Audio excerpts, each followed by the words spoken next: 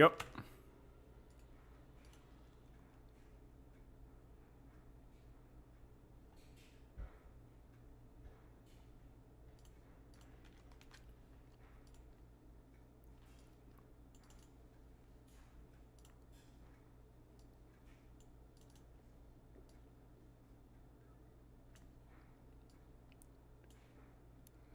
This one.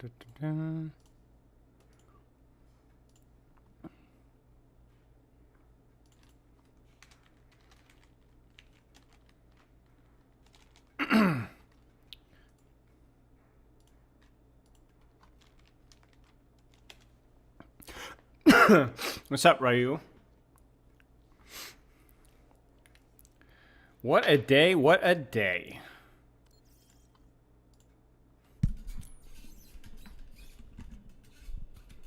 Wuyan looks bad and has a flawed design.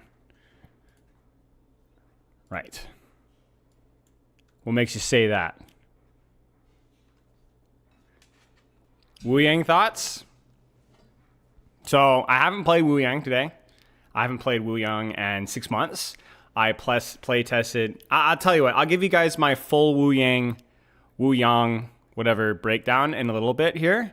And then I guess we should probably look at the dev live stream. I don't know if I'm going to be able to play test much today. As crazy as that sounds. We're so freaking cramped for time.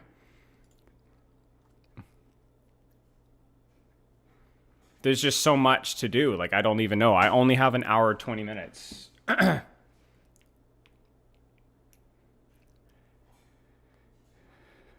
His mobility is really bad. That's unfortunate to hear.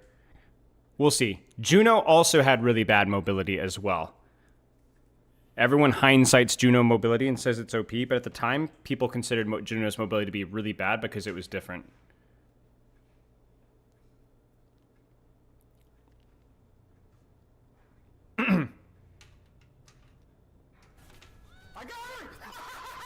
How was coaching today? Very tiresome.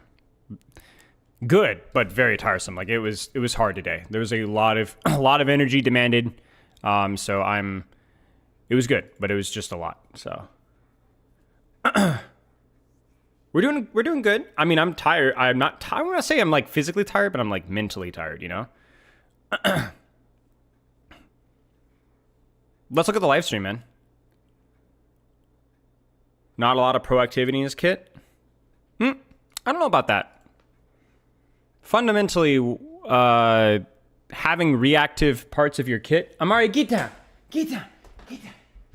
Having reactivity in your kit means that oftentimes you can take more aggressive positions and then enforce reactivity, if that makes sense. I don't know if that makes sense. Like you take an off angle and you force people to come after you, kind of a thing. But I'm not honestly sure.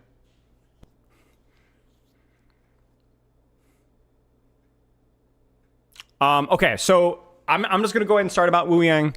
If you show up late, frick you. You know you should have had your notifications turned on, and you should have been content maxing. Here are my thoughts on Wu Yang. I have not played Wu Yang in 6 months. I only played a couple games of him 6 months ago. 6 months ago, I was way more interested in doing something else, which maybe one day I will explain. And then I play tested him in December.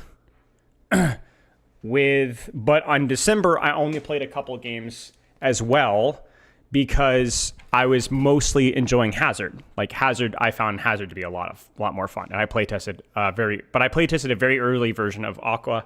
He didn't even have voice lines yet. He didn't really have a hero model that was really solidified, if I remember correctly. I mean, there was a hero model, but yeah. So this was, like 9 months ago, 10 months ago. And it was me, Grandma, Dante, Yeetle. They had us come down and give some pretty extensive play tests. It wasn't a content creator summit. It was just a feedback session. And the immediate feedback that me and Dante had especially was that his heal boost, I actually don't remember how much of the resource it was. I don't even remember if it was resource oriented. I honestly can't remember, but it was way, way too much. And so immediately I was like, me and Dante were like, hey, we got to tune this way down, single target healing, aimless, don't do this. Fast forward to, and that was most of the feedback because he didn't play a lot. I remember him feeling a little bit slow, but that was most of the feedback. Fast forward to February, and if I remember correctly, at February, and I didn't play a lot with February, his sustain had been nerfed. His sustain had been nerfed by a lot. But I remember distinctly not liking how his mobility felt in February. I felt it was too slow. There was no tech that you could do with it. No, like, I had suggested we had a feedback session, extensive feedback session. We were back there for like 4 hours. I tried not to monopolize it. You'd be proud of me, guys. I tried to shut up. And my thought was that I would have loved like a wall bounce, like you can jump off your wave and bounce and get off verticality and then re-enter your wall. Yeah, Queenie. Basically what happens is I show up with my notebook and I have literally like 6 pages of notes, because when I go home at night, I'm sitting there taking notes, and I'm like preparing. Like I had a full perk rework set already finished at that point. And then the next morning at breakfast, I'm working with Yeatle on perks. I'm working with Gavin was down there in February, so he was helping me with some perk ideas, and we were just sitting there and so like I'm freaking prepared, bro. We freaking prep, we work hard. We're not just there to chat around and have fun. And so some of my feedback for Aqua was wall bouncing, stuff like that. I don't know if they've done any of that. I don't know if his mobility feels any snappier, or not that everything has to be like wall ride or super fast, but if some of you guys are saying his mobility feels really clunky, I don't know if it's different than when I tested it, but I did give that feedback. Like I felt like it didn't do a whole lot, but we'll have to wait and see. So they might have significantly changed it. I literally have not played a game since then, so we'll have to see. So we'll see. But yes, exactly. There's no in between in new hero trials. It's usually this hero is bad, this hero is good. I don't really think that we've had an early first read of a character be immediately accurate since Malga. Malga in hero release. Well, actually, even Malga's playtest, he was actually wasn't on the playtest. It wasn't very clear. This is just a playtest. I don't think we've had an accurate playtest read. Maybe Lifeweaver. I don't know. It's been a long time. I have not seen the new perks. No. I sound like a Goku's VA? No. Everyone's going to be insanely wrong about him? You see, this is why people call me a fence sitter. It's because I don't know. You don't know. I could see he has some range, but he also has like wave, which is like a short range like utility. So like he could function in different situations. You know what I'm saying? People were freaking out over Juno, and I'm like, dude, you guys can apply speed boost from range, and you have really good AoE utility. Let's just wait and see. People were like, oh, Juno will never replace Lucio. I was like, she's not supposed to replace Lucio. So, okay, let's try this out. I got Alec and Scott. Hello. Hey, everybody. How are you guys doing? By the way, you guys want a spoiler? I don't know how much of they did it in this on stream, but there is a decent chance that we'll be getting a Scott, aka Custa. Because he was basically Lifeweaver was super easy read. Yeah, new dev live stream. There is a decent chance in the next week or two we'll be able to get Scott either on or off stream to break down all of the new perks for season 18. There's a good chance. I'll keep you guys updated with that. I reached out and was like, I want the full breakdown. I want to tell you what you guys are aiming for with perks, what's good, what's bad, why did you replace the ones that you replaced. So we will see. But I will keep you guys updated when I know more. So. Doing great. Yeah, excited to talk about some stuff today. Some stuff, yeah. Some exciting stuff. So the thing I will say about Aqua is another freaking weird, unique, creative expression from the Overwatch development team. And if he turns out weak or OP or crappy or whatever, I respect the technical work that was put into him. And he's actually just very, very unique. And I love when they do that. I just love it. Say what you will about Hazard or Freya or whatever. Like they just do stuff, man. They're trying stuff. His primary fire is just bizarre. I've never seen anything exactly like that in a first-person shooter before. I mean, frick me, man. It's become a bit of a... So even if he sucks and he's boring in execution, I have freaking loved the attempt. Maybe he's great. I don't know. Traditional. I gotta give credit where credit's due, streams that we've done already to start off with a pretty simple and casual question. I hope it doesn't take you guys by surprise, but I know it will. It probably will, yeah. Are you ready? I don't know if we practiced. I don't know. This was no practice. Don't worry, it's not very hard. So on the last stream, though, you were here. I say Aqua because that's what I know him by. That he didn't have the name when I playtested. The games that you have been playing recently. So now I'm curious, what do you guys get up to when you're not playing? He looks so bland. Bro, he looks like me. What are you saying? movies? Oh God, I love watching TV actually. But so recently Scott got me into a show, Yeah. Devil's Plan. So it's like a game show, Korean game shows, and watching Music lately. I've been doing doing a little bit of traveling, going to. So yeah, I think at one point you just I don't can't care do about you. anything else. You guys are not developers. Well, let's start you're talking not about humans. coming to season 18. You're my Booyah. tools to do as I Hero wish. 44, So very cool entertain guy, me. Otherwise, who actually, existence his is hero trial pointless. starts in our perks, all new, but hopefully to see. So that's like me revealing something. Well, we'll try to break the votes, but choose with your heart. Choose with your heart and decide. For Woo Young, he's one of our newest heroes in the roster. Woo Young, and not we Woo have Yang, seen Woo Young. these past couple balls of our roster. Roster is comprised of soldiers, scientists, adventurers, and everything. Oddballs of our roster. Okay, was this the stupid interview thing that got twisted out of context? I guarantee this is a prepared statement in do you regards wanna, to that. Yeah, there was one thing we wanted to touch on before we get into Woo Yan and everything about his kit. So the Overwatch roster is comprised of soldiers, scientists, adventurers, and oddities. Heroes like Winston and Bastion are really important to our universe. They are what makes Overwatch Overwatch. They're the special sauce that makes our universe unique.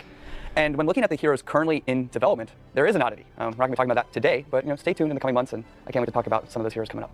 Yeah, we love our little weirdos, our little cuties as much as everybody else. We are very... When I read the article, the impression that I got is that there's just not going to be as many hamsters. You know what I'm saying? Which, I mean, you can criticize that more exactly as you'd like, but boy, people were construing that as like, oh, we're just going to have a lot of really like white males. Like that's where we're going to have white males with big muscles and women with big rumps. That's what we're going to be doing moving forward to sell skins. It's like, guys, can we take just, are you, nah, I don't know. I'm not going to say it. It's fine. It's just Twitter. It happens. But it was just yet another, very invested in all the characters coming up. I agree that it was, like I like hamsters, like I think that those are fine and Ramatras and so on, but it was definitely, as always, overblown and misconstrued. So it is. And as time goes on, we are very excited to talk about everything that is coming in the future seasons. Yeah, but let's talk about Woo Yan today. today we're we're very talking close about to his hero trial, and we're going to be going through the kit, and then we're going to actually, after we go through the kit, sort of explain or talk about like how some of the abilities. I'm sorry that we're Gen Z maxing. I'm sorry that I'm speeding this up. It's just because I have a podcast in just over an hour, and I actually don't even think I'm going to be able to play a game.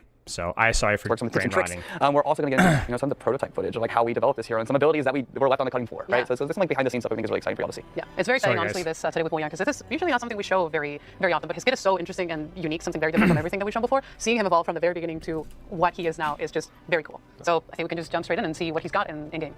Yeah, so we're going to be stepping through, each of the abilities. But here's the snapshot of all of his abilities, in his perks at the bottom there. But what we were going for when developing Woo Yan was really a more damage-oriented support. That was at least where we started, and you'll kind of see that through some of the development stories that are going to be occurring today. And where we ended up was slightly damage-focused support in the sense of like where you're spending a lot of your time. Support still have means to heal their allies and means to keep them up or give them special utility, things of that nature. But Woo Yan in particular, what he centers around is going to be his primary fire. That's going to be the thing that you're going to be spending the most time doing, and also the most time mastering. I think we showed the gameplay trailer yesterday, and there's some theories about how this thing actually works. I kind of want to dive in and just show you exactly how this primary fire works. Yeah, absolutely. I think the kit overall with like Woo Young in general is like the primary fire is that crux of it, and the rest of the abilities really support his ability on the battlefield to do other things, right? Like I would say the primary fire is where you're going to be spending most of your time, most of your energy, but you're reacting with with. There's a reason that he's like a resource heal and he has a passive heal like an orb, because it means that he's not encouraged to spend all the time. It's not just about a balancing, it's also like as a design choice to give up brain resources so that you have like these big, you're either passive healing or these moments where you're focusing on healing and then you don't have any more resources to heal. You have to focus back on your primary fire. So he's a very tempo-oriented healer, but not a tempo-oriented DPS. He's just consistently applying pressure, The way, pushing enemies away, helping allies, the passive healing of the restorative stream, that's kind of like Zenyatta, but you have a different thing, which is just putting more healing in if you're going to hold it down on allies. So I think that's really where you're going to start to see like, okay, I'm using my primary fire, but when I need it, I have all these other tools in my arsenal. Absolutely. I'm very curious to see how players, start playing him. He has a lot of really interesting and very unique abilities that I think especially his primary fire is a... You're pushing 30? Bro, no excuses, man. I'm older than you. You got no excuses. Come on, turn your brain on. Huge highlight, at least for me. Yeah, let's get going. Let's brain up. Let's see how it kind of like develops here. So there's two versions of his primary fire. There's one you're going to be doing most of the time, but let's start with the tap fire here. So he does have this tap fire option. You can just tap fire. This is like sort of, hey, someone's like close to you. You can kind of, this actually deals out pretty good DPS, but it's a little hard to hit and not like super fast and everything. But the main thing you're going to be spending most of the time doing on Woo Yan is this primary fire where you actually control it. So you hold down primary fire, and then you can move that orb. Older than me though. Almost. As long as you're holding down the button and moving your mouse, right? So you can actually control that kind of as Wish soon as it I comes out. You see there's a little wasn't, state here where it becomes empowered. It kind of glows up and actually deals more damage at that point in time. And some of the plays you can do here, like I think K right here, you can actually you can like be hiding behind a wall. The empowered, I'm fairly certain, is new. That was not a thing. I'm pretty sure you just controlled it. But I think the empowered thing is new, which I think is why they're trying to reward you for hitting skill shots.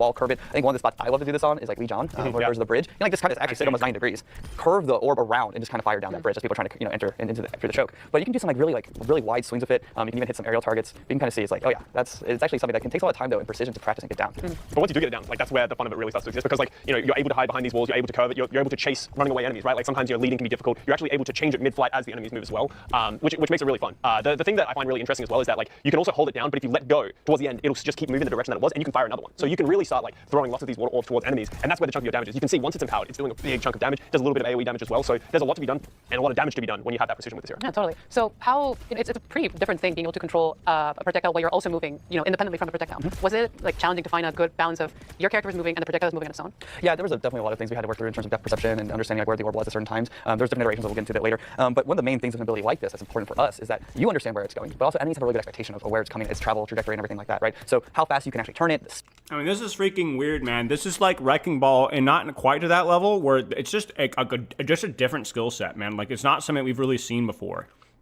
I'm not saying it's going to take 50 hours to master, but it's going to take like your full brain power, man. Speed that the projectile is actually traveling at. Those are really important knobs for us to get into the right place where it feels fair. Because this thing can kind of, can come over the right heart barrier and then you think you might be safe, it's like whoop, whoop, and then kind of hits you. So there's a lot of little things we had to do in terms of the sound and feeling like, okay, I know this thing is coming in as this like explosive water orb. Yeah, and it really is just like the crux of the ability of like how you're doing everything here, right? Like you're going to be positioning everywhere that you stand is going to be based on your primary fire. You want to be in this like nice little mid-range because it is difficult to track targets at extreme lengths, but also very close to you as well because you have control, but there is that turning distance as well. So it's about like this is how you're going to move around the battlefield. This is how you're going to play and put yourself in the best position to make it as easy as possible to hit enemies. So you would say that Wu Yang is more of a mid to long-ish range support? Yeah, 100%. Honestly, I've seen so many different playstyles and our playtests and stuff like that. I love that they're using that terminology. That really helps. As well, you can get really close with him as well. When you start to see some of the other abilities, especially the ultimate, you have a lot of tools at your disposal to be able to sort of move around the battlefield quickly if you need to. But where you're going to be spending most time. If you have any questions about where Wu Yang was at the start of development, go to the starter stream. I talk about it. Is in the range. For sure. Yeah, and as I was saying earlier, the rest of the kit really supports being in this state a lot. So we can start actually going to restorative stream here. This is going to be a secondary fire, and the main source of this healing. So when you just click it, it's actually going to add a passive ring onto an ally, right? So this is going to be pretty light. HPS is actually, I think it's like 35 healing percent. Yeah, so it's a little bit less than Zenyatta actually. But the thing that you can do here with this, so it's like, okay, what am I healing there? You can actually empower it by holding down right click and spending a resource. So, this sort of this like hybrid style of healing where, yes, I can put this passive thing on to how I don't have to worry too much. I can actually just focus on using my primary fire. But then when they do get in trouble, I can use my resource to try to fill them back up. Yeah, and this resource does a lot of healing and it drains pretty quickly and it returns up quite slowly. So it's not something that you should be using all the time. When you compare it to like Larry, that charges very quickly back up. This is something that you need to be careful with your resource, right? You are limited in the amount of healing that you can do. So it's about putting your restorative stream on the right target, and then when they get low, when they get in danger, that's when you can start pumping the resource out. Katie, can we actually bring up the F1 screen? So here input panel, we can actually just make sure we get the numbers correct here. We can like actually hover over restorative stream and actually show us. Thank you, Gavin. Wow. Yeah, that's 25 per second. Shout out, Gavin. 25 to 75. Sorry, I'm eating carrots. I didn't even have time for lunch, bro. I've been all busy all day.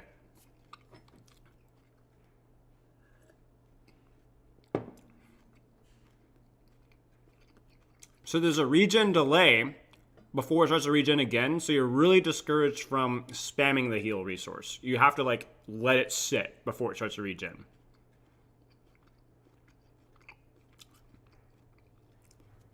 Also, yes, stats. Thank you, Gavin Winter. Somebody buy him a vehicle. Passive line of sight loss duration. Yeah, there you go, boys. Sure. But then the bonus healing is going to be 50 per second. So you are going to be able to like actually get some good throughput there on your healing. Yeah. So you mentioned kind of Zenyatta too as like a sort of comparison on how his ability restorative stream This is not in live game, I would assume. No, but it's coming.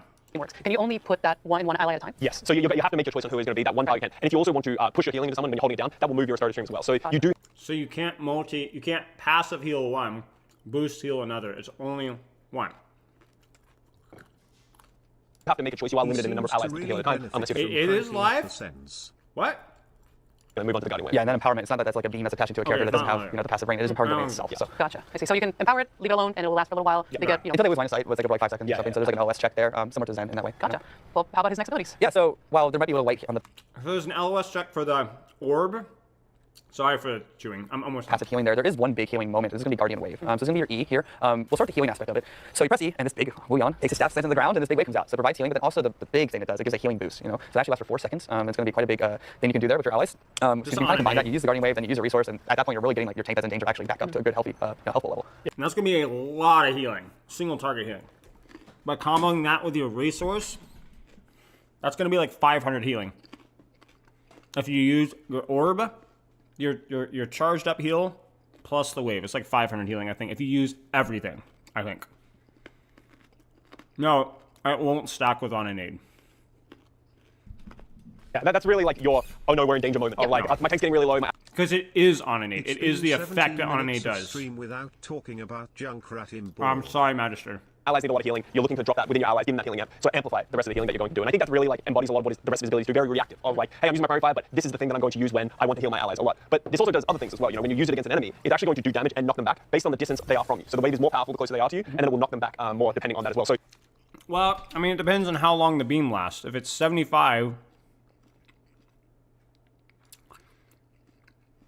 Show us. Thank you.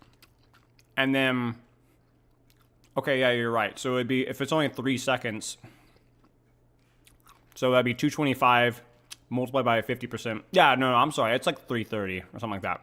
It's not 500. You're right. Isn't that heal boost right at his feet? Because that's what you're sending down right at his feet, right? so that's the please heal me other support as well. Because, Look down to do it. It just heals him and gives him that heal boost right at his feet. Because that's what you're sending down right at his feet, right? so that's the please heal me other support as well. Because that's the only healing tool he has for himself. Right. So it's going to give him that healing amp. It does, I think, 75 healing. Don't test my knowledge on that. But we can look at that. Yeah, we can look at it on the F1 screen. I think it's Thanks again, 75 healing, which is a good chunk of healing, but it's sometimes not going to save you from the danger that you're getting. So it's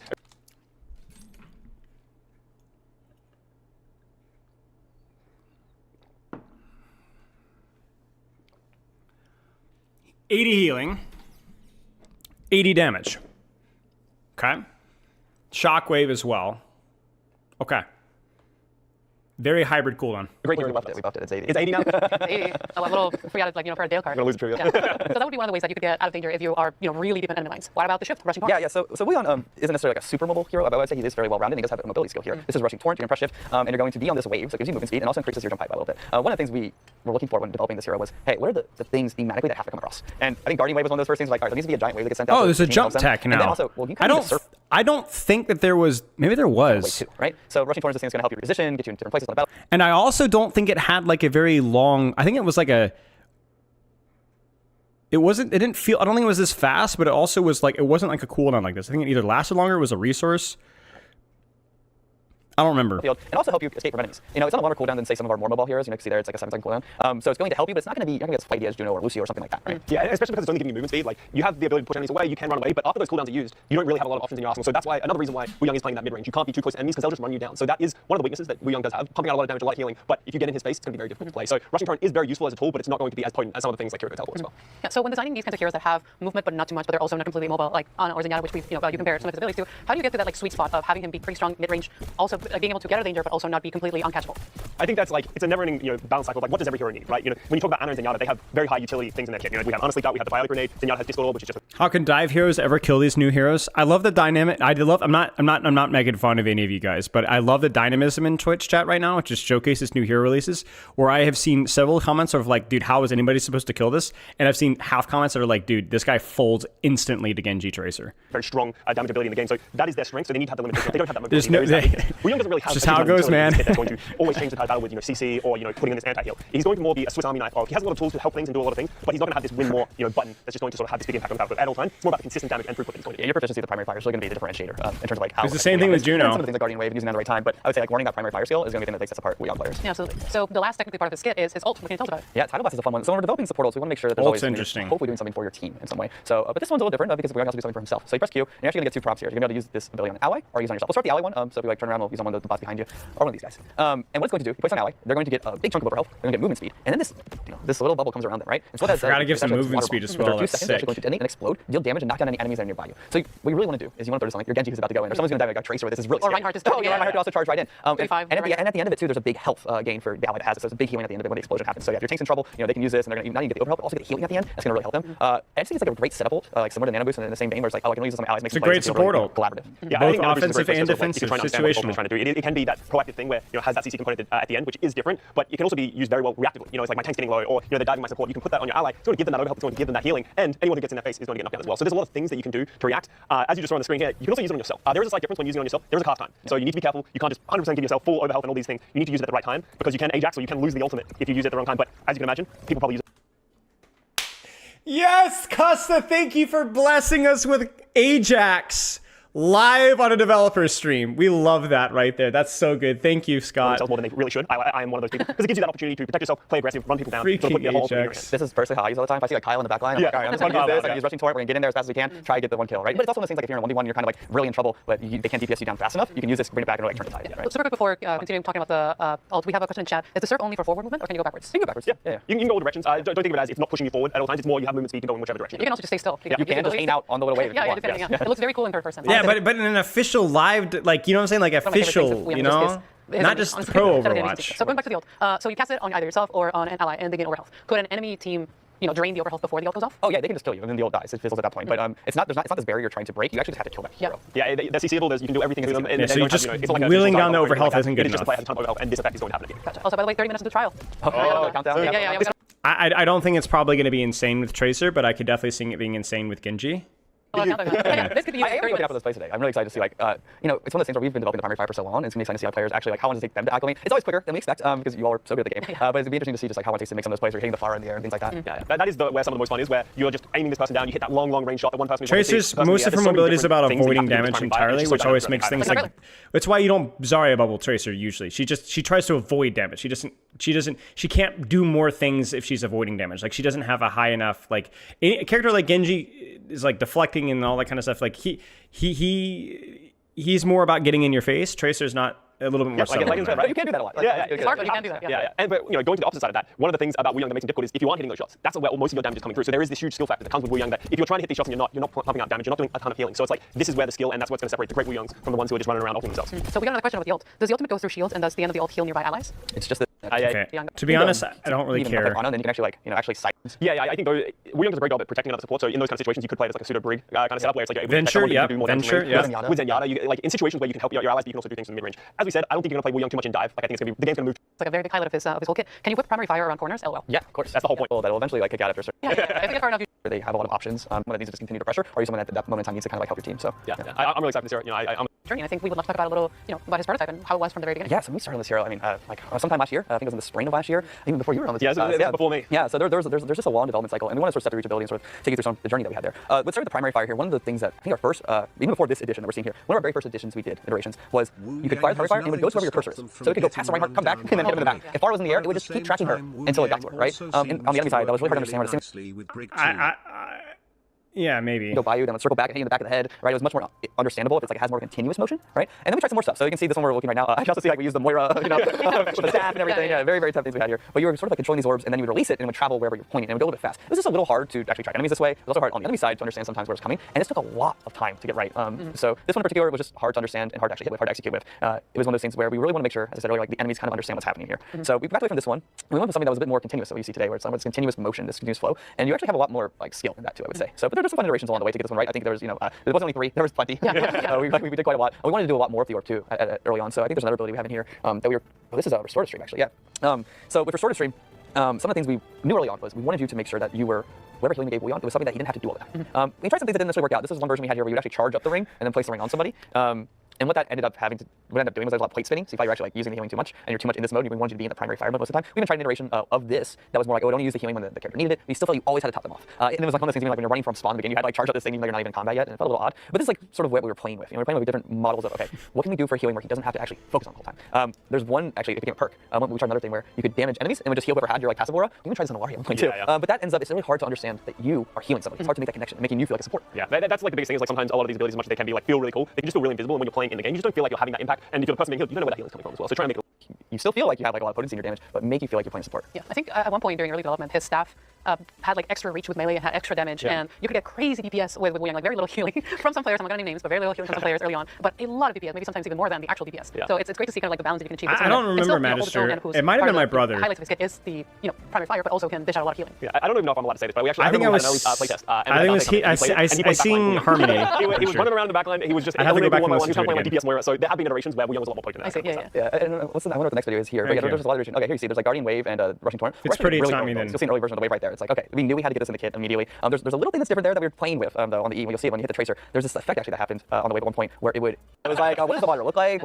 Guardian. I'm skipping around a little bit here just because we're Obviously, short big on effect on time. the screen. Just give you the mobility. So this one's been in development for a while. These two, they look somewhat Riding this wave, or is it more of like you're getting this geyser of water that comes up underneath you and puts you up into the air? But the thing we wanted to sell was at your surfing, right? And so we really went with that in particular. And I think the mobility was a little bit too much at some point. Also, Scott, there's some people in chat that say, I love you. So Oh, thank you. I'm Mr. Apply. The shower. So as we were talking earlier, we wanted to do some more things with the orb at a certain point in development. So you'd put out the orb, and then you'd actually press right click, and it would rise up and do this AoE healing and damage field. Like water was coming down, and it was healing and damage. Because we were still exploring this like this evil water kind of concept. Water was really, taking hits. Yeah, it was like there's a lot more elemental themes that were going in there too. At one point, it wasn't just purely water, so we were exploring some different themes there. But I love this ability, but it was very difficult to see ability too. And If you see an opportunity, you just take it. Position to drop something else, right? I would not be surprised if this one comes back as a perk in the future or something along those lines, because it's something that we'd like to explore more. But maybe down the road when people get used to Wuyan and kind of understand him as a hero overall. So you can see there's a bit more healing in that one though. Yeah, nice defensive range. Yes. What is the playstyle overall, and how did every single piece of their kit support that playstyle, right? I think one thing in particular with Wuyan is we needed to make sure that he's still trending towards support, right? We need to make sure that yes, you're going to be playing this primary fire all the time. What are the things that are going to support that like aspect in that loop? But also like is this in a DPS? So how do you have the elements where you feel like you're really Very similar to the way Zenyatta plays. The way I see Zenyatta play is like, hey, you're putting your orbs out, you're trying to control the battle. as I said, we were playing it for more of an elemental broad theme, so it was like maybe there's lightning in this kit too, right? So imagine if everyone's kind of stacked up. There's just 5 lightning bolts that are coming, and they can shoot ultimate. So don't be surprised if down the road if there's very cool. That was very cool. Like and you're like, whoa, lightning time! In a good place in development at one point where you sort of put this wall of water. That was the idea, and allies were invisible behind it. Like enemies through ultimates that don't. And that was when I was like, oh, this is something that's going to be very unique. Wait your trial of 15 minutes. Oh, wow. 15 minutes. Exceptional job on. There's a lot of one of the most unique ones we. The limitations of this era are endless of what you're going to be able to do. So I'm looking forward to seeing like Wu Yang jumping from the rooftops or doing perks, perks perhaps. They're going to 2 play hours. Aaron colors. But yeah, the second big. Every single hero gets a new perk in season 18. It's one that we wanted to come to season 18 and really look back at the original release of perks and some of our original goals and lean into those further. So, covering up some weaknesses, making sure your hero can be played in more situations more frequently, whether it be compositions you're facing or maps you're playing on, and then just looking at how players have responded to perks overall so far. Whether it be like which perks are not picking or which perks aren't really making much of an impact. I mean, there's a lot of passive perks we had maybe in the base set and the original set, stuff like Surgeon getting ammo or Malga getting 2 hearts where you could get just more passive healing. But Scott and the team did a great job of coming through and really like looking at the whole set and adding a bunch of new ones. You want to talk more about some of the we're going into season 18 some philosophies? yeah, I think in general we really wanted to keep minor perks as something that is additive to your kit. You're going to use it, you're going to feel the effects of it, and it's going to somewhat change the way you play with an ability. And then majors, I try to be more transformative. We want this to be something that you're going to really think about. Maybe it changes your playstyle. Maybe in a certain situation in a match you'll pick this, and this will this will move you forward. And that was another big thing that we really wanted. We wanted perks to not be something that you're like always. I just pick these perks on this hero. I want there to be more of a choice based on the setup of the way the match is going. An offensive option, a defensive option, utility option, all these kind of things that allow the decision of perks each match to be more interesting. How do you kind of decide which ones to update, which ones to rework, which ones to completely change? I think in general we have a lot of stats on the perks that are being picked, how much you guys are picking perks, how much the win rate is being affected by how these perks are being selected. Obviously important data, but also just listening to the community. You're seeing what players are saying like, hey, this perk can be really strong, but people don't like playing it, or people don't like playing against it. There's a lot of grading aspects to some of these perks as well. So what did people enjoy? What do people like? And then try and find ways to apply that to a lot of the other heroes who didn't potentially have that. And that's sort of our own thinking of like how much impact perks could have, and we think in season 18 they can have actually more impact than they had previously. So you'll see some things that we might have done in the base set just because maybe we were being a little conservative and wanted to end up in a landing zone that didn't like totally warp Overwatch gameplay. That was something that was very precious to us, right? But we think there's a little bit more impact, so we can push the boundaries of perks a little bit further in season 18. Totally. Well, we're talking about perks, so let's start talking about perks. Let's start, how about with Ventures, Deep Burrow? Oh, so yeah, we had Venture. Venture got 2 new perks in this perks refresh. We have Deep Burrow, which is a minor perk that you're going to see coming out. So this is getting rid of seismic sense, the one that allowed you to see through enemies through while you're underground. This is going That's definitely the one I don't think was as interesting. So deep burrow drill dash distance is 50% longer while burrowed. Yeah, cool stuff. I actually think that's a good idea. That's actually interesting too. Allows you to traverse longer distances, which is definitely a weak point of Venture. Yeah, sure. I'm okay with this. to increase your drill dash distance 50% longer while underground. So this is, obviously your cooldown goes down faster while you're underground. This is incentivizing you to do this more, get the distance. This allows you to get in faster, allows you to get out faster, opens a lot of options, and so it plays into that philosophy of we want this minor perk to be something to think about, and it'll change potentially the way you play a little bit with this ability.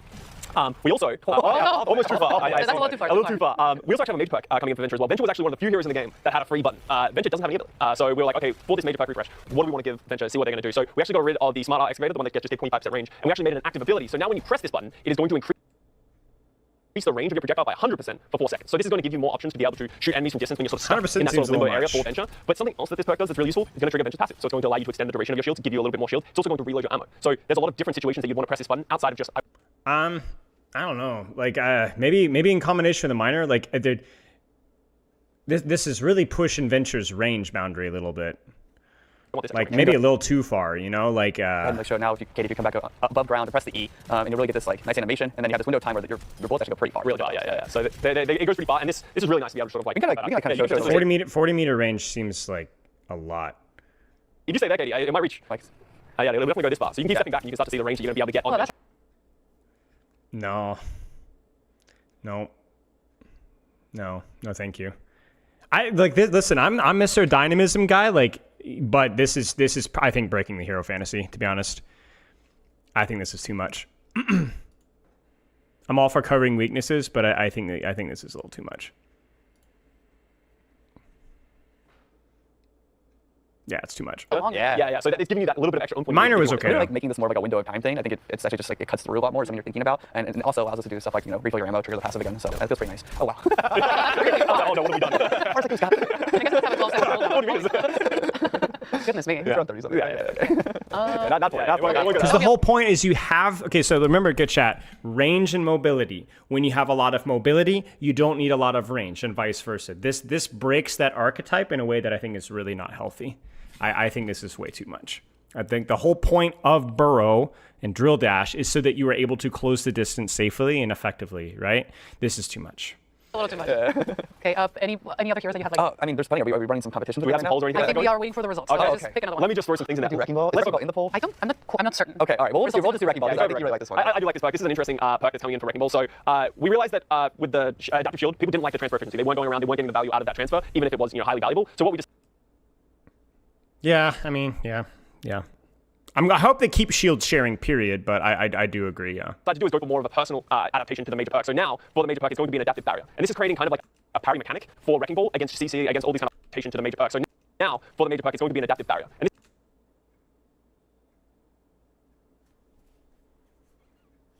Nice. 1.5 seconds is too long, though.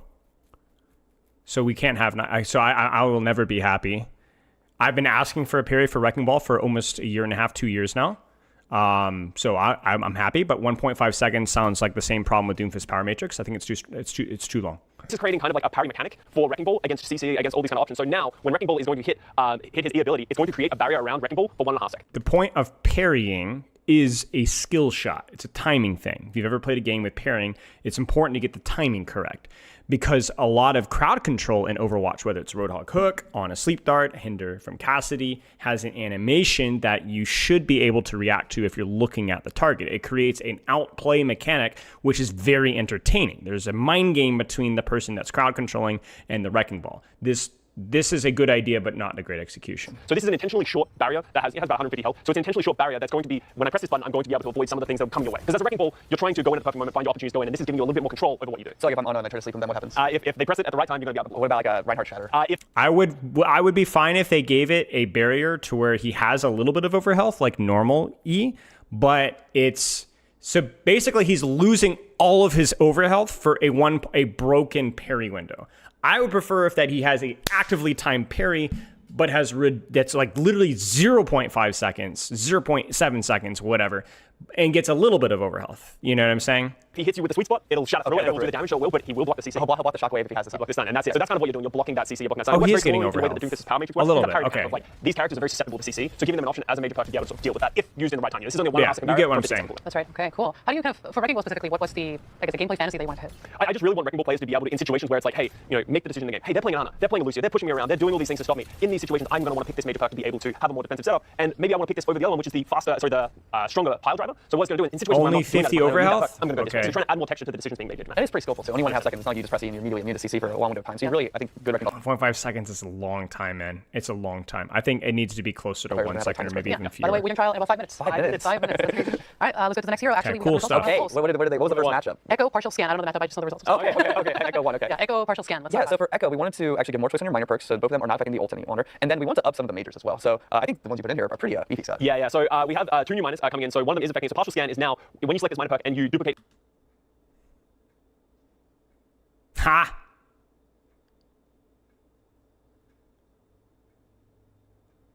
Is Focus Rush one of our ideas? I can't remember. I don't think it is. Into an enemy, you're going to start with 50% of the ultimate charge. This is super useful when you're duplicating heroes that it can sometimes be difficult to fill up that meter quickly in a situation which you need. So it's like, hey, you're going to have more options. I'm almost guaranteed to get to my ultimate when I pick this minor perk. There's also another option. Wait, I guess we can show you. Just see it here. So when you press it, boom, 50% ult charge. So now this is going to give you the option to be able to Malga cage the Malga faster in these kind of situations. Yeah, I mean, like, who are you targeting with that? Like, is like a Lucio or a tank? Or Yeah, I would say, like, I want to get Gravcon Surge on the Zarya, but I duplicate the Zarya, I use my bubbles, I don't get as much energy. I'm not going to get to that 100% ult charge, especially not before I get knocked out of duplicate. So just sort of giving you a little bit more opportunity. So when I'm using this ultimate, I'm going to be able to do the thing more likely. And then the majors here are a little bit different as well, right? Well, we changed, so we kept 5 beams the way it is. We have another minor perk, but full salvo, we're actually removing the damage reduction on each individual shot because we found that the 50% projectile is super valuable, but it's still difficult to hit. That the damage reduction penalty just didn't seem effective. You know, we think that it should probably So stay the way stickies it is, are as really just, you have strong 50% now. more shots, so we're taking that penalty out. And we actually see the other minor if you can as well, Katie. If you can switch areas and then go back. We have another minor perk. We wanted to play more into Echo's focusing beam, being able to be a tool to sort of rush down enemies because sometimes you can sort of get stuck in that limbo where like you're chasing someone down, but then they run away from you, so you can't get that. So we've actually already made it so said that the beam they'll range fix increases by 4 armor. meters, and you have a small amount of movement speed while that is active. So this allows you to, when you're using this setup, you're actually going to be able to close the distance. You're going to run people down and execute people like you're trying to. Yeah, you can really see this like in detail, Katie, when you like look at the range, sort of just like on the bot that has the 10 meters, 20 meters to your left here. You can see like the range extension on this now goes quite far. Quite fast. So it goes 20 meters now. 20 meters, yeah. So it goes 20 meters now. So that, you know, it doesn't feel It's a little much. I like the movement like 4 meters, speed. but it's actually a big distance, and it really does help you get those situations. It also opens the door when we're making perks. So the major perk where when you get an elimination, you reset your flight cooldown. So now you're going to be able to be a lot more mobile as an Echo if you pick these two perks. Yeah, and then that little speed increase, once combined with flight, like you actually do get to like really chase people down. Yeah, you're just like a hunter just flying all over. Yeah. Did her major release or major perks change at all? Just that full salvo one, Yeah. it's going to be removing the damage reduction. It's just getting that 50% more projectiles. Yeah. Gotcha. I think we're still waiting for some poll results. Ram versus Ash. So Who should they go for? What was it? Who was it? Someone versus Ash? Ram versus Ash. Wow, Oh, okay. those are both interesting ones. They both got new minor perks. That's what I will say. Let's just go to Ash. we have the results. We have the results. Okay. Ramatra Relentless Form. Relentless Form. Right. So this is an interesting one because so Ramatra, when he enters Nemesis form, he has a set duration which he can stay in. The way we have it.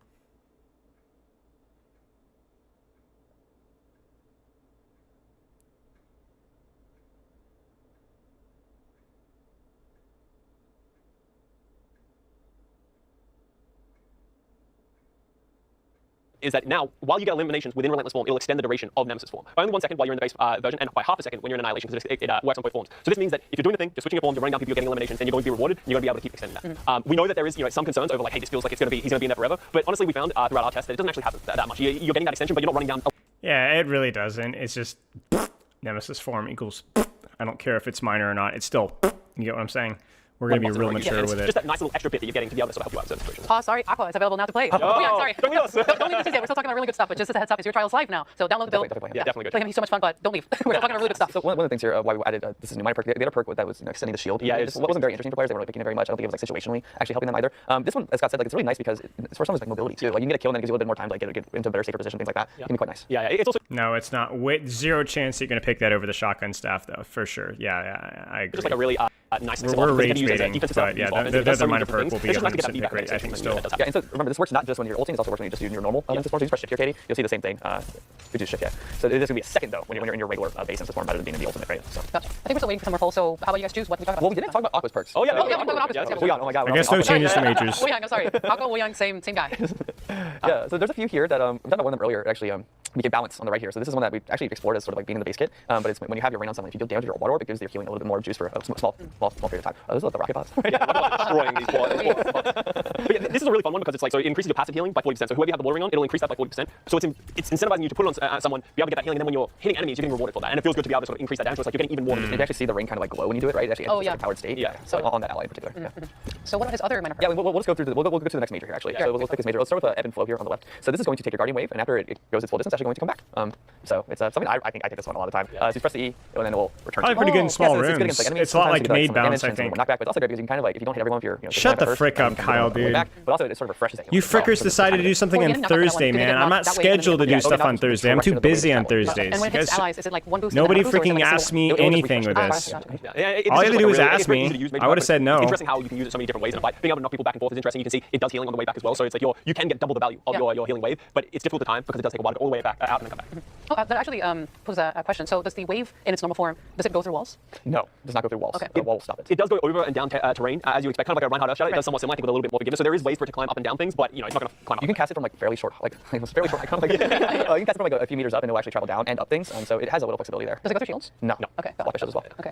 We can actually go to the other major perk now. We'll switch characters and show you both. I think both of these are actually quite nice as well. I think the other major one is very interesting. Yeah. They So, nerfed. we have another Yeah, minor, they might that's going have. to just help you It's get your probably resources more of a back. So it's gonna balance do thing that overflow. they did When you that use hasn't more been. gain ammo and get more We wouldn't resources know from from you anyhow. Sometimes like Check when you're stuff out short here. you can kind of run out Funny quickly, so guy. it actually like doesn't come back very fast. So it's used Funny. like hitting on the bots. Hope they don't have you And writing then you'll dialogue shift, for this and then game. boom, get some resource back. And you also get ammo. So it's quite nice. This is one of the minor perks where it's like it's not as transformative, but it's very useful to have. And like if you're looking for a setup of like, hey, I'm running out of resource, like my tank is just taking too much damage. I'm not able to cut through. I'm not able to hit my primary fire as much as I would like. So This is you a nice thing for us spend to be able your to be able to movement be sure that you get it cooldown to get resource. Let Sure. me go to the other major. This one's it's quite. These fun perks have been right now. okay, Yeah. actually. I think So these have this been takes your good. primary fire, and now there's 3 little small there's primary three. fires. It's like a little shotgun at that point, right? So it chunks. They all do a little bit less damage, obviously, than the normal primary fire, but they can chunk pretty well. Yeah. So where do you think you're like taking this in particular, though? I think this is like as a shotgun is like, hey, I'm hitting a lot of damage. I'm playing against a Roadhog who's not blocking a lot of my damage. I'm going to be able to pump more damage. I believe where we end up. I think these perks are actually pretty good. I think so far from like an eye check, these are all good perks. I It's actually think. interesting as well. It works with the miner where when you hit one of your orbs, it increases your passive. If you just hit one of these 3 orbs, it'll increase the passive as well. So it's giving you more options. It's creating a wider area, but it's being more consistent to at least do some damage. Gotcha. Does it increase your passive by like 3 times? No, or is it's like just accurate. Gotcha. Okay, cool. I gotta say, like, being a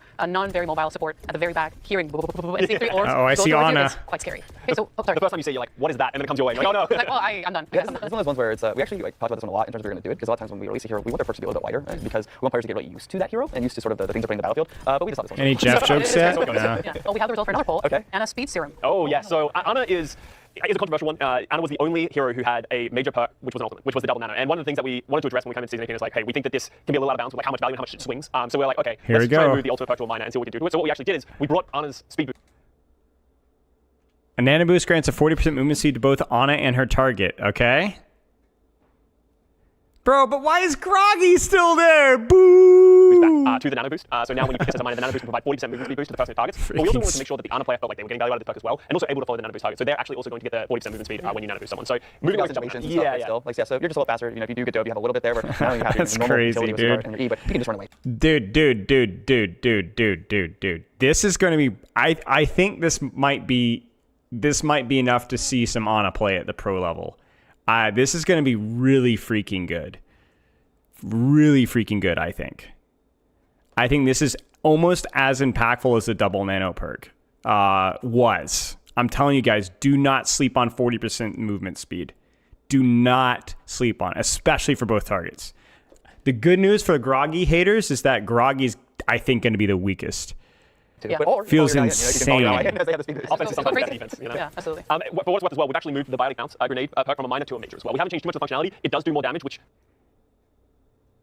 changes the breakpoints. That's why we've moved to a major. All of a sudden, you know, it does 130 damage, I believe it is, on impact. You get a shot. Weird choices, so man. Very there's a lot of strange value in choices. getting this a second bounce outside of just the anti-heal. Very there any strange other character you wanna choices. I want to do Moira. I'm gonna do Moira. Moira probably got the most changes. I think everything Really? I thought Moira perks were fine. All right, well, changed. I'm open to At it. least like moved around, but yeah, she has some ones I think are big highlights for us. Yeah, so in season 15, we were like, it'd be cool if the minors and majors, they Maybe they're doing something to like her like kit were like fundamentally, opposites you of each other. So know? one gave you duration, the other one gave you jump. So you were changing something, but you were making a choice. What we found is that it The nade can now one-shot combo. Ouch. just wasn't that interesting. Moira's perks never really sort of cut through what we wanted them to do with perks. So we wanted to make a lot of changes to Moira. So if you Yeah, just highlight 60. these perks right now, Katie, I'll go over the minor ones real quick. So the first Destruction's Divide, I think what we've heard. I don't remember where I heard that, but I swear that was a thing at one point that they've mentioned. one is Destruction's Divide. This is actually a stadium talent for Moira stadium players. So when you're using Coalescence, you can toggle between left click and right click, and you can Ethical do it Nourishment's again, fine. and that does 25% more of what it would do in the base. It's So you're not basically doing the same one, just a and you also slightly go back weaker to what it is version. by default. So if you let go of both of your things, you're just going back to the way normal Transcendence works. Sorry, So, apologies. Stadium. So this is just giving you a lot of Gotcha. freedom to be able to sort of choose what you want to do within Coalescence. So that's a really fun one. You can go to Or major right now, Jungle so I'll go Saying, through a minor and major. Reactivating Biotic Orb reverses its direction. Cool. So we're going to go to Phantom Step first. So we actually merged the 2 minors into a major. So now the fade is turbocharged. When you're going to do it, you can jump around this one, Katie, and you'll see you can go really far, you can go really high. So when you put these 2 together, there's a lot you can do. We also added some nice Cool. functionality where you can Okay. actually cancel it. Because there's being something called fade for an extra half a second can sometimes be a detriment. We've now made it that once you press it, you can press it again and it will cancel at the time. How high is the okay. level slide? Oh, it's higher than Sojourn. I definitely get really high. Yeah, I don't know exactly what the number is just off the top of my head, but yeah, it's higher than Sojourn Fade. And when you pair that with speed, you can go a lot of places. So that's a lot of fun. If you want to reset this one, Katie, we'll go through the other 2 minors and majors. So for the other minor, we actually moved Nourishment, I believe it's called, the major don't care. upfront healing, which is really nice. You can press E again, and it will return the exact same path that it came. So if you throw it and you throw it against the wall, it's gonna go, and at some point you press E again. Well, We'll try it again. We'll try it again. Yeah, let's try it again. So if you hit E and you throw it and you press E again, yeah, there you go. It's gonna come back. Whoa. And So if it bounces, and then you bring it back, Then it what rebounds. sort of path does it take? it's gonna take the exact same path that it went. We found What do you mean low-key quite good? Do you think I'm stupid, Kyle? Do you think I'm stupid? Just go ahead and say it. You think I'm stupid? that when we first tested it, if it was coming you could lose track of where your orb is, or it's bouncing away the Yeah, can we get like a I don't miss, man. I'm always right. My initial bounces gut and goes, yeah. reaction is always 100% Yeah, just if accurate. you throw it on some walls and stuff like that, so it'll always come back the exact same path. So if you press it again. Sometimes it just needs like doesn't 5 or really- 6, doesn't 7, really maybe too 8 long. years for it to be there accurate. you go. So it does go in the exact It just same takes a path, period of and time. that is good. So it's super valuable. And this allows you to get, it's not increasing the value of I think it's a pretty cool perk idea, to be honest. With this Biotic Orb. So now, Yeah, these are okay. if Biotic Orb goes past you, don't worry, it's coming back. Or if you're throwing I don't it know. out- I'm a little concerned about like the damage coal, but for like low rings, I think that's just gonna. Yeah, I think that's my only problem. Is I think the damage coal might be kind of busted in lower rings. But But that's just because of Moira's pick rate in lower ranks, I feel like. I think you're stupid, but that's not the point. I appreciate so when you it. for the first time, it bounces off of walls and other I respect when it, it goes back, honestly. does it bounce against any new obstacles that would happen? Yes, it would. So it would always, if it bounces off of something new, it'll bounce. It's like a platform that's moving. You throw it up, and then when it goes back, it can bounce up. Yeah, the technical of what it's doing is it's literally just changing its direction 180 degrees. Gotcha. So if something changes, then it'll bounce off of that as it usually does. Gotcha. Yeah, there's going to be all Is that sorts of the tech second things major? that you can do with Yeah. it. Gotcha. Well, we have the last poll, the results of the last poll. It was, what was it? Juno versus, no, wait, sorry. Junker Queen weapon charges has her explosive impalements. Dude, we have we don't have them. results. So this one you can read. We can rig. I think the Hazard one is interesting. I think they're both interesting. I think I'd probably vote for. Yeah, let's just do Junker I'm Queen. glad Yeah, Hazard's getting some yeah, replacements. Actually, Junker Queen won. Oh, yeah, Junker Queen. So Junker Queen got a new minor. So this is replacing, I believe it's Raining Recall, was the one that Yeah, it was the bad one. Gain Unstoppable and refresh all cooldowns when using Rampage. it's replacing. So it's now Rampant Charge. So you are now going to gain Unstoppable while using your ultimate. So no more sleeping and booping and all that kind of stuff. It's giving you a counter to those kind of setups. But it's also going to refresh all of your cooldowns when you use it. So generally how you use Rampage is you're getting into the fight, you're attacking, you're like, oh, this is a great lineup, I'm going to use it. So now you can use your command shout, and then you can use your axe, you can use your knife. I don't know about Unstoppable. I like the reset, but I don't know about the And Unstoppable. when you use your ultimate, you're going to get your command shout back. You're going to get the knife, you're going to get the axe swing again. So it's now going to be able to, if you sequence your abilities correctly, it's going to do even more. It's one of those perks where like we wanted to give the Unstoppable as a perk kind of on its own, but very quickly realized like, okay, well we need more value. This is sort of like this like more of a like high level change. And then It should be the other way. It should be all cooldown reset, but no one Unstoppable, in my opinion. Yeah, especially I think the commanding shout is the thing that is like super valuable. If you commanding shout before you use it, and then use the ultimate, and then you have commanding shout coming out again, and you're going to it really feels good to be able to sort of just keep going and sort of stay in the fight. There's actually Is Unstoppable just mean you can't be CC'd, or am I crazy? favorite name of all the yeah, so this Good. They got rid of the 2 bad perks. Okay, that's good. They definitely targeted the correct perks. So that's good. Oh, Malgus thing. Got it. When recall Jagged Blade, its radius is increased by 100%, and it deals 30 additional impact damage. It's all right. I mean, it gives her a little bit more range, which is what she needed in her other major. This is Willy Willy, which is an Australian. This has to get explained to me, so I'm a fake Australian at this point. But it's kind of like a dust storm that happens in the outback, and it's called Willy Willy. So the way it works is that when you throw the knife and you're going to recall it, now it's actually going to be bigger. It's lighter. It's much wider, so it's easier to hit. It's going to do impact damage. So it's going to hit more enemies. It's going to do impact damage on the way back. We found that in situations where you miss, or even if you hit someone and it goes through people, it's not cutting through. So this major perk is like, hey, now there's more value. Even if you miss, there's more value to be gained when you And what it does, it really just like front of mind puts in the space like, oh, I really just want to make sure when I boomerang this back, I'm hitting people. Like so you kind of like position yourself as best you can, and you're trying to do that anyway. But now it's really like you're getting a lot more value for it. So somebody should even be more cognizant of. Yeah. Well, that technically was the last poll, but we can do maybe one more hero. There's One last one you want to show? you get to pick one. Yeah. May's in the trailer, so we'll have to wait on May. Just one. So no, it's not too May. Okay, let's We're gonna save May. Well, I think we should do Junkrat. Good. Freaking May needs it. I think Junkrat mains are like, hey, I think I need some upgrades to my perks. So Scott, you want to talk about Junkrat? What do you got? Yeah, so Junkrat, the trap perk never really hit in the way that we wanted it to. It just felt, Good. it can be difficult to play into. So we. Oh! Oh my gosh! Oh, yes. Let's go. That's going to be crazy, dude.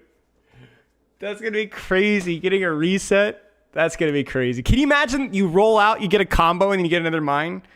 I don't know. I mean, I know the Junkrat haters are going to be in tears, but it's all right. And giving up Nitro Boost is definitely an expensive one, so... I actually want to go more towards perks that function with the mine, because the mine is the crux of the way that Junkrat is playing. So we're now going to make it so that killing blows with concussion mine will now restore 1 charge. So getting someone playing aggressive, getting that kill is going to give you the option. So for you aggressive Junkrat players out there, Freaking just want to go in, Magister's double click mine, eating Junkrat kill someone, you're going to have a mine get out if you're able to successfully do that, right? So it's rewarding players for using the concussive mine in an aggressive way. And the major is actually doing something similar, but Nice, they got rid of the bad one. Guys, we're killing it. They're getting rid of all of the perks that we wanted them to get rid of one. Literally every single hero so far. Nice job. Well, actually, that's not true. They kept Groggy. Tragic. But that we're pretty good so far. Nice. After launching with Concussive Mine, so after you move with Concussive Mine, Junker gains 35% increased attack speed for 33 seconds. I think it's still Frag Cannon, I think. It's changing the way that you're using the concussive mine. So they might not be that good together, but they're both doing something similar. So Bon Voyage is, after launching yourself with Concussion Mine, Junkrat gains 35% attack speed for 3 seconds. Goodness. So here we wanted to promote and incentivize players to throw their mine on the ground, jump up, go in the air, and then you're going to gain 35% attack speed for those 3 seconds. So this creates this loop. Yeah, maybe. Yeah, I mean, I don't know. You're gonna need to experiment with it, but I feel like the other one's. I don't know. You're gonna need to experiment with it.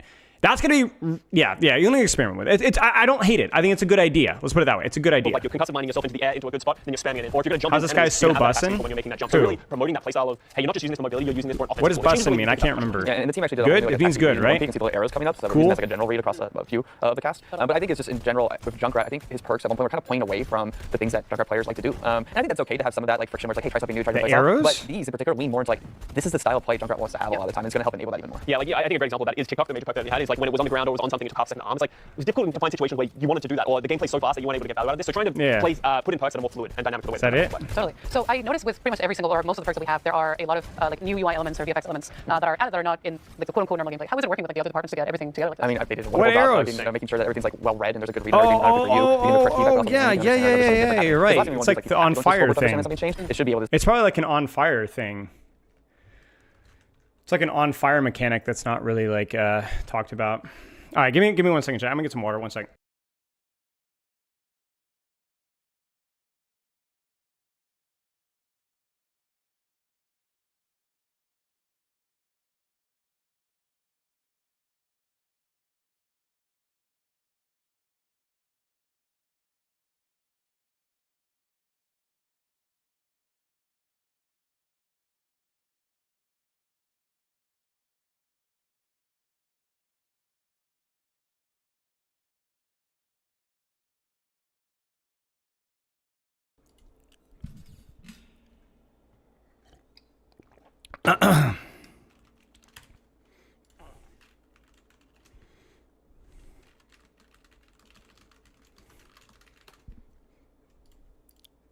All right, let's maybe see if we can get a game or so.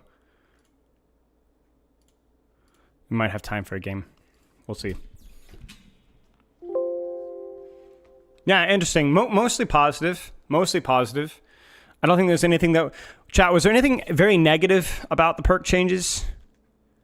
Maybe the Ana breakpoints was... Oh, Venture. Yes, Venture. Yes, Venture is definitely more of a negative. That Major was pretty rough. Ram was like, whatever, dude. Like, there's... The minor perk is meaningless. Like, it's not even good. I think it was just Venture and maybe, like, the Ana breakpoints, maybe. But for the most part, it was pretty good. I don't think I have any major complaints. Yeah. More bad than... More good than bad. Yeah, maybe the... Yeah.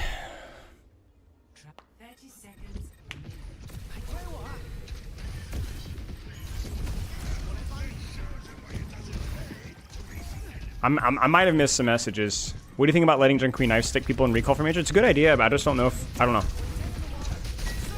Might be kind of like it's probably too hard to track a knife that's coming from behind, and it might feel like it rewards, not like lack of skill play, but like it could feel a little bit too forgiving.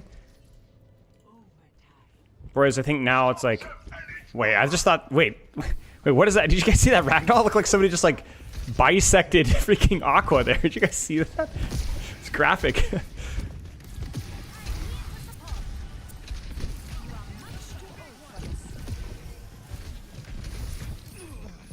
When is the new support release? Season 18. What is that? 2 weeks? I don't know actually. When is it?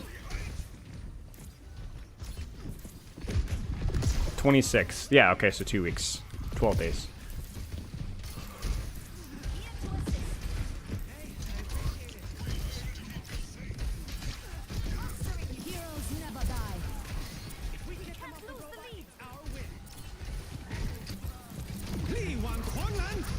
Funny dev talk name. I mean, I called Hazard. What did I call Hazard? I used to call Hazard. Shoot, I used to call Hazard something else. I don't remember what I called Hazard. Does anybody remember? I don't remember what I called Hazard. Freak. That's right. I called him Freak. Yeah.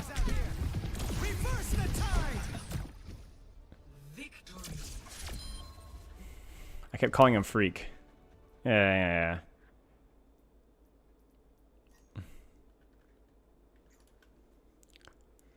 Havoc.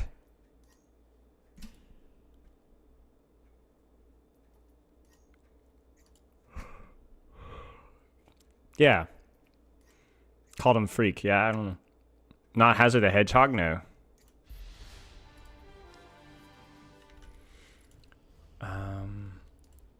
Where's the playtest? No. Is it arcade? I don't know what it is. It's just quick play? Oh, it's just in quick play. Okay, well then you need to lock it up. Your lead here.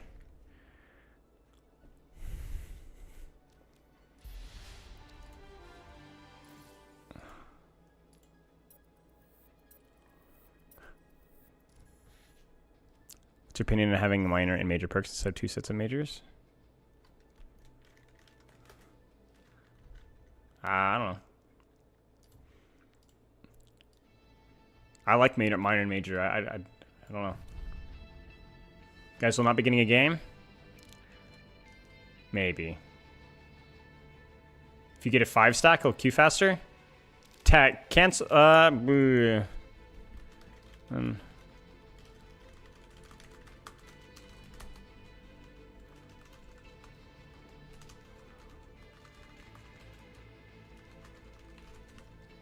just keep queued for now. Yeah, you get, yeah, let's go tech, it's fine. It's fine. As long as they don't mind me playing Aqua, I don't mind.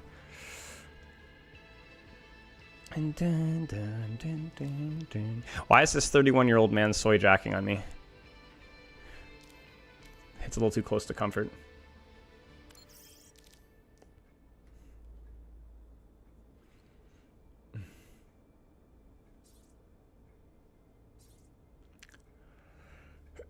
Man in the mirror.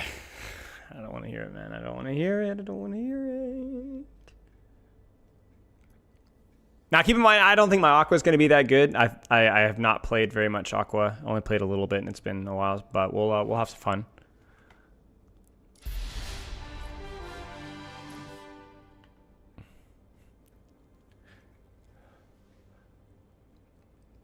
Yeah, I've told you guys, we play tested in February, and I've play tested with a very small group of people for feedback back in December or November.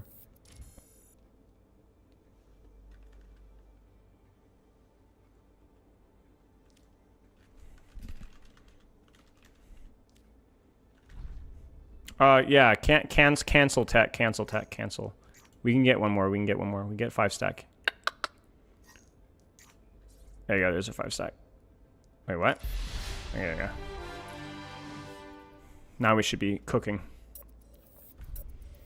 Why does Wu Yang say bath time? You got a problem with we got a problem with baths, I said you got a problem with bathing? What's wrong with you? Are you a bath hater? I need to tape my finger, actually. I'll do that later. Vote for your map. Come on, man. This isn't a brony meetup, you know? This isn't a Smash con. About to feed for the next 30 minutes. That's not true. Next 20 minutes. 20 minutes.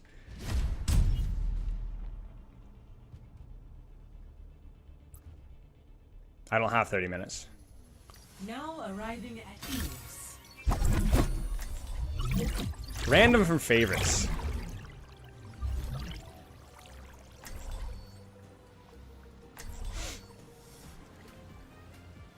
No EWC analysis? Not this time around, no, mate.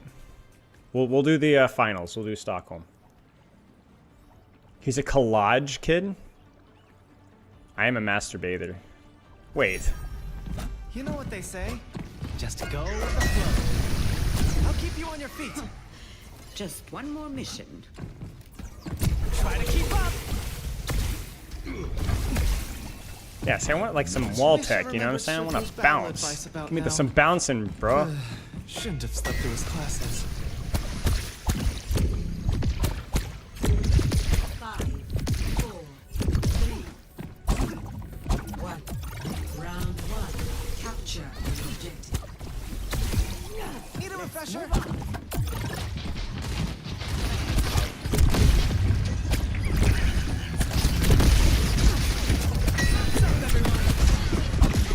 Catch me if you can.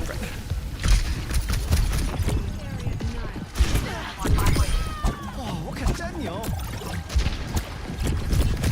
Oops, that's not what I meant to do. We are losing the objective. Push them out.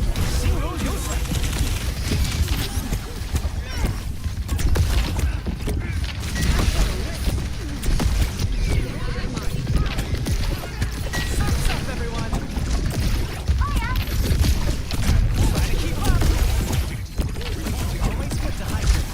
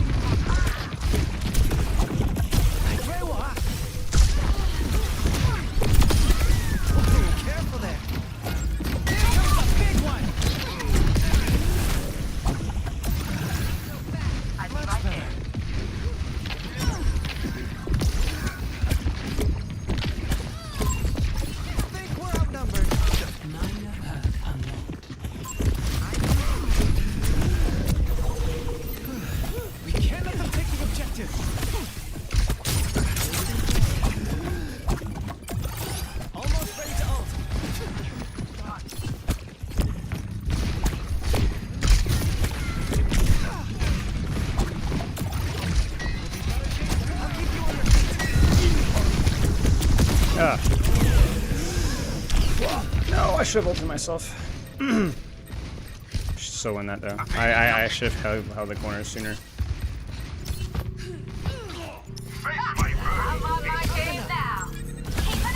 The jump is really limiting, I will say. This almost feels like it doesn't really matter all that much, but I have to experiment with it more. There's probably a way to get something out of it.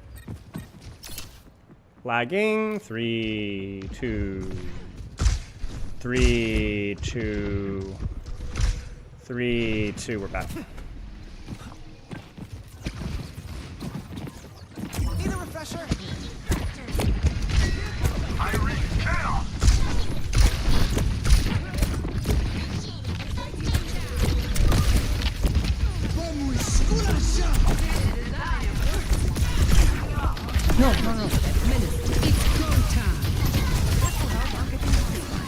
Reverse the time! I did not mean to do that.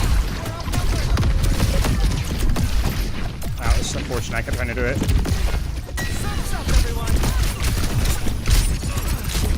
Frick. Shoot. I forget it's a double input. My bad. I kept mashing it and not doing anything.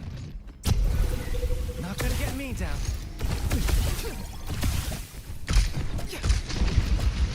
Feeling okay?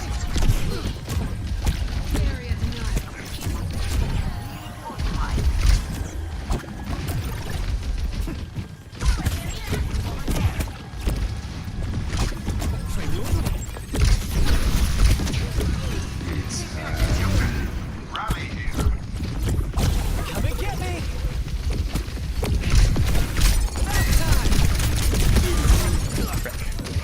That's my bad. In tip-top shape. I am on the objective. Report here now. Enemy to left here. Big enemy in sight.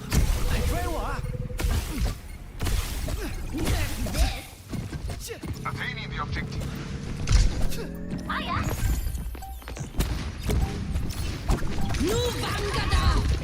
Trying to keep up! They're on the point! We've got to stop them! Big one! Big one's a big one!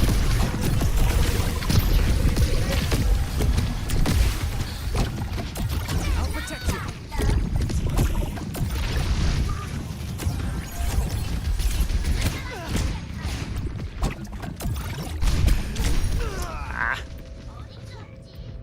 You gotta open your shot from a point of cover. You can't consistently contest people. It's kind of be like you almost have the element of surprise. You have to use your water bending to like give yourself an early hit advantage. Otherwise, you can't win duels. You know what I'm saying? I have the objective. Like, Thumbs up, everyone!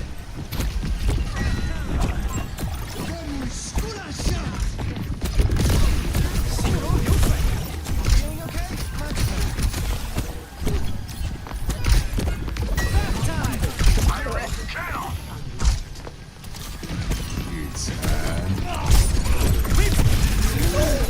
Ride the wave! Time for a rinse!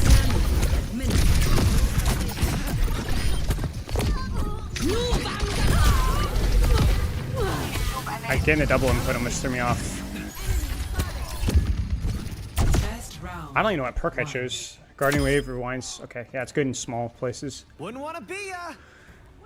Score 1. Messy.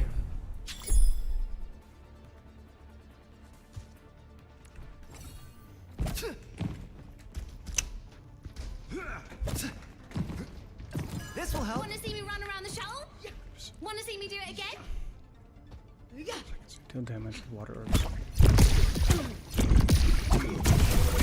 I hope they put up a fight.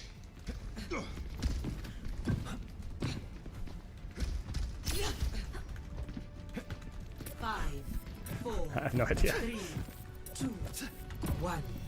Round Catch me if you can! capture the objective. Let's do that again.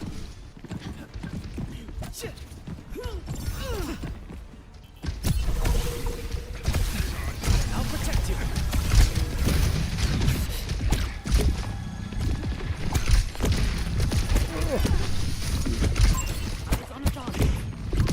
lagging. Just stay nice and calm. Stay nice and calm with that.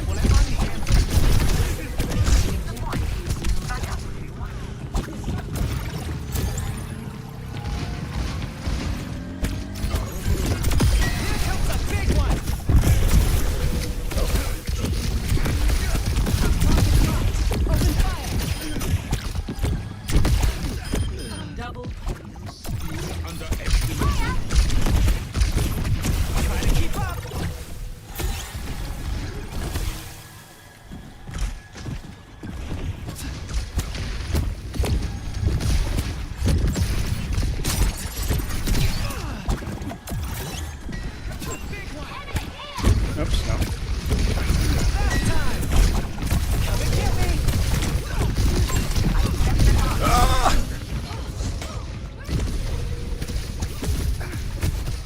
Frick. As Ant-Man would say, I still have a ways to go.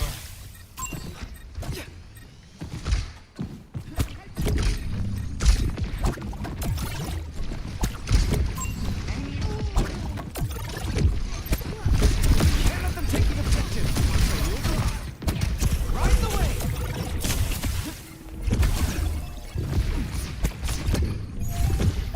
I'm on my way.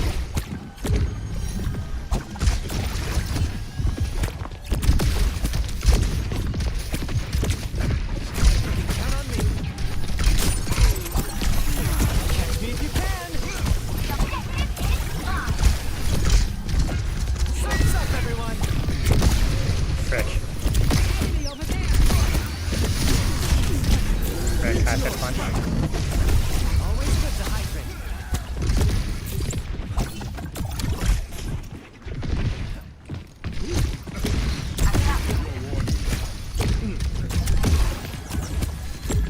Over there. I'll protect you. Okay, I'll keep punching under a frick.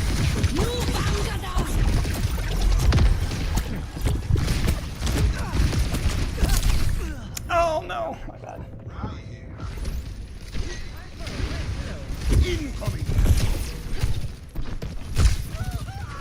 Lee, one coming. On a target. Enemy spotted. Accept one. I'll keep you on your feet. None of you has ministered.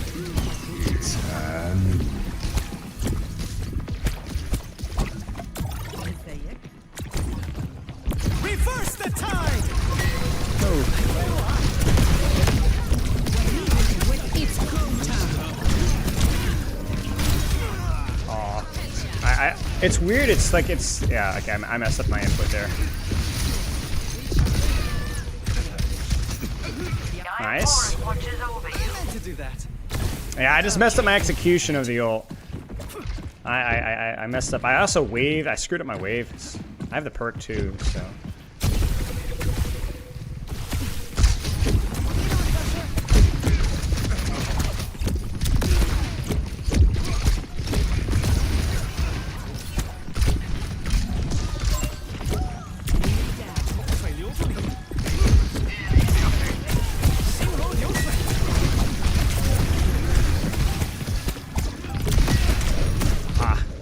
We were down one, so I gambled.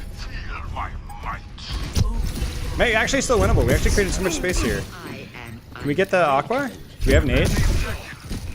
No. Catch me if you can. No, that was close. Can't let them take the objective.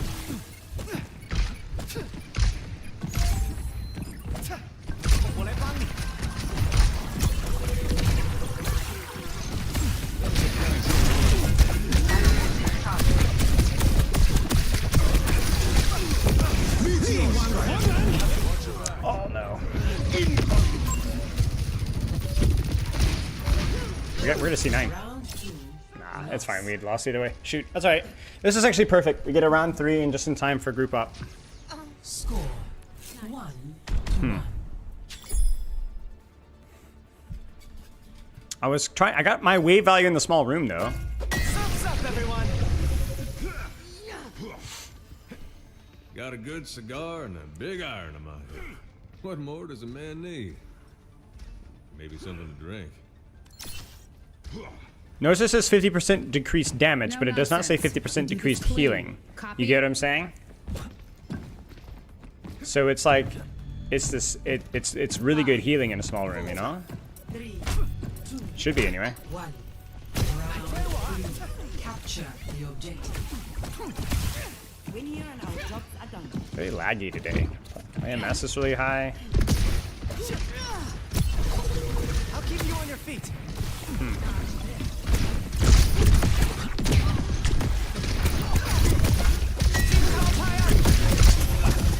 Try to keep up. I'll protect you. Got the shotgun, okay.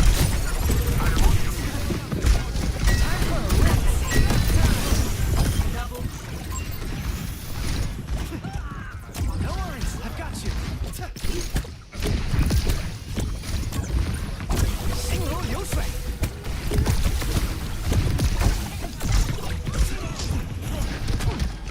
Need a refresher? Ride the wave.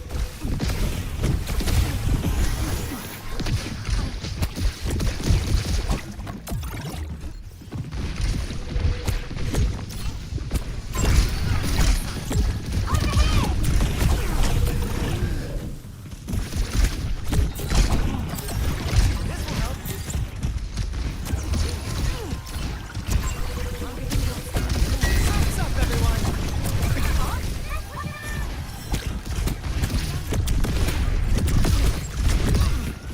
No. Oh, frick. Me and my Tracer should have had that. Catch me if you can.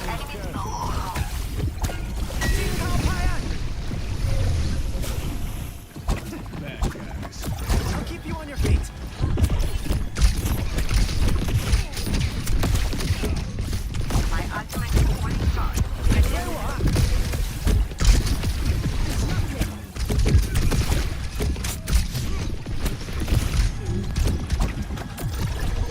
Nanoboost administered.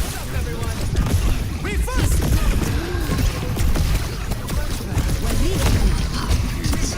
Here comes a big one.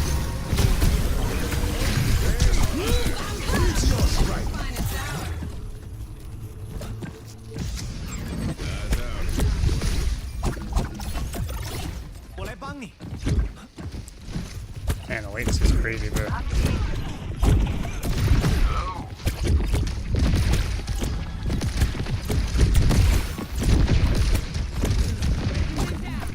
Always good to hide.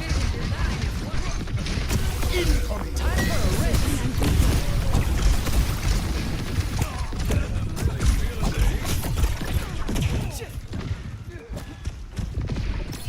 You can count on me.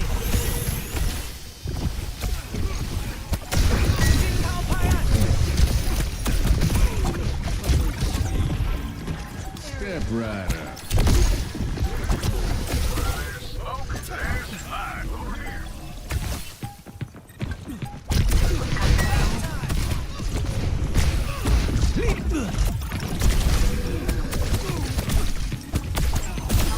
I'm making waves out here. Dodge this. Nice. Victory.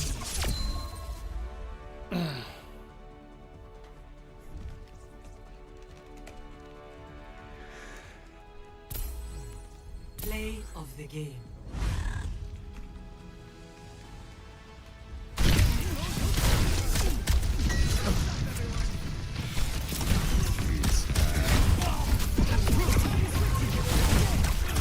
Yeah, I just wanted to create a bit of a trigger, a crosshair placement thing for him. I try to get over his head and then disorient him a little bit, and it ended up working out a little bit.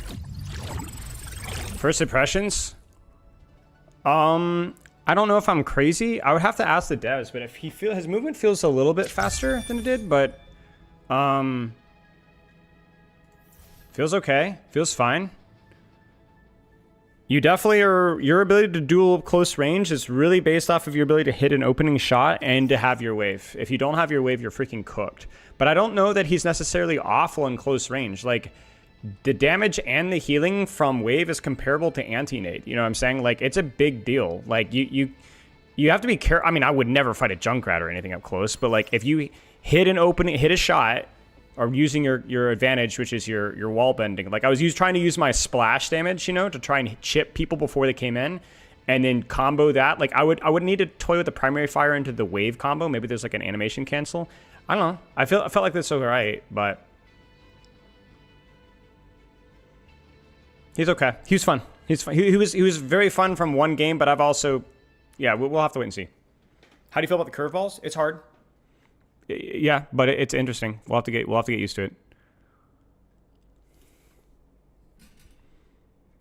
I think it'll be like maybe a hybrid of a Kiriko Juno, because like you really don't have an escape cooldown, but I definitely think his wave is faster than Glide Boost. Maybe I'm wrong. I'd have to know the actual numbers, but it felt like I was able to keep myself alive more than a Juno. But I obviously have a lot less disengage cooldown than like a Kiriko. Like, you know, I definitely felt like I needed some shocker. Like, you needed to be somewhat proactive. Like, I couldn't get in Doomfist's face. I needed to rotate away from Doom, but I like a lot of it was just like finding angles where I could safely do stuff.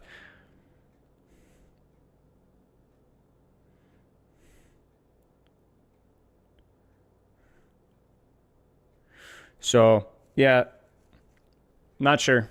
It's pretty fun though. I enjoy playing them. We'll need to play more though for sure. Okay, I'll be right back, y'all. We're gonna get this podcast thing situated. AVRL flats, I'll update.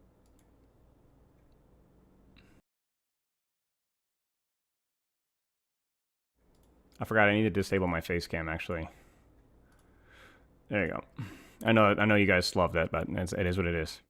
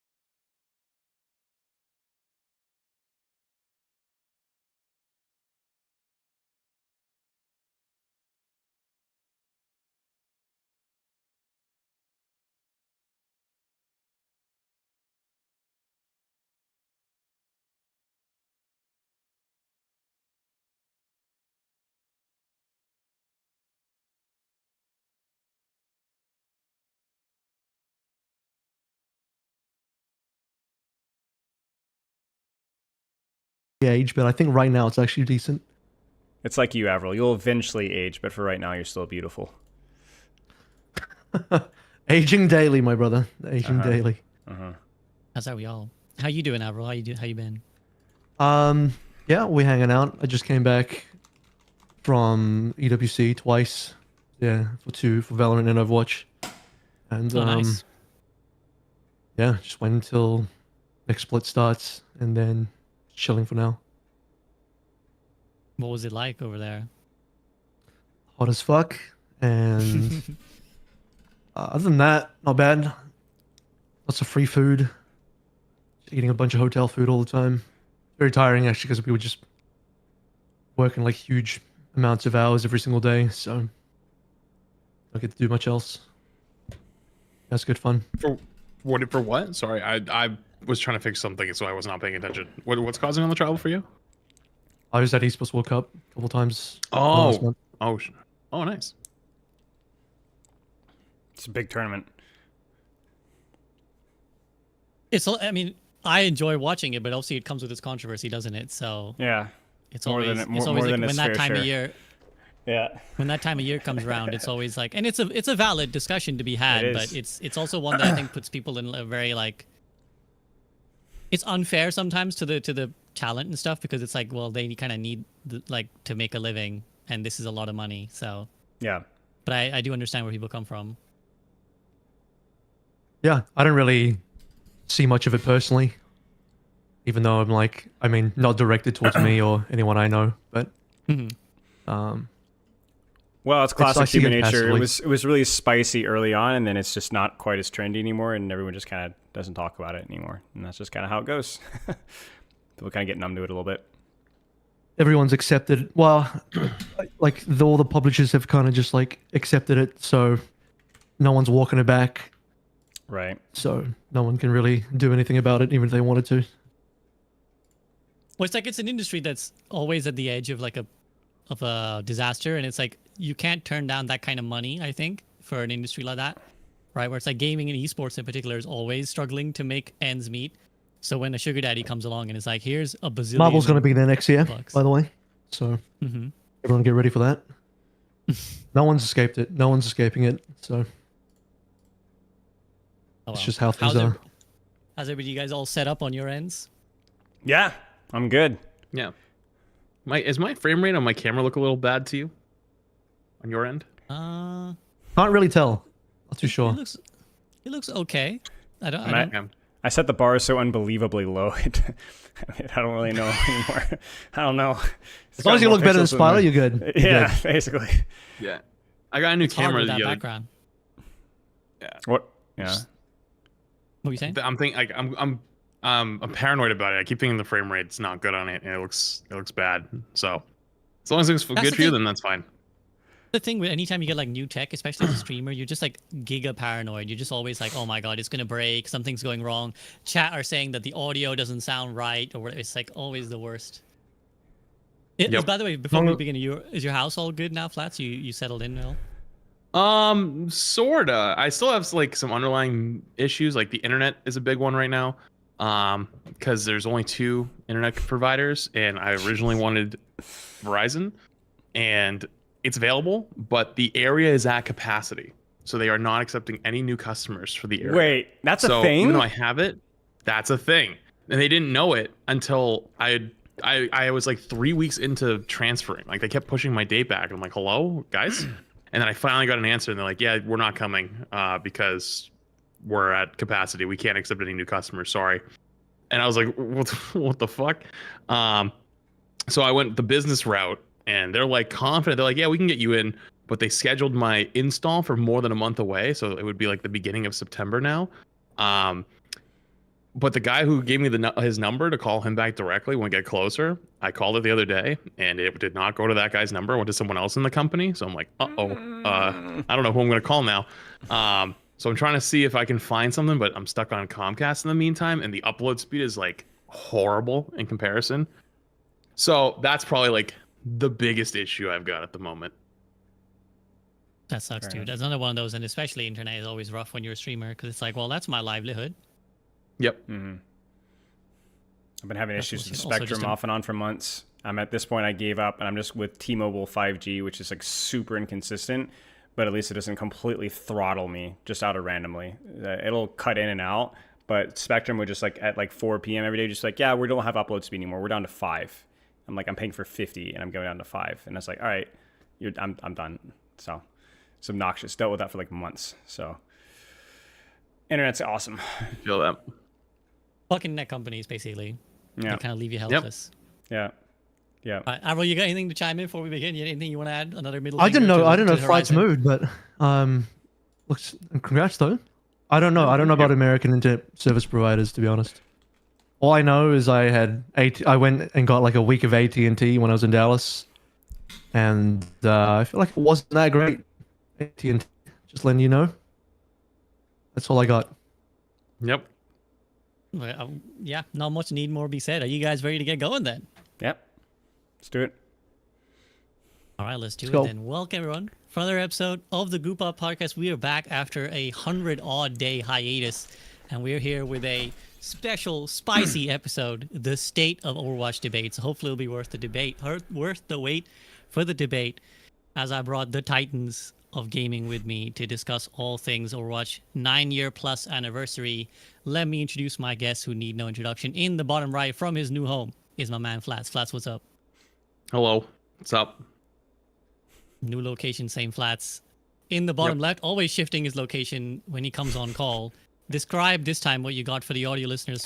In the bottom left, Code Spilo. It's just a frame from the Wuyong hero trailer where they're all just a little bit overwhelmed with the excitement of having a new support character in the game Overwatch 2 by Blizzard Entertainment.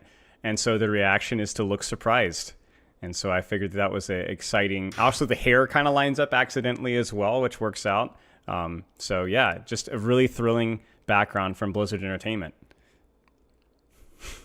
You made that sound like the most paid chill version of that you could possibly do. Like, yeah, I'm warming up for my role in this podcast. Is there a new benefits package over there? What's going on? Hang on. No, I can neither confirm nor deny the said benefits package. In fact, I'd like you to clarify what you mean by benefits package, because obviously that's a very vague term. So, you know. New creator program is just like every time he mentions the word Overwatch on the stream, it's like $50, $50, $50, just like drops it in. All right, well, one person we know is a guaranteed paid shield for Overwatch is in the top left. Avril, what's up? Yeah, I was gonna say, no matter what Spilo does, what background he puts on, I'm sure the Samito fans will come after me the hardest. Look, if I got paid $50 per Overwatch mention, that'd be the only word I'd ever said ever again. I wouldn't say any other word ever again for the rest of my life. Like a Pokemon. I would be.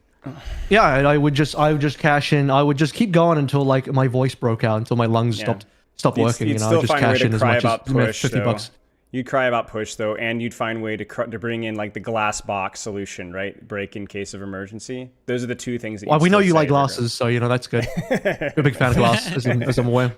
Sure, you think this is one area where you two unite, and the shattering of glasses is one area you guys have in common. So hey man, Colosseo is a pretty decent map nowadays. So that's all I'm saying. Wow. Now, if that isn't an indicator of how far along Overwatch has come, then I don't know what is. Yeah, that's a whole. This guy's already shilling for Overwatch. He's already saying Colosseo is good. Listen to this guy. I'll give you $50 right now. That was a good one. Thank you. All right. Well, as you've already alluding to, there's a lot to discuss here. So let's not waste any time. As always, we like to start with the general feelings on this podcast. So I'm gonna go around. I'm gonna ask you guys your general assessment, and just to make it even more interesting, I'm gonna peg you to a rating out of 10. We're going to say 10 is like, this is as realistically good as the state of Overwatch could possibly be. And I will say like 1 is the developers are fucking it up to a royal level, like unbefore seen. And I will say like, let's say 5 is like, yeah, okay, they're doing it. It's an okay job. It's like in an okay state. So place your bets where you will along that spectrum. We'll go again in the same order we went. So Flats, how do you summarize the state of Overwatch right now? I feel like I should go last because I have a very different perspective these days. Okay. Sure. If possible. That makes sense. That makes sense. We got a good spin into this. So actually we'll go reverse. Avril, you go first. What's the pay scale between 1 and 10? For every number over 5, it's another $75. I need to know. Okay. Wow.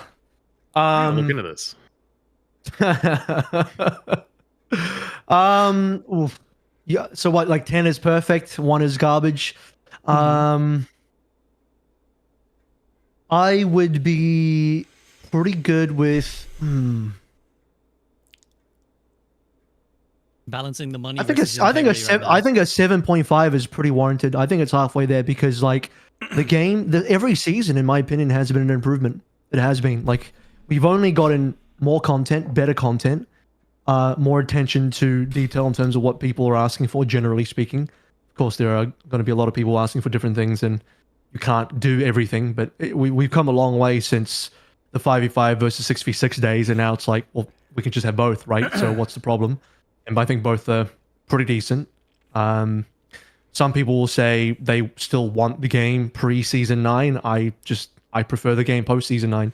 I think the game has been better since then. I think most of the discussion that we've had post-season 9, pretty much all of us have agreed that post-season 9 has been an improvement to the game. We're talking specifically about like the projectile size changes.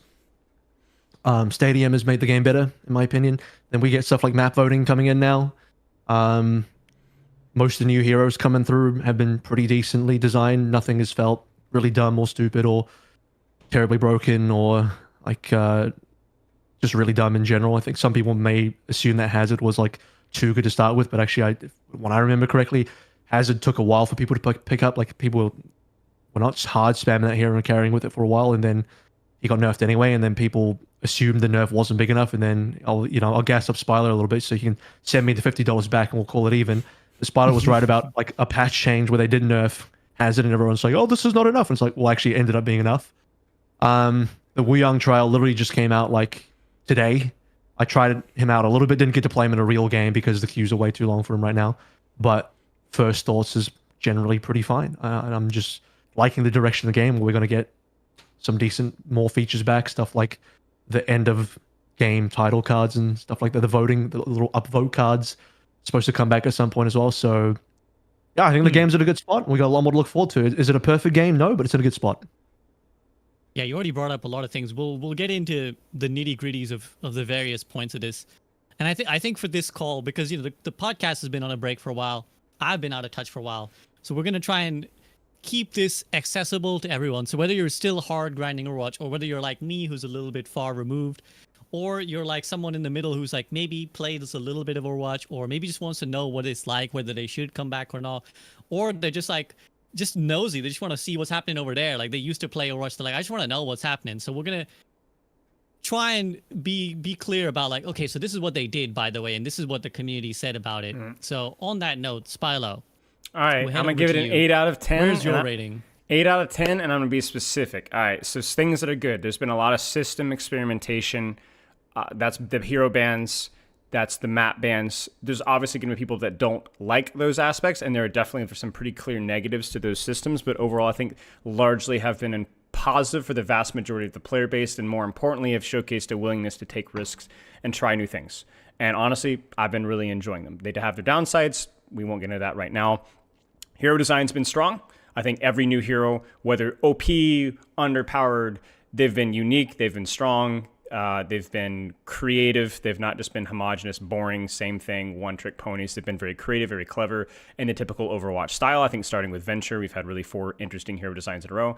I got to playtest Wuyang several months ago and before that, and got to play only one game today, but his kit is fun. I don't know if he's going to be underpowered or weak or whatever. He's just different and unique, and it's a cool idea. I think, obviously, we have 5v5 and 6v6. That's part of the bad things. We'll talk about that in a little bit. I think perks have overall been really good. They've been awesome, really fun. I think we'll talk more about some of my bad problems with perks later, but overall have been a pretty fun aspect of the game that have opened up a lot of variety.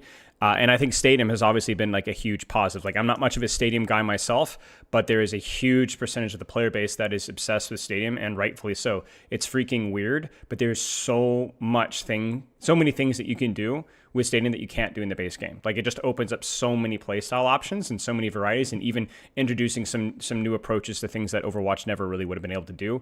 And then in terms of just like the raw basic content stuff, yeah, it's not Marvel Rivals. It's never going to be Marvel Rivals, of course, but there's been a steady stream of interesting new things. Some cool collabs. I'm not much of a skin guy myself, but like there's been a lot of new things coming out that if you're just even a casual enjoyer of the game that are definitely worth getting into. And then also we have public stats coming out now.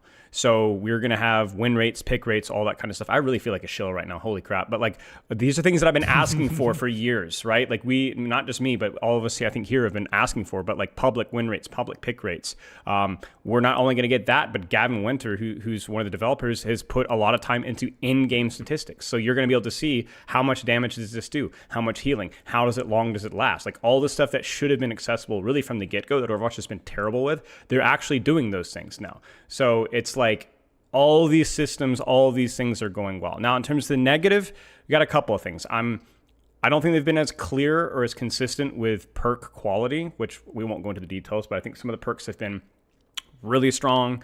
And honestly, it's been power creep, right? There's definitely been kind of an idea that initially that the intention was to provide more choice without really incentivizing just raw power creep. But I think we're kind of at a point now where it really is just power creep. So that's not necessarily always a bad thing, but it is something that we're going to have to kind of keep an eye on. Obviously, some perks, not all perks are created alike. Season 18 is going to rework a lot of those perks, but I don't know if they're going to fix all the quote-unquote terrible ones. Like, for example, I hate the May perks. I think the May perks are actively toxic for the character, and I want all of them gone. And so there's certain characters that just don't have good perks, and they need to be. And then the 5v5 66 thing. So I think we're at a point in time now where it feels like we've kind of like, all right, we've given the 66 or 66. Great, now go play 66. But I think one of the very fair criticisms from a lot of the 66 crowd is that 66, I think part of the balance design of the 66 was a little bit awkward. Like I think they had this concept of like, we need to make tank cooldown cycles really long. And I think that's wrong. And I think that makes the game mode actively worse. I think they need to be keeping 66 cycles at a reasonable rate. And then really just even bigger picture than that, 66 really doesn't get any balance patches or no attention at all. And there's like a lot of like low-hanging fruit of some things that they could do to make that game mode a little bit more interesting. Even just like a developer spends an afternoon just like playing 66 and experimenting and looking at pick rates or win rates. Just I'm not saying it's like easy to do this stuff, but I think even though it's definitely a minority of the player base right now, it doesn't really get any development time at all. And I think it deserves a little bit. I think that it's kind of it deserves a little bit more than that. I'm definitely a guy that enjoys 5v5 more, just based off the positioning side of things, but I mean, it doesn't get enough attention as it deserves. So yeah, we'll see how the perk design goes. We'll see how the 66 5v5 thing goes. There's definitely some balance mistakes. Like right now, there's a huge armor bug that's like really, really toxic, but I'm pretty sure that's getting fixed in season 18. Yeah, but they didn't hot fix anything to do in relation to it. So even though it's like not really that disruptive, it's like this like perception that's really weird. Anyway, but honestly, mostly positive. I think it's like honestly, my personal. I mean, I think we're in like the best state Overwatch has been personally. Ever? Yeah. I mean, minus the novelty, right? Like it's a new game, right? It's exciting. It's like a cultural phenomenon. But like in terms of like from like a balance of how old the game is with how much new content and how balanced the game is, it's probably the best state it's ever been, I think. Yeah. It's the greatest amount of content we've ever had. That's yeah, for sure. For sure. And I don't think we really have it. I don't think we have, sorry to interrupt, but we don't have like a really wildly broken hero here. Even like Ramatra, who's benefiting like a lot from this block bug, isn't like dominating ranked at all levels.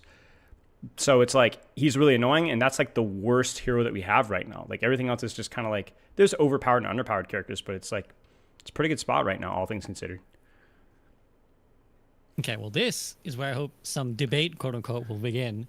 Sure. Because I'm gonna in a second I'm gonna tee it up to Flats, and I'm genuinely curious. I don't know what his rating is, where his thoughts are, but this is why I wanted to bring a slight diversity of opinion, because I think like I don't use Twitter, but I tweeted like yesterday to be like, all right, this podcast is back, just because I was like, I should probably tell people, give them like at least some notice. And some people were like, why are you inviting Flats, man? Flats hasn't played the game much in these last few days, whatever, like last few months. Like, keep people who are super dedicated to Overwatch. And it's like, well, you're missing the point. It's like the whole point of measuring the state of Overwatch or the state of a game is that we want different perspectives on it, right? We want people who have different relationships, different level of engagements with it. We have me completely outside looking in, just an outside spectator, someone who knows what the game is like but has no personal experience with it anymore. We have AVRL and Spilo, who are hardcore into Overwatch. AVRL, you do a little bit of other games, but Spilo, you kind of famously rejected Marvel Rivals to say, no, I'm going to stick with Overwatch. This is my jam. So we've got two Overwatch lovers over here, and I think we may see some of that diversity of opinion come from the fact that you guys love where the game is at. But then we have someone like Flats. Flats, you're someone who plays a bunch of games. You spent a lot of time, obviously, playing Marvel Rivals, Overwatch's greatest direct rival. And so I think the perspective you're going to bring is going to be invaluable because you bring the wider perspective and you're not necessarily as in the weeds. So as someone who's kind of a little bit halfway between, let's say, where I am and where these guys are, where's your stance? And does it match the poster statement from Spilo, the best state the game has ever been in? It is very funny. I saw the same thing, SVB. There's this weird internet phenomena where apparently people have lost that, when you don't see someone on a camera, they don't exist isn't actually true. So even though I don't play the game as much anymore, thinking I've just like completely lost everything that I know and like know what's happening is the most foolishly, hilariously stupidest shit I've ever seen on the planet. Because imagine how many people you think follow every piece of Overwatch content and follow everything, and they don't comment, they don't like, they don't tweet anything. Like there's thousands. You know how we know? Because I've made a career off of it. So literally, it's funny to watch where it's like, well, you haven't been streaming, you wouldn't know. As if like most of my closest friends aren't in this game. As if I don't still follow everyone on Twitter. As if I still don't have a YouTube feed. As if I still don't have a TikTok feed. Right? Like I just don't interact. That's it. That's as simple as it is. But I bet if you quizzed me on like the last 6 months of Overwatch stuff, I bet I could probably, other than like unique numbers, like oh yeah, like what's Hazard's like individual spikes do now? Oh, I couldn't tell you that anymore. But I could probably still know like 95% of it. That being said, being on the outside has been a bit of an interesting perspective. And you know what? I actually thought you guys went low. When you asked me, I was gonna say 8.5. And the reason why I was gonna say 8.5 was I actually agree that it is probably in its best state it's ever been. Pause. But it's very interesting from the outside perspective because it's cool and interesting to watch how excited a lot of Overwatch fans are. And I think they have every right to be. But there's so like the concerns for me as being in the middle is where do you go next, right? Because I feel like we've hit the wall almost. Like Spilo brought up some good things about the 5v5, 66. I have thoughts on that too, but like, let's talk big picture. Where does the game go from here? If you do not, like, if you keep the same content pace you have, isn't this the max, theoretically, right? Like you get a hero, you get 3 heroes a year, skins, battle passes, additional in-game features like stats, additional balance for in-game, like the game feels pretty balanced, perks changing in and out. Like where, like adding more heroes to stadium, more powers to stadium, changing those perks out. But like, are we at, I think we're at capacity, at least in the current sense. The only way I could think you go further is if you actually go and reverse the track of where the story's been, where there's just nothing, period. There's no lore, there's no cinematics, there's nothing that actually drives any new people in. And so from the outside, there's 2 things that I've noticed that are very apparent. One, the hate for Overwatch is way stronger than you even believe it is. Like if you think it's strong, no, it's actually 10 times worse than you think it is. So much so that it doesn't matter if people think, even if now it is in its best state it's ever been, the amount of people that will legitimately, not just because of like 4 or 5-year-old rhetoric, whatever, they do not care. They will never touch that game again. They will think it's the worst thing on the planet for whatever reason that they have, right? And I don't know if that's fixable, genuinely. So I feel like you kind of in the game where it's like, well, it's doing a lot of good things, right? Like it's listening to its current community, which is good. But it's funny talking about the 6v6 stuff. I'm actually a bit of a realizer after playing it when it first came out, when it actually had its first balance patch, and probably only balance patch. I realized how much I genuinely dislike tanking in Overwatch 2. And every time I come back, I just don't play tank. Because if I end up playing tank multiple games in a row, I literally want to rip my eyelids out of my head. Playing support and playing DPS are a million times better, and the support experience in this game is top tier. And I realize that's what it is. And I don't think I'll ever like the 5-5 tank format. I think I've just given up on it. It's GG's for me. But honestly, a lot of those people that used to argue for like, oh, like they should bring 6v6 back because like think of all the people that quit, you know, like that probably would come back and play. No, those people will never come back. I promise you, they will never come back. So I say this more as like if there ever is rhetoric in the future about bringing players back, I think you should probably just let that go.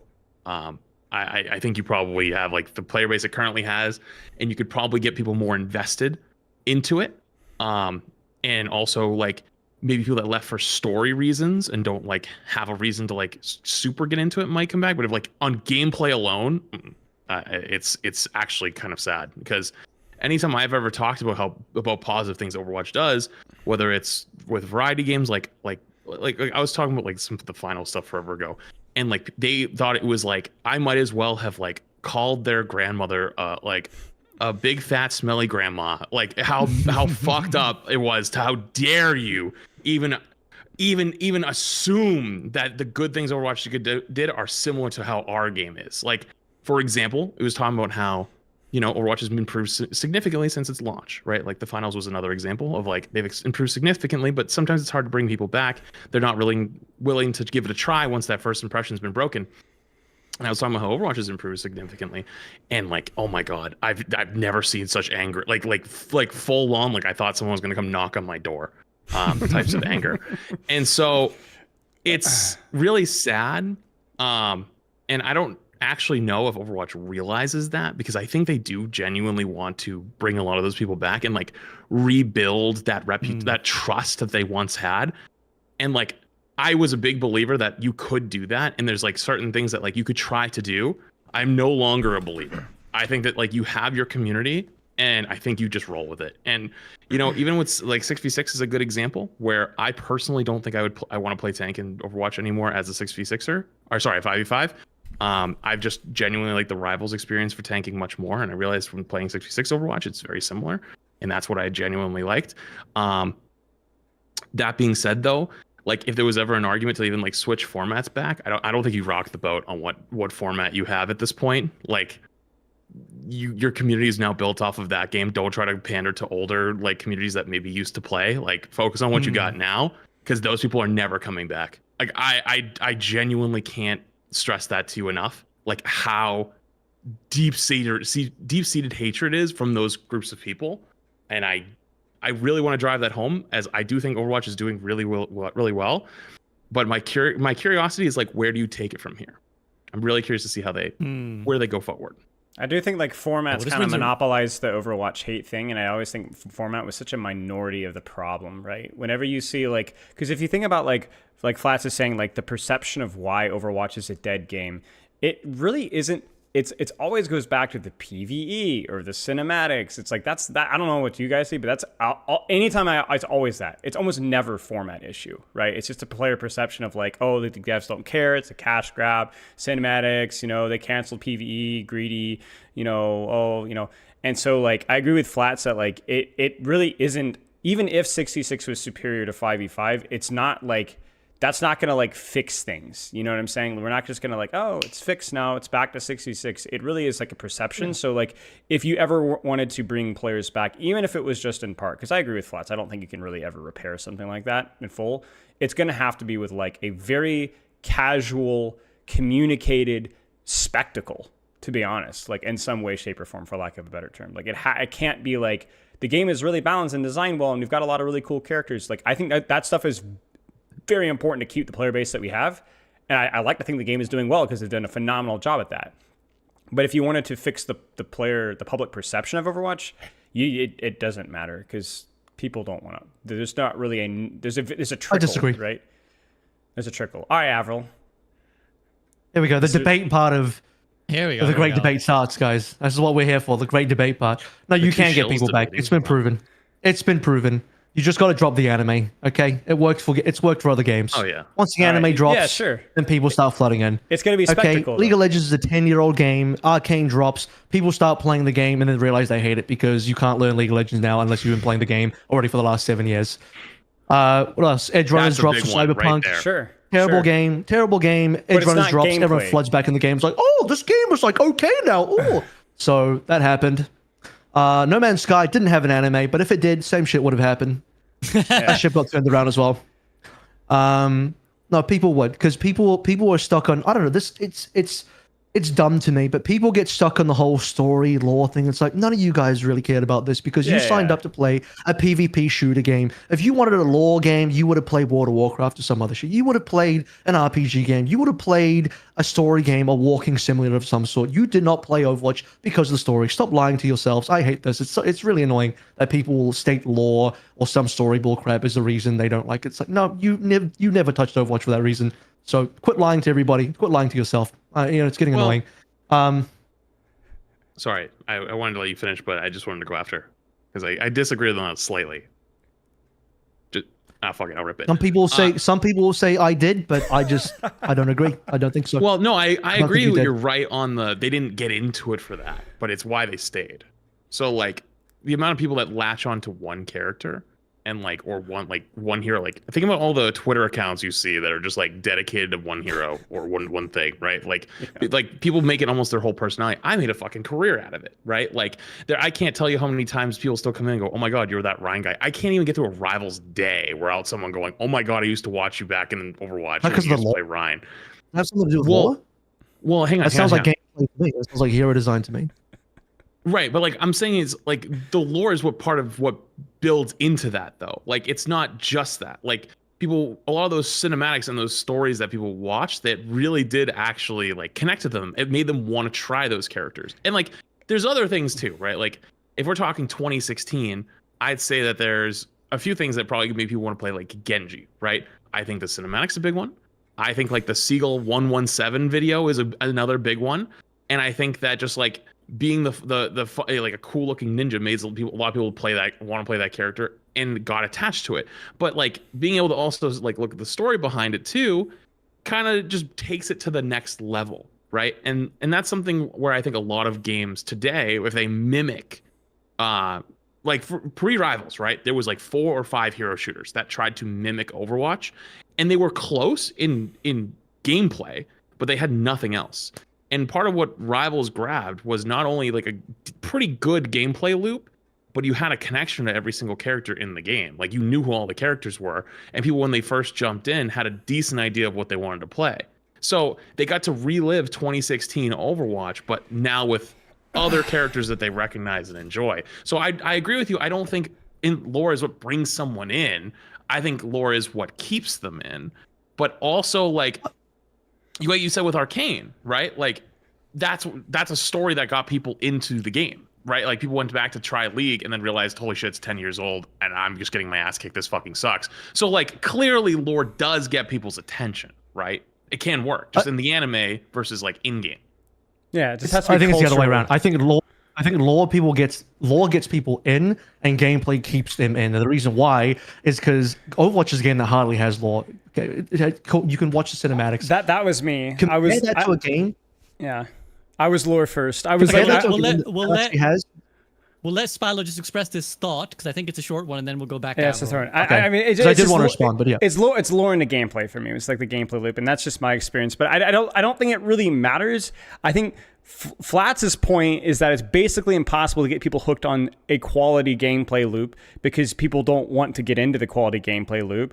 And then AVRL is just simply saying, wait, I know a secret life hack, break the glass, release an anime, release all the stuff that's more spectacle that will get people hooked with the gameplay loop. I mean, that's really all it is. I think we both agree that the gameplay loop / lore development, whether it keeps people or gets them in, whatever, but it's the gameplay is not the lowest hanging fruit anymore. I think that ship has sailed 2 years ago. Not saying that Overwatch is perfect right now, but compared to any other game, it has its issues. I think it's in a much better state than it's ever been. So it's what do we need to do to get a casual audience willing to just try it again? To be fair, it's a 10-year-old game, and I think you need to kind of set realistic expectations. It's not going to be the #1 played game on Steam besides the whole Battle.net versus Steam things. It's just not going to happen. It's not going to compete with that.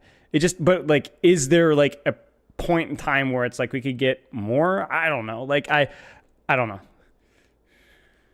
So here's what I'm trying to say is the reason why I said the anime will bring people back is because the lore will bring people into the game, but the gameplay is what keeps them in. The difference is like we've seen it. Like people will watch Arcane, but then they try League of Legends, and the gameplay, while good, is good if you've been playing League of Legends for 5 years, and not good if you're starting from day one. Whereas I think Overwatch is actually a lot more approachable for a day one player. I'm not a day one player, so like I can't just say for a fact that if I was day one player in Overwatch, how I would feel. But I just think it's like, as a hero shooter, it's still pretty damn approachable. Especially like I think Overwatch does actually try to give you like a new player experience. Anyway, point is, I don't think people stay for the lore because there's actually just no lore. Like the lore is surface level. The lore is like so surface level that once you dive into it, you're like, okay, I've seen all the cinematics. I've read the comics. If I'm like a hardcore fan, I might even read the short stories. And then what do you have after that? Like compare that to any game with real lore, like a game that's based on story, based on lore is the main selling point. Overwatch is like no lore. It's like a 1% of a real lore that a game should have if you're looking at a game that actually like selling the lore as real marketing. So the people are saying it's like, well, I got into Overwatch because of the cinematics. Yes, you're proving my point. Literally proving my point, chat. Thank you for that. You proved that exactly. You got in because of the lore, but you're not going to stay because of the lore because there's actually no lore in the game. You're going to stay because the game is going to be somewhat fun for you to play from a gameplay perspective. Because if it wasn't, you would leave. You wouldn't stay playing game. You would be like Flats and you would say, I can't handle the 5-5 tanking experience because it's not fun, which is a fine. And you know what? I still don't think the 5-5 tanking experience is perfect, so I don't blame you for that. I think that's a fair take to have. But that's my point. If the gameplay isn't good, you won't stay. There's nowhere near amount of lore in the game to make you stay. So lore is never going to be the reason that you stay in Overwatch. But it might be the reason that you give it another look. Well, I mean, the thing about, like, okay, I actually wanted to go, and I want to actually, asterisk, I want to talk about the new player thing in a second. But, I mean, even if that is true, like there is, like you said, there's no lore to latch onto. So it's like, yeah, if I don't play it as much, but there's nothing to really like, there's nothing there anyway. So it is only gameplay loop. And so like the gameplay loop for me as a tank player has changed so much that it's just like, like it's not like what it was. Like, for example, using lore, like what was my favorite character for a long time, Ryan, like the Ryan lore versus like cinematics and whatnot is so different than the gameplay loop. Like Ryan now is just like brain off charge gameplay, and like you just try to fucking one shot people with pin or just like shield bot, you know what I mean? It's like that was very different than like what it was portrayed as, like old cinematics and like how the gameplay loop was back then. So like this might be an agree to disagree, right, on that part specifically.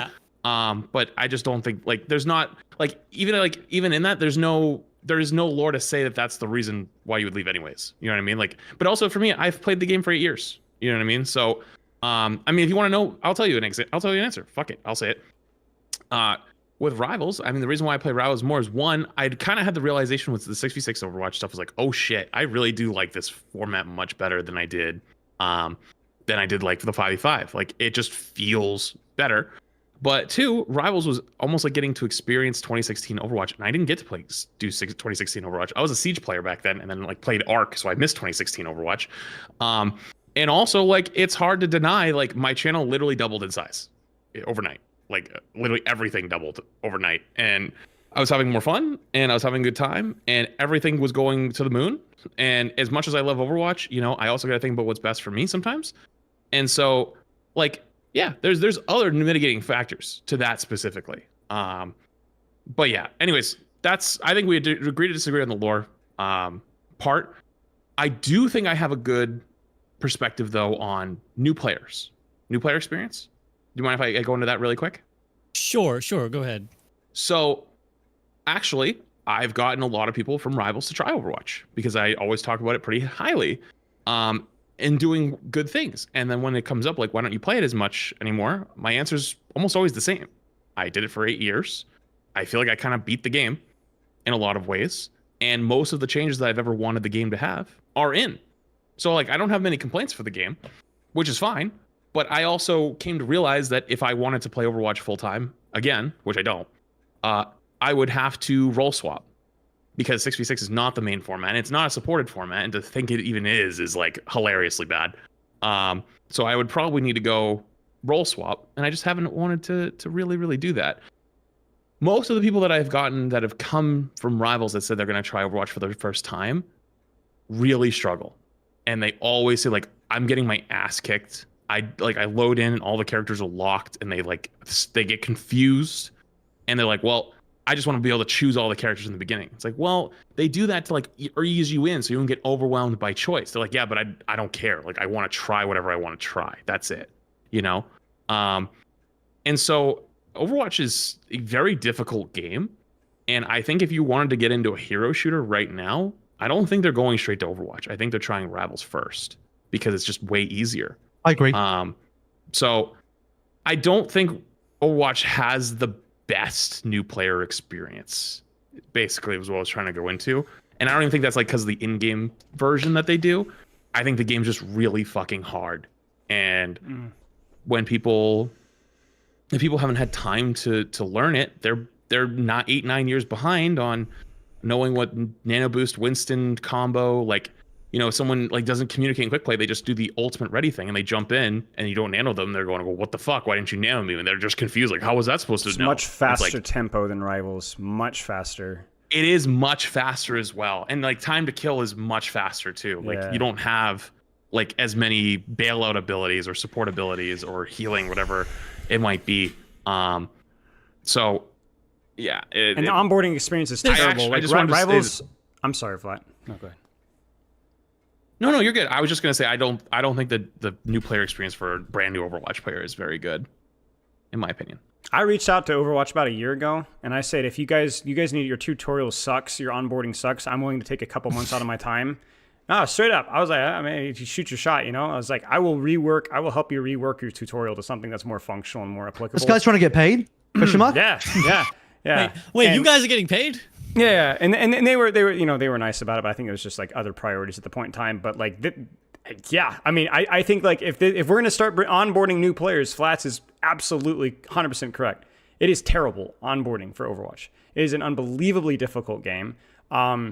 It's like the only game I actually think that I recommend. That's true, man. Come on. No, you're unbelievably difficult. Come on, man. Let me explain to you. Okay, so give me a tier list of difficult games. Kids love shooters, right? Kids love shooters, right? They love their Fortnite. A lot of them I know love Rivals, right? I've had a few kids try Overwatch. One of them was my sister. One of them was one of my wife's students and so on. And they literally, they've done shooters. They know what shooters are. They can't handle anything more than like practice range / just playing versus AI. Because anything, like even if it's like scaled down to like, you know, play, they're just the curb stomped. Like they don't know what the buttons do. They don't know how to.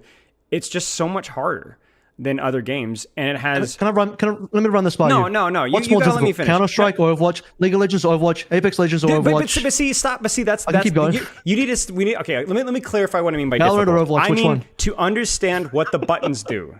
Okay, anybody can pick up Counter Strike that's ever played a shooter before.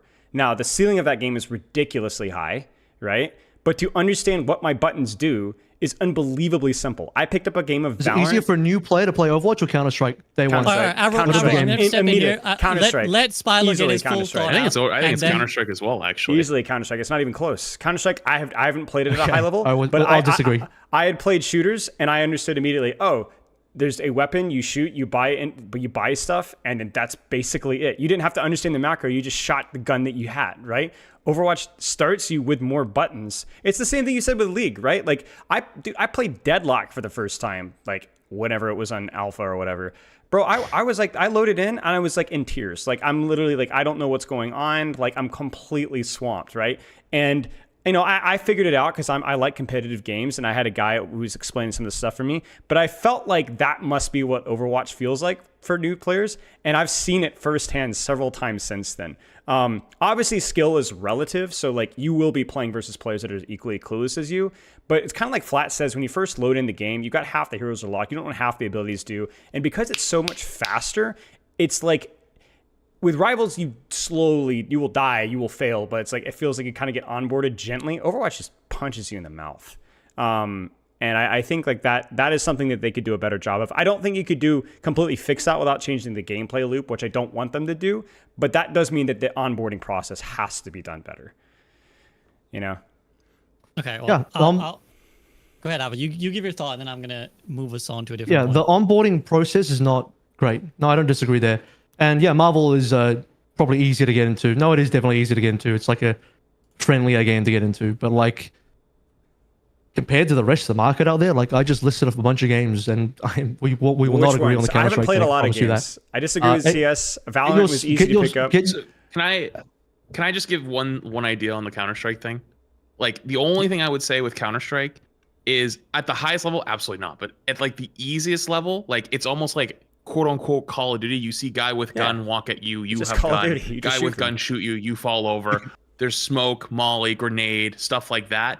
In Overwatch, there's like blinks, flying monkey, ball slam you, roll by at 9 million hours, like Diva's defense matrix, missiles, bomb. Like it's much more explosions. There's much more things happening. Here you go, AVRL. I got one for you. Ready for this?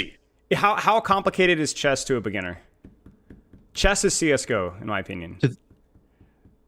I think that's a bad analogy. That's a bad analogy. I was gonna agree with you, but as someone who is literally now hard grinding chess, Spilo, I think this is a bad... you're the wrong person. No, as someone who just started like 2 months ago, 2 months ago, I went through the new person to chess experience.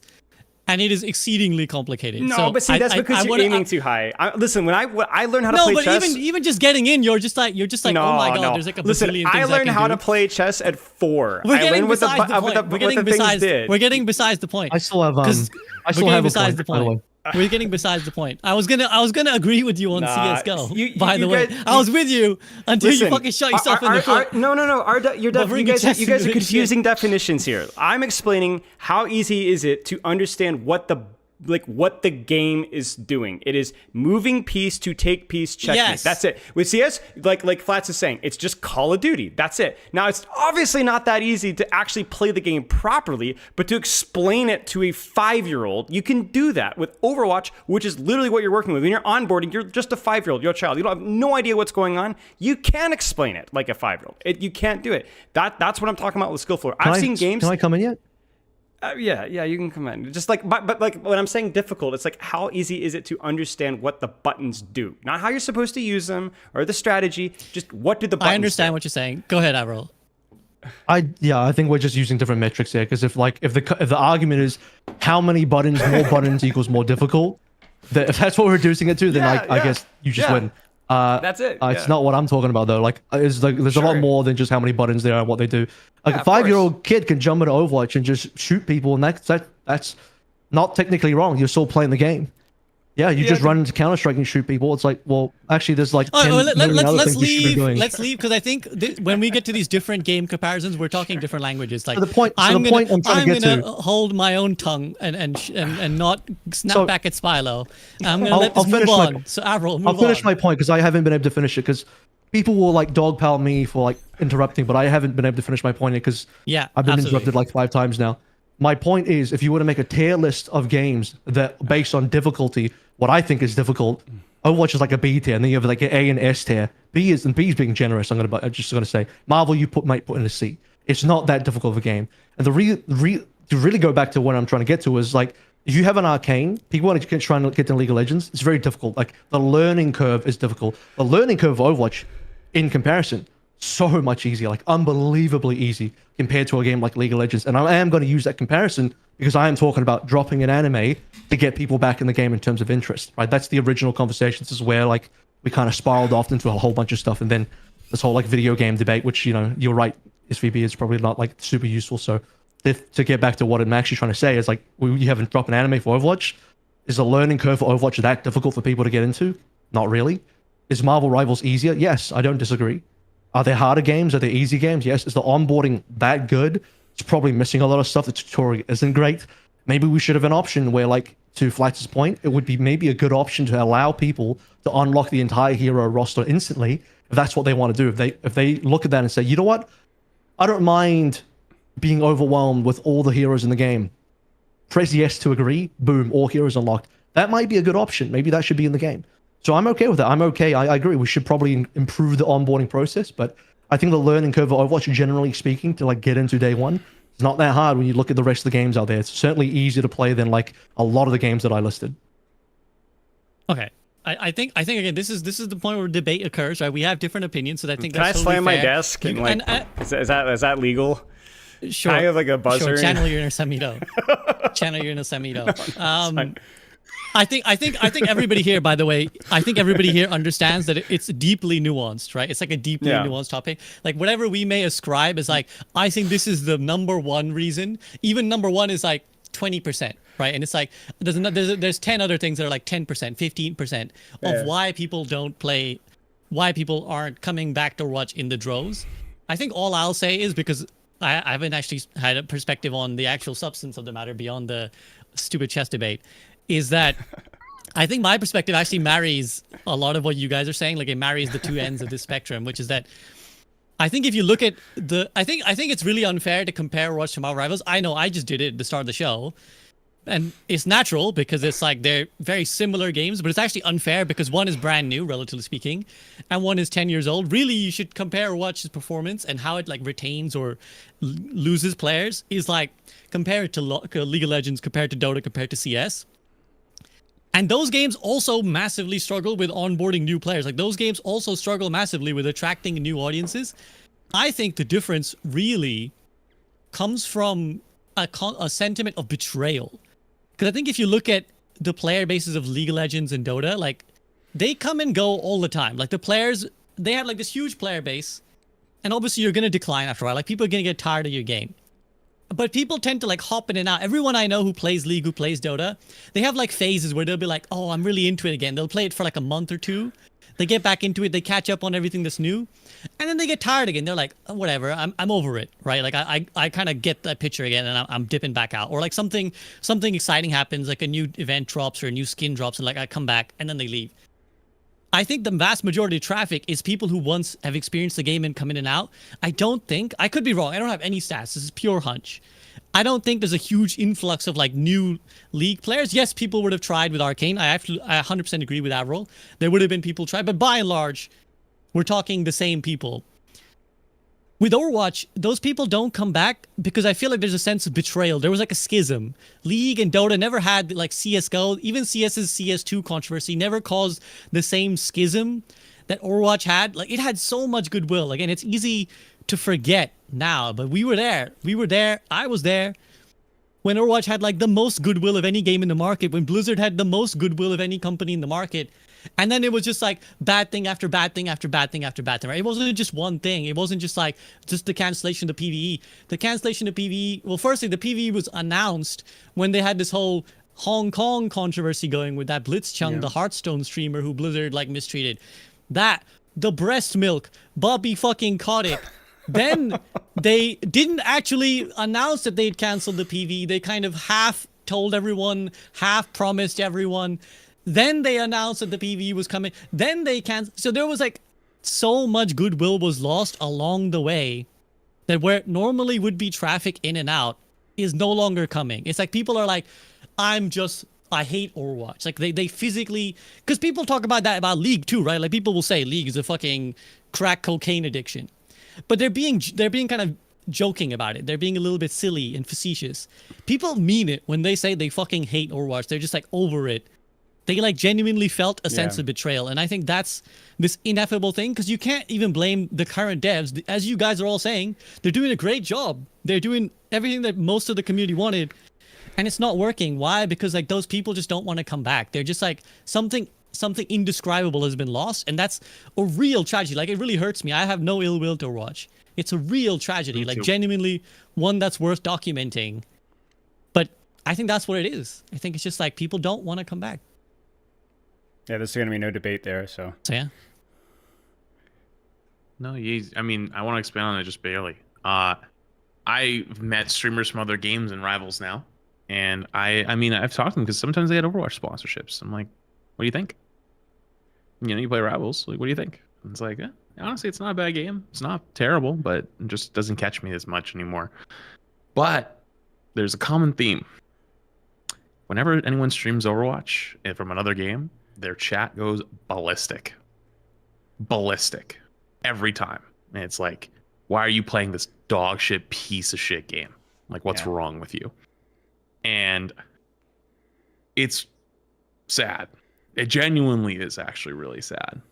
And I don't have an answer. And honestly, I feel very personally invested because I feel like I've hopefully it's not egotistical to say, I feel like I've had a lot of impact on how Overwatch has shaped itself in the last couple of years.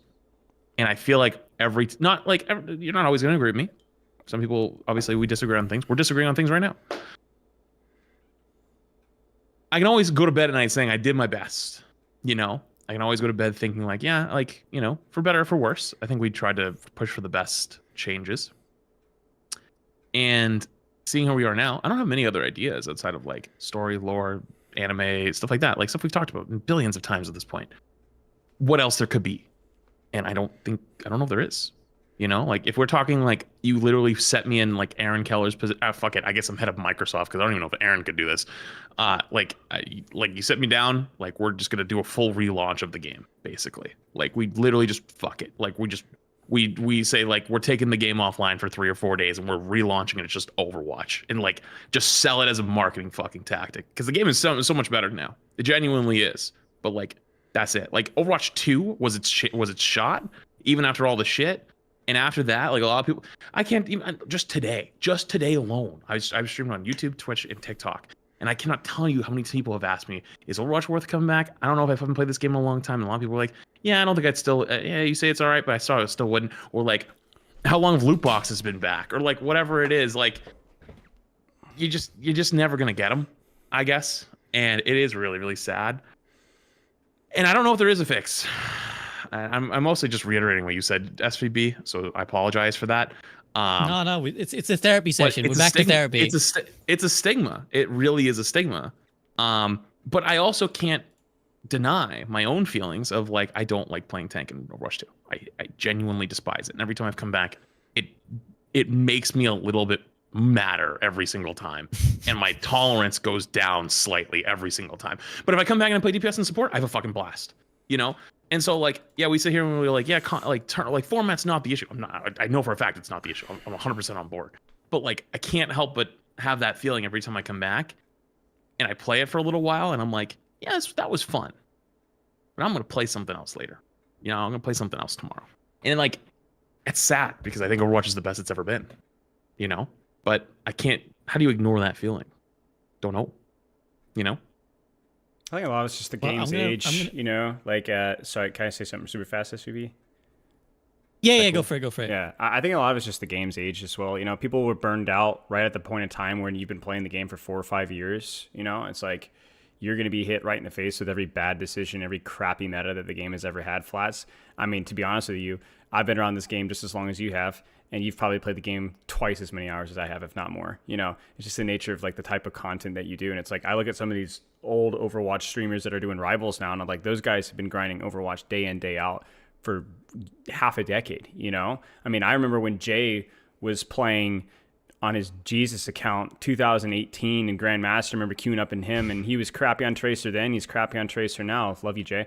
But and like, man, and like I was playing at the Grandmaster level then, and I was playing like 2 or 3 hours a day. That guy was putting in at least double my hours. You know what I'm saying? And never stopped. No coaching side notes, no content analysis, no 1 hour long game design discussions. Like, you know, whatever. I've survived, I guess, due to the variety of what I've done, but I can't imagine being in y'all's position and having to deal with that like day in, day out. And I think there's something to be said about, is it the term event horizon? Is that like the start of something? I feel like I'm misusing that term.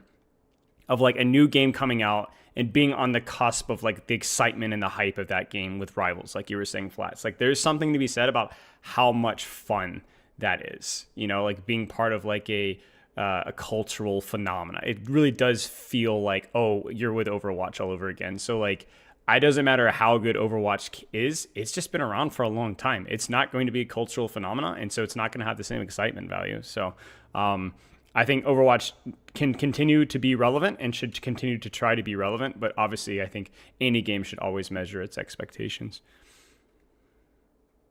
I'm going to give AVRL a chance to speak. I was going to basically just say that this is like a discussion that actually came up organically that I was wondering to bring up or not. I was like, do I ask the guys if they think Overwatch can ever like reach a higher peak again? Like the way I was going to frame it is that like Overwatch is kind of, no disrespect, a B tier game, right? It's like not the top tier in terms of popularity.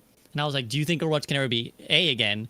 And organically, you've kind of already answered in a way that, at least Flat, Spilo, you guys seem to say no. So I'm going to just Popularity, no round way. discussion by taking it to Avril and saying, Avril, do you think Overwatch could ever come back to being like an A-tier, top of the market kind of game? And then any other thoughts you haven't had expressed before we move on? Do I think it can get back to where it was at its own peak? Definitely not. But do I think it can maybe like compete with other games around like a high level? Yeah, I think so. I think it already has actually recently. Maybe, I don't know about numbers now, but like definitely numbers before Marvel Rivals release, like playbase was actively going up. And the game wasn't even as good as it was now. So like, I just think you need the game to be culturally relevant to bring people back in, which is why, like, you know, jokingly or not, I said anime.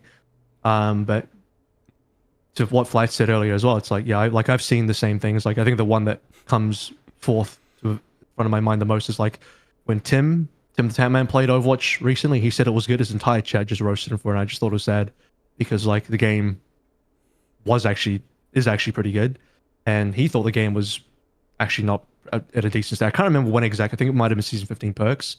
He decided to like dip back and just try it again, and he actually thought it was pretty good.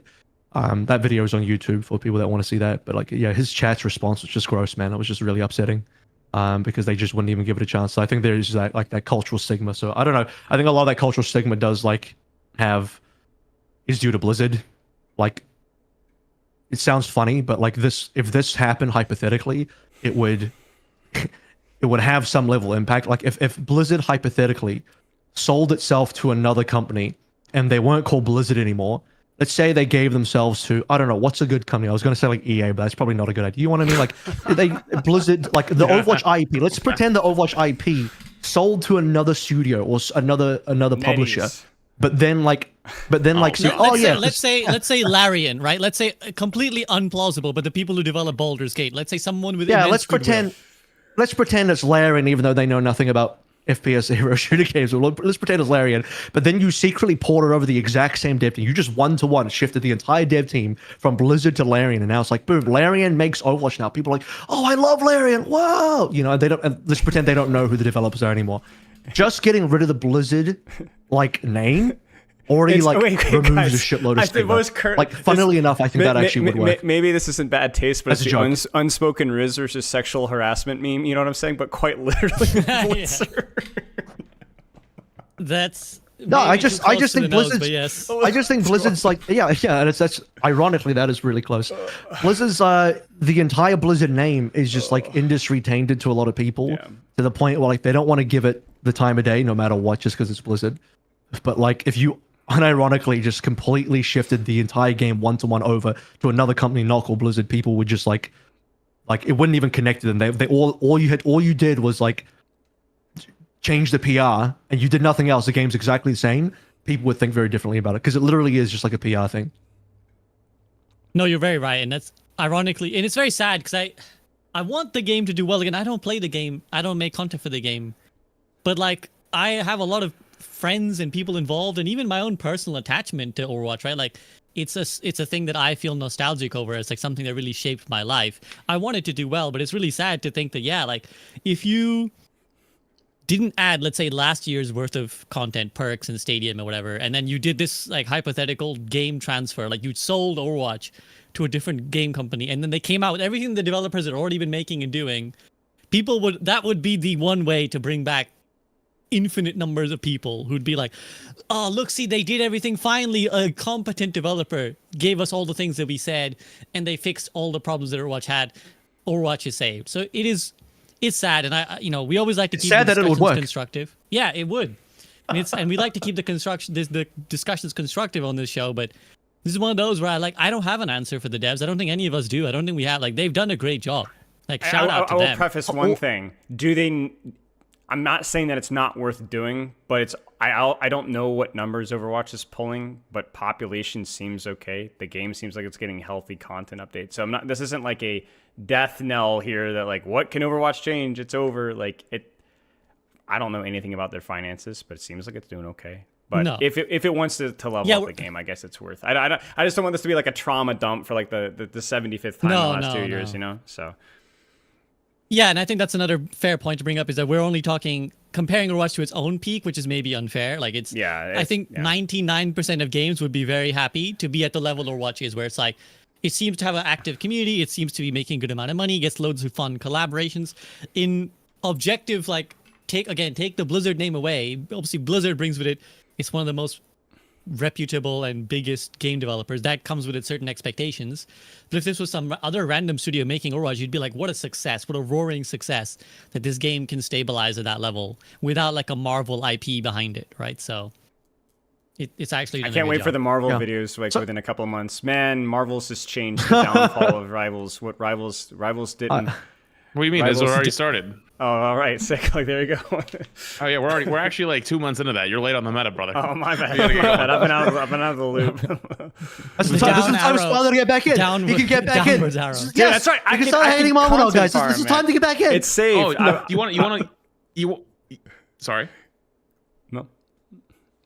I was gonna say, you want a little piece of I think they just set themselves up for failure over there really quick. They acknowledged the matchmaking issues, and they said it's not EOMM, and they said they're gonna drop a video talking about it.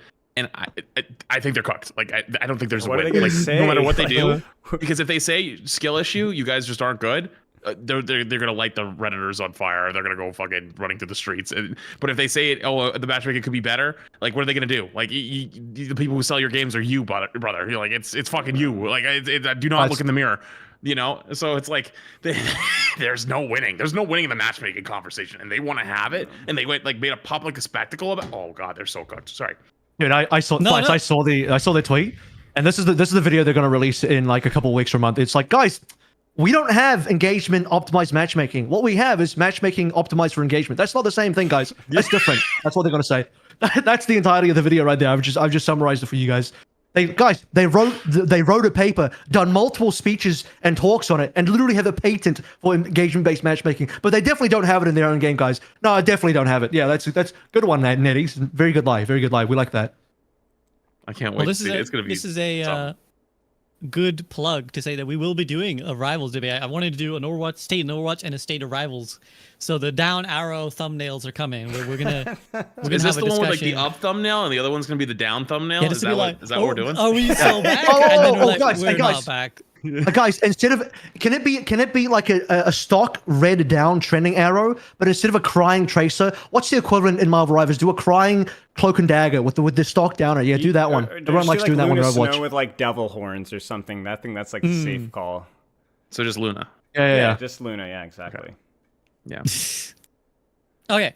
Well, let's head back then. We're gonna get now that, and I really enjoyed the big picture. I think that's what I think a lot of people find valuable as well. But we would be doing a disservice to not talk the specifics of what Overwatch has done and improved, and maybe what you guys still have certain gripes with and still could improve further. So let's go systematically. Let's go the biggest, I think, probably change. I think it's fair to say in the last year or two is Stadium is probably like the biggest, certainly one of the most impactful changes, in the fact that, as Spilo already earmarked earlier, that it's got a huge fan base now and a huge dedicated community who love everything about it. So Spilo, I'll take it to you first. Stadium, sum me up. How do you feel about that addition to Overwatch? Yeah, I mean, it's I don't really know where it came from. It's like a opportunity to reimagine Overwatch. Like we said, it definitely seems like something that they're constantly trying to do. I don't know where they're going to go from here, but it definitely seemed, and it felt like it was an offshoot of that idea and that concept.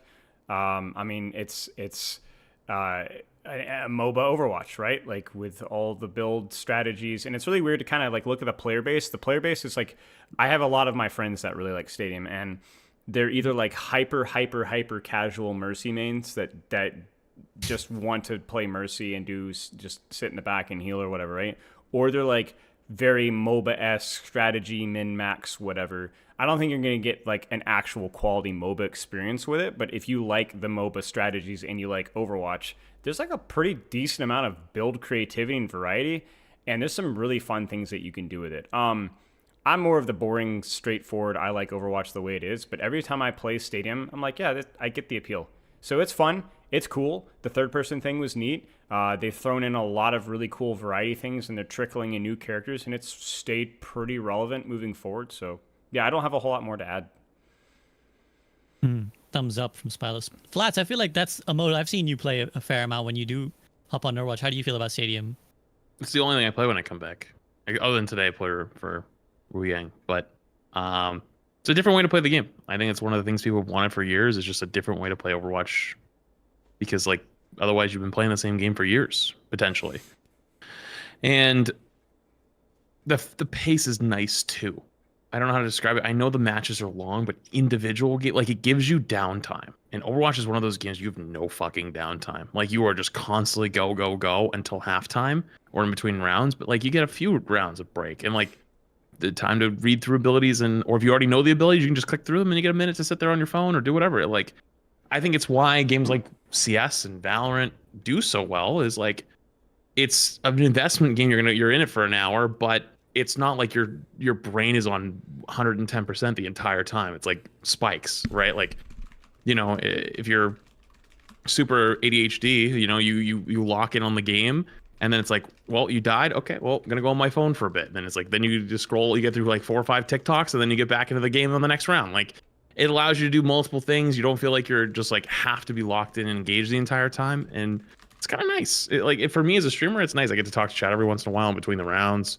It also just like you can do something different every single time. You can play the same character and play it differently. You can play the swinging Ryan, you can play Fire Strike Ryan, you can play the flying Ryan, my favorite. Yeah. You know, you can do different things for every character, right? And it's like, you know, even if your character's not super strong and super meta, you can make it fun. And I think for a lot of people that's kind of nice, you know? It's also a little bit less stressful than ranked. Like you're playing ranked but not ranked, right? Like obviously there's a ranking system, but it like everyone kind of knows that like it's not like a super serious ranking system, because you know you start in rookie, but like you could be playing against top 500 players, because that's just the way MMR, the system not works. SR, So, which is Right. unusual. So it's like, yeah, and so like the rank you see on your screen does not match what the matchmaker is giving you. So everyone kind of knows it's not real. Like you could be rookie and losing games because you're playing against really good players. And it's like you're not actually a rookie player. Like, you know, it's just a time investment thing, which some people could say is a bad thing, but I think that's why it's like, you know, you win, number go up, you lose, number go down, but it doesn't feel that bad because it's like, it's not really a real number anyways. You know, rank feels more true skill. Well, stadium kind of like, if I lose a couple games of stadium, like, no, well, fuck off, you know? Yeah. They're actually bringing out quick play for stadium as well. So for the people that might think like maybe stadium has too much investment because like you play 7 full rounds of stadium, it can like go quite a while. There's like a quick play version coming out. I think it's next season, where like that game length is reduced because of like maybe it'll queue times. I think there's just so many times. There's so many queues. game modes to play and so many queues like between ranked. I mean, quick play, roll queue versus 5v5. Roll queue 5v5 versus open queue 6v6. Mystery heroes. Arcade is dead. Let's be honest. Yeah. And then ranked, you have 5v5 roll queue ranked, 5v5 open queue 6v6 ranked, stadium, and then quick play stadium. Like, oh, that's just There's a no lot more of. 5v5 open queue. I agree. To my knowledge. I But just yeah, it's still a lot. Oh, is there not? I don't think so. But I'm not sure. No, sorry. It was 6v6 open queue. Sorry. Yeah, I have the same feeling, but the thing is like I don't know, maybe I'm trusting too much, but I'm trusting that the devs have thought about that. Obviously, they've considered what impact that would have on the queues and are doing it anyway because they have a good reason to. So I'll give them benefit of the doubt for now. But on paper, it sounds like it would probably fracture the player base. But I'll wait and see how it goes. But on Stadium overall, I don't think it's like it will replace the base gameplay, base game modes, or like be better than the base game mode even. But I think it's a brilliant alternative. I think it's a fantastic alternative way to play the game, especially for people that want more depth in their character, that want like a way to play the game in. I don't know if it's necessarily more relaxing. For some reason, the Stadium tends to like tilt me harder than the regular game for some reason. I don't know why it is. I don't know why it is. I think it's because of the greater time investment. It's more gimmicky. I think there's like, I don't know. They're obviously not going to balance it as hard. It's going to be way harder to balance as well because the amount of things that are in it. And so like, yeah, I think because the investment as well, and maybe because of how the matchmaking works, I've just had some very stompy games where like I've literally been my whole team being spawn camped, like going beyond touch the spawn door challenge, like all 5 of the enemy team looking at our spawn doors. I'm like, wow, we're getting stomped this bad, huh? So I don't know, maybe it's something to do with that. But otherwise, like the good games I've had in Stadium have been unbelievably fun. Like they've been so good. You get to those like really those round sevens where it's just neck and neck, and you make a cool plan, someone does something really cool, and it's just the kind of thing that you couldn't really get in regular Overwatch because you've built out a character now over 7 rounds. It's just you've like really extended the depth of the game, and when those good moments hit, it works really well. So I think they're improving Stadium. They're putting a lot into it.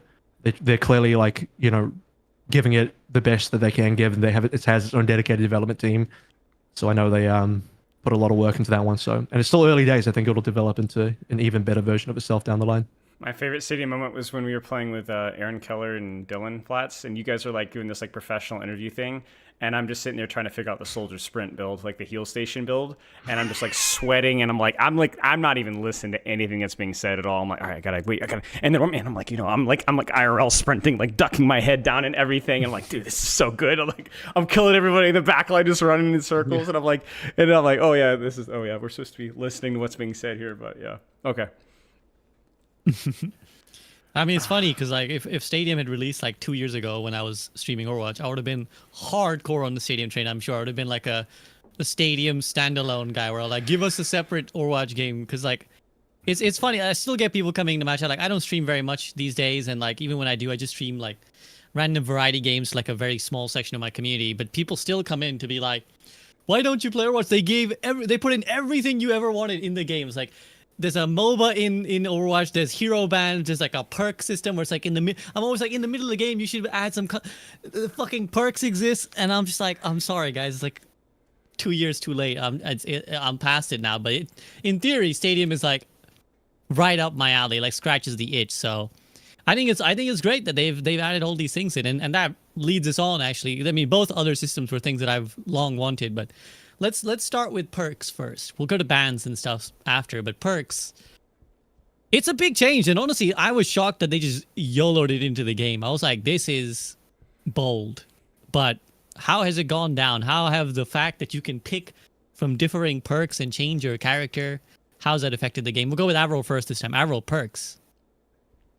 One of the better changes that I was going to say best, but I think like one of the better changes they made to the game because it really just changed up the way it's very small kind of details. I mean, it's debatable if some people may think it's like a really big deal, but like to me, they're mostly still small tweaks to the hero that you would do. It just offers like a tiny amount of depth, like a 1/10 of what you would get in Stadium, just to like change up your gameplay slightly. And I think at the highest, like most grindy, sweatiest levels, most people have a general agreement on what the quote unquote best perks are. And so like, you will just kind of end up picking the same perks every game. But that's why they're going to change up perks. That's why in Season 18, they're going to end up refreshing the perks a little bit. There was a recent developer video with Alec and Custer in it, talking about the Wu Young release, but they also talked about perks as well. And they did say, like, one of the things they want to have a goal of perks is to make it so that you do want to have perks that allow you to react to what's happening in your game. And so you can have, like, different perk pathways or builds in different games you play rather than it just be like, here are the best 2 perks, I'm picking this every single time. So yeah, there's still work to be done on perks, but I think they just refreshed the game in like a really healthy way. So it's been good. Kyle, how about you? Yeah, it's been fine. I think that, like I said, they have a long way to go to like consistently match their benchmark, which was like managing power creep to not be like way overblown. Like Avril was saying, not having the same perk choices every time. And I think one thing that they've really kind of beefed at with a couple characters, which they need to really do a better job of, is that one of the intended communicated benefits of perks was to assist with counterpicking a little bit, to like open up different playstyle, open up a little bit more flexibility of like being able to do things versus different characters if you were struggling with the matchups. And frankly, that's been mostly successful, but also gotten worse in certain aspects. Like there's certain characters that are just, they do the same thing, but they do it better. So like they actually exacerbate their counterpicking options. I think Fortify with Orisa with her minor perk, even stuff like Charge Javelin, Mei perks are a complete train wreck. Things like Tracer, where she's just Tracer, but she's just a much better version of herself as Tracer, and really no drawbacks whatsoever.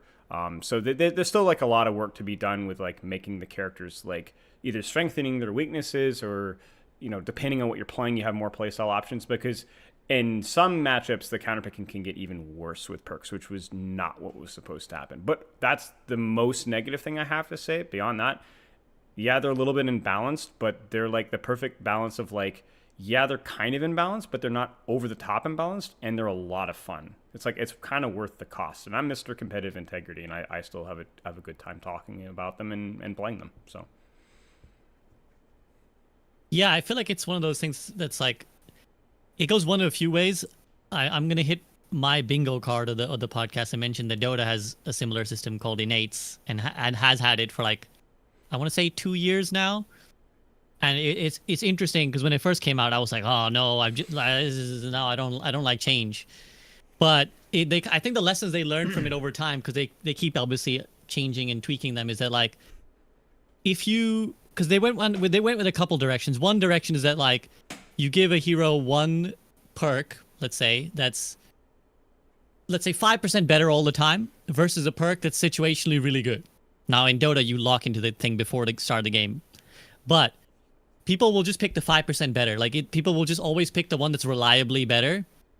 And so then they've kind of realized that they need to give each perk or each innate like a gain and a cost. Like you kind of need to lose something in one direction and then gain another direction, and then you're giving players more of a chance to like actually adapt to the particular game they're in the case of Dota, about to be put in based off the lineups. And in the case of Overwatch, it's like the game they're in, right? You can't just give people, like, as you were describing, you can't just give them, well, this is just Tracer, but like 10% better. It needs to be like, okay, your recall comes up faster, but in exchange, your damage is less or something, right? It's like that way you're cycling in and out the fight faster, but your lethality goes down. Or like things like that is like what give more of a deliberate choice to the player rather than like an auto, just pick this one every time. But it's also hard because it's like a lot of heroes in a lot of situations. So I can understand that it's one of those things where you're sometimes just gonna have like garbage perks or just perks that are like, this one's always better, just pick this one. Mm-hmm. Flats, how do you feel about perks? You know, honestly, maybe this is the new casual side showing, but I think my biggest gripe with them is the way you get them. And I think that when they first came out, they were trying to fight counterpicking, like Swallow was saying, but I don't think it ended up happening. Like you said, if anything, exasperated it. So why do you have to wait to get to level 3? Why can't you just start the game and pick 2 perks from each one?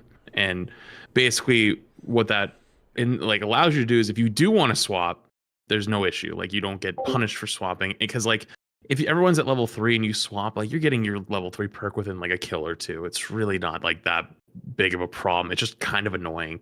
And 2, it might give you more time to think about it in the spawn room. And you can actually do number 3, where it's like if you swap off and swap back, you can let them repick it again. Because like sometimes, you know, you like, I don't know, like you locked into a perk and you're like, ah, shit, like I chose the wrong one, or that's not gonna work here.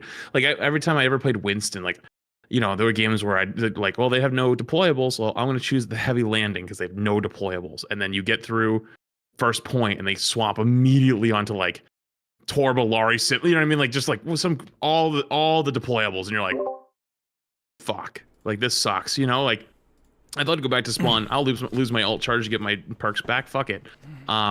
You know, is there a little bit of a potential problem there with readability of like, wait, now that guy couldn't do that a couple minutes ago, now he can, like, well, he must have went and swapped perks. But it also sounds kind of exciting, you know? Obviously they clearly understand. Sorry? No, finish. I was just gonna say, they understand that the perks are very valuable, like, to the player experience, like refreshing all of these perks, trying to give new buttons, new ideas, trying to get people to interact with them even in more new fun ways. Putting it behind a wall of any, like the way it's already there, just kind of like, I don't know. I think especially if you're like maybe like a metal rank player, where it takes you maybe longer to get it through the game because you're not doing as much damage and not getting your ult as fast. You might not get to experience it as much. And there's some exciting ones. It's like, man, you know, why do I got to wait 4 minutes into the game to get my major perk? What if I had it from the beginning? Small thing, but why not?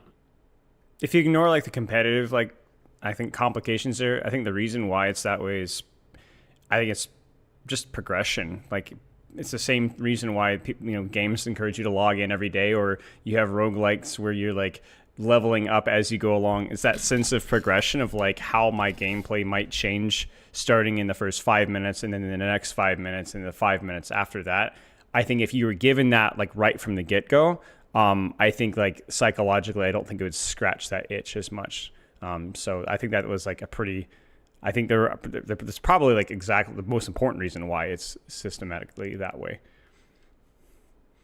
Yeah, if you got your perks off rip, it would be like the game just dropped a patch that listed the perks as like a patch for the hero itself. Like it wouldn't fundamentally change the game beyond like just being a buff or like a change in the hero. I think the progression is like a really important part of the function of perks. Same as it is in Dota, like, you know, it's part of building out your character over time. Although like in Overwatch, it's obviously like a very small version of that, but that would be the point. But also, by the way, there's a nice fun way, very fun way to reset your perks if you want. Don't actually do this, but if you leave the game and come back into the game and reselect your character, you reset your perks. So you're really desperate to reset your perks. Avril, you heard it here first, folks. Avril that, recommends unplugging your router and plugging it back in. You heard No, it here not first. even that. Just literally like leave game, rejoin game, and you reset your perks. You lose the time that it takes you to rejoin the game, but you get to reset your perks. So that's really, really, really, really what you want. So, people can do that. Imagine if that they was really happening. like- Imagine that was happening en masse at pro level, and you just like as a wouldn't caster, that you be just had to be terrible, Avril? Thankfully, It no was support player I hilarious. know would do that ever in a match. It did happen once, actually. like, oh yeah, They? Did they? Yeah, I must have missed that one. Yeah, ultraviolet. Did they Was it get really obvious? reprimanded in Yeah, any it was way? ultraviolet. Yeah, it was ultraviolet. He picked the wrong perk on accident, and he left and rejoined. Yeah. And the thing at pro level is the game pauses. The game pauses when you do that, so you don't even really lose time. Yeah, everybody knows. So yeah, it's pretty fun. So you just get to come back in. You don't even lose time. You do lose like your life, and you have to respawn and lose your ult, whatever. But it depends on when you do it in the game. But there you go. Okay, well let's go from perks then to hero bans, and another big feature really, and one that obviously we yapped about on this podcast many a time over the years. So now that it's finally here, Spal, I'll take it to you first. Do you want to describe firstly for anyone out of touch like myself how the system is actually implemented in Overwatch? Yes. And then Yes. what your thoughts on it are. All right. So me and Avril got to provide some feedback on this early in its staging. We got asked for some feedback on how to implement it. So, all right, here's how it's done. Okay. So first off, shout out to Gavin Winter for putting all the brain work in this. He's a A-tier developer. Here's how it works. So you have every team. You can't see who's on the enemy team at all. You don't know who you're playing versus. Every player on each team votes for 3 heroes that they want to ban. Any role, any hero, anything that you want. You can vote 3 DPS, you can vote 3 tanks, 1 of each, whatever. But you can see your teammates' bans. So you can see who's banning who on my team. But this is where it gets spicy.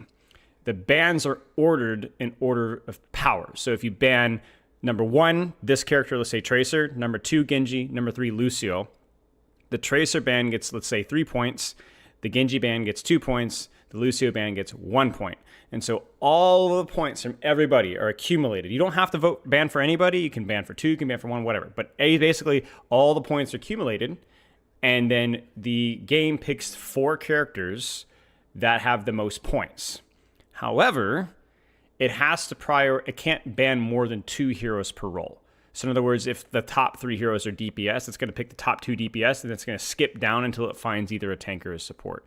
And so both teams get to contribute to global bans that it ends up pulling 4 bans out there. So what it happens is there's no RNG with it, like there is with map bans. It's like whatever's the most voted character is going to get banned. Like it's just how it is, which means that you can repeatedly target ban a character over and over again. You can protect ban. You can also signal to your team which ban that you want to play. So essentially that's how it works. You can't target ban who's on the new team without knowing them, although at the highest level you can kind of stream snipe and target ban, but that's a separate discussion. And that's really all there is to it. Technically your teammates can ban your character, but it doesn't happen that often, I've noticed.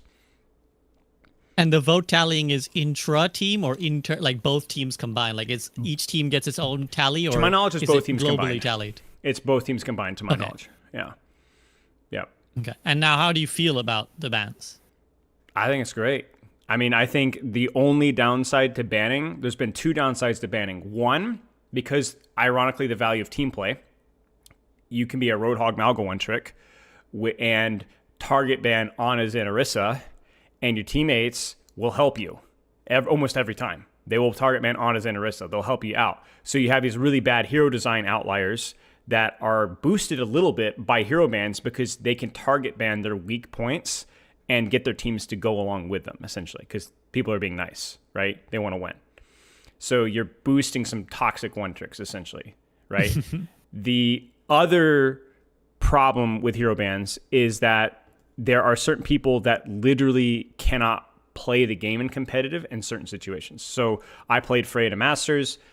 When I hit Masters, I literally only, like, I was playing Freya in Masters and I was getting Freya banned like 90% of games. This is several months ago, a few months ago, because she was OP at the time. And like she was just banned every game.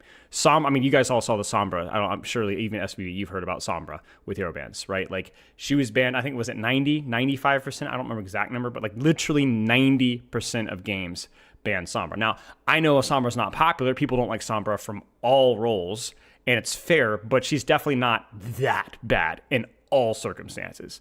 So if you're a hero main, you're gonna have some issues with hero bans. But I think whether you're looking at it like the Roadhog Malgas getting boosted versus the Sombra Mercy players that can't play the game, which it's not that bad anymore. It's only like Sombra Zarya, I guess, who are getting banned a lot. A lot of them just kind of raise to light community perception with certain characters, but also generally hated characters or badly designed characters. Like the Roadhog Malga getting boosted because they run the lobby partly when Orisa on Zen isn't playable. That's a hero design problem that needs to be issued or dealt with, right? Sombra being hated by 95% of the community is definitely partly skill issue, but partly, right? There's a reason why everybody hates her, right? And it's the same thing goes with Mercy, and the same thing goes with whatever. So, you know, you can, it's a little bit of self-regulation, which when you give the community that ability to self-regulate, it's going to get abused, but it also raises some pretty good points. And so I for the large part, am a fan of it. Most people who I say who don't like it are usually one tricks that are getting targeted. And I'm not saying that their opinion doesn't matter. Of course it matters. It just matters less. So that's just the nature of the game. Yeah. I mean, it's just facts. Like when your suffering is everybody else's enjoyment usually. So like, I love Sombra. Fire. But like, you know, yeah, it is what it is. You know, there's a reason why Stadium support queues are crazy because all the Mercy players that can play Stadium, you know, but they can't play the real game. So I don't look at that as like, oh, that sucks to suck. That's just how it is. I'm saying like that is highlighting a real problem. I agree that needs to be dealt with, but I don't think bans are the problem here. Yeah, even I mean, there's always negatives. Go ahead, Ira. Even the negatives of the bans, I think, that's still the bans functioning to its purpose. That's the bans doing its job. Even the worst parts of it, the one tricks being targeted, the Roadhogs being boosted, is like that's still that actually still is just the bans working as intended. That's a feature, not a bug. So you are going to ban to help your team. You are going to ban also to not play against the things you dislike, whether it because it's really strong or you just dislike playing. I think most people just dislike playing against Sombra. But you know what? If you know 12 Roadhog mains get boosted by 300 SR, okay, like I guess I just have to take the bad with the good, you know. Also like they could get boosted, but eventually like they're still gonna lose because Roadhog's just not good enough to win at a certain point. So and if he is good enough to they win, can only get boosted to an extent. Banned. They're just gonna start getting banned again. So it's like a little bit exactly. And then if he's so good that he's suddenly like getting pushed into GM, then he'll start getting target banned and then eventually nerfed or something like that. So yeah, I think bans are all working as intended. I mean, this is the thing that like a bunch of people clamored for, that I agree with, that I clamored for as well as like, you know what, this is going to work really well. And one of the few things that the Marvel people can say was actually like pretty fairly inspired from Marvel side over towards Overwatch, in terms of the Overwatch devs looked at it and said, you know what, this is a pretty good idea. We weren't too sure if this was going to be good or not, but it seems to be working their game. So don't see how it wouldn't work in our game. And I actually think the way it's implemented in Overwatch is a lot better because there's no RNG. I think, correct me if I'm wrong, Flats, but there's still an RNG element involved in bans. In Marvel, where like, you know, it spins the wheel and, you know, it can land on the wrong one. But in Overwatch, it's just literally whatever the most popular heroes are that people are voting for, that's what gets banned, and that's how it is. So I think the Overwatch system is superior. I think bans are good. I'm resisting the urge to channel my inner Frito and bring up year-old beef with Jeff Kaplan about how I sent him the freaking PDF document of why hero bans would work after testing it with a bunch of creators and giving him a 15-page spreadsheet alongside people's to Frito's feedback, credit, and then no, I'm sorry. and then his response just being like, "You guys think you want it, but you don't," basically. So How long I'm ago just was glad that? they're in the game. That was like end of Overwatch 1 era, like Just like I'm trying to remember now. I And think I- it was like when did Overwatch 2 launch? 2020 October, right? 2022 October, yeah. 2022. Yeah. I think that must have been 2020, sometime in 2020 or something like that. Because the argument against bans in Overwatch 1 would have been like, oh, maybe we don't have enough heroes, right? So that's like a reasonable argument. I don't think that was Jeff's So, argument I at don't the know. time, to be honest. If I remember correctly. Yeah, maybe I'm giving them too much credit. No, Jeff probably it was. Jeff probably did just. Did he? Well, not publicly, but I could tell you that this was not done publicly. So, in whatever vague terms I can allude to it, that was his argument. Well, that's still silly because you just scale it down. You don't need to ban 4 characters. Ban 1, ban 2. It's a lot of silliness. Yeah. It was a lot of I silliness, think but the I'm general just gonna- vibe from the Blizzard development is like how much the development like philosophy has really changed in like the last 4 or 5 years. And Flats, AVRL, I mean, you guys know exactly what I'm talking about. There's even like some stuff of like, yeah, back in the day we would have, back in the day, it's like, it's definitely the old guard has kind of sailed on, I think, for better. And that's the other thing that people don't know. A lot of the people that are like shitting on Overwatch today, they're still thinking about Overwatch and thinking about Team 4, thinking about Blizzard based on the old Jeff Kaplan leadership and style of game development, and they just like can't really understand that team doesn't exist anymore. It's a brand new team that functions very differently with a different philosophy. A lot of them just don't care, to be honest with you. I know a lot of people, that do know that because like Jeff Kaplan was a face. Like people know he left. They just don't give a fuck. Or worse, they're really sad that Kaplan left and they think Kaplan was the best thing ever. Right. Yeah. When in fact he made that's terrible also there. decisions. It's like it's that's sad. Schrodinger's Kaplan, right? It's like he was simultaneously the success for Overwatch, but also simultaneously like they will like hold his mistakes against the current team. Like the things that he did are still held as responsible for this team, but then the things that was great about Overwatch they left with Jeff Kaplan. So it's like he's both somehow. But yeah, One thing. Go ahead, Flats. I just want to say about bans. The one thing about bans that I Yeah, I don't was like gonna for go you to bans. guys is I still think that the max 2 thing is a dumb limit you guys have going with that because like apparently like I was talking to Emong about it a little bit where it's like the Ramatra case right now is a great example where like Mauga has it, or sorry, not Mauga, Arissa has it, Hazard has it, Ramatra has it, right? Like all the block characters. I think maybe he said Mauga has it too, but like you could ban out all the really troublesome tanks, but you can't. You can only ban out 2. And then, I think it's every other due to the game is number of either- tanks and supports. I wouldn't be surprised to see if like in a year or 2 that goes away. Because I think you could ban out Yeah, but, like like, almost half the has support enough. roster. But you really do have enough. Like in Rivals tournaments, like they ban 4 characters per team, like for the enemy team, and like even then they still like they have enough supports, and they have less. fair. I think they actually have less That's supports than an Overwatch does. Yeah, that's why I never hold water with the like there's not enough characters thing, because unless you can like physically lock someone out of like there's 5 supports and you ban 4, like when you have like 10, it's like it's not an issue to go down to 6. Like if the community is saying that this is so problematic that we need like we're gonna put 4 into this, that's like telling you a bigger problem than like, oh well, now your hero pool's a little bit restricted. It's like, well, you were gonna abuse some bullshit to play, so like everyone's happier in the macro that bullshit is gone. Yeah. At the pro level, I think everyone could just play everything. But when you talk about the average player, if you ban 4 heroes in the same category, I think that might be quite damaging to like your average player whose hero pool. Yeah, but probably think is about not it. Think good about enough. it you're thinking about it in a vacuum. Think about the fact that people voted in en masse, especially with Overwatch's system where it's not even random. It's like their votes totaled was still saying we hate 4 supports so much that we want them out the game. Like that would be telling you something about how horrific those impact of those guys is on the game, that they would still rather do that than ban something else. So I think even in that case, it's like, well, I mean, both are shape true. up your fucking your role balance, right? Both would be true, but it would be both true that there's something hugely wrong with a bunch of supports, and also that the average support's hero It pool would probably suck can't for handle 4 sure. bans. It would suck, but it's like the players should always. The reason I was always like hero bans, like the players are catering their own. They're curating their own game. So it's like if they say that this is so bad that we'd rather limit our own supports, like, and presumably the supports are in on voting on this because they also have a significant say, right? The two of them each have a pretty significant say. They're opting into this. They're like, yeah, we hate this so much, we're gonna do this. So like, the players are deciding. It's like it self-regulates, right? So yeah, I think anything else you guys want to add on the bans? Anything like you want to see it expanded? Some changes to it? How does it work at the pro level? Totally different system. Completely different. I can explain if you want. The pro level is more like you normally play best of 5. Every map you play, you do 1 ban each per team. So there's actually less bans at the pro level because the bans like are more impactful, generally speaking. Like 1 ban at the pro level really changes up different compositions and what's viable. So ironically, like at the pro level in Marvel, there's like way more bans. The pro level in Overwatch, there's less bans by half.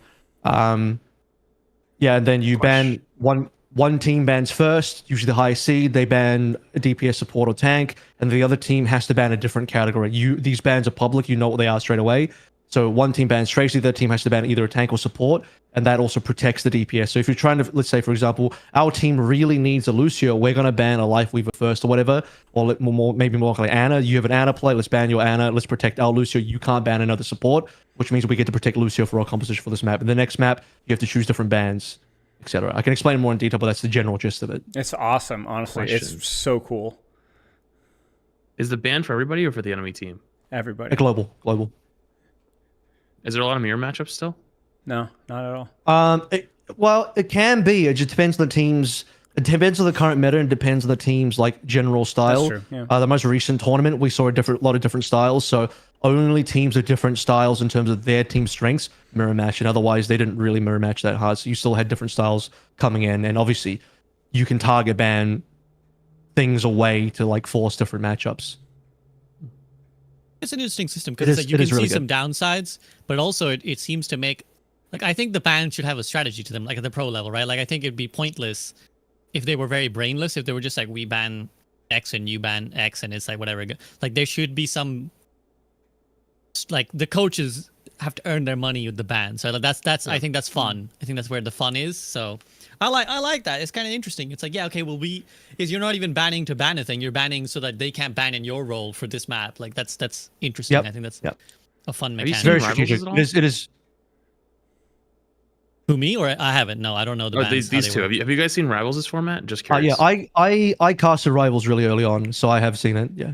The new one. I watched the NV clutch, like not the current like 8 bans. The new one is really good. I would look into it if you get time. Basically, you like teams legitimately lost the LAN that just happened off their ban phase. Like they just got outbanned and that was it. Like they were cooked. Yeah, draft wins happens in MOBAs a lot as well, which, again, you can swing it either way. Some people hate that. Some people are like, well, they're not losing because of their gameplay. They're like got out-drafted. It's like, yeah, but they're a pro team. Like, this is part of the fucking game. Like, you got to bring some strategy to the thing. I think like, being you can't be a fucking undraftable, idiot.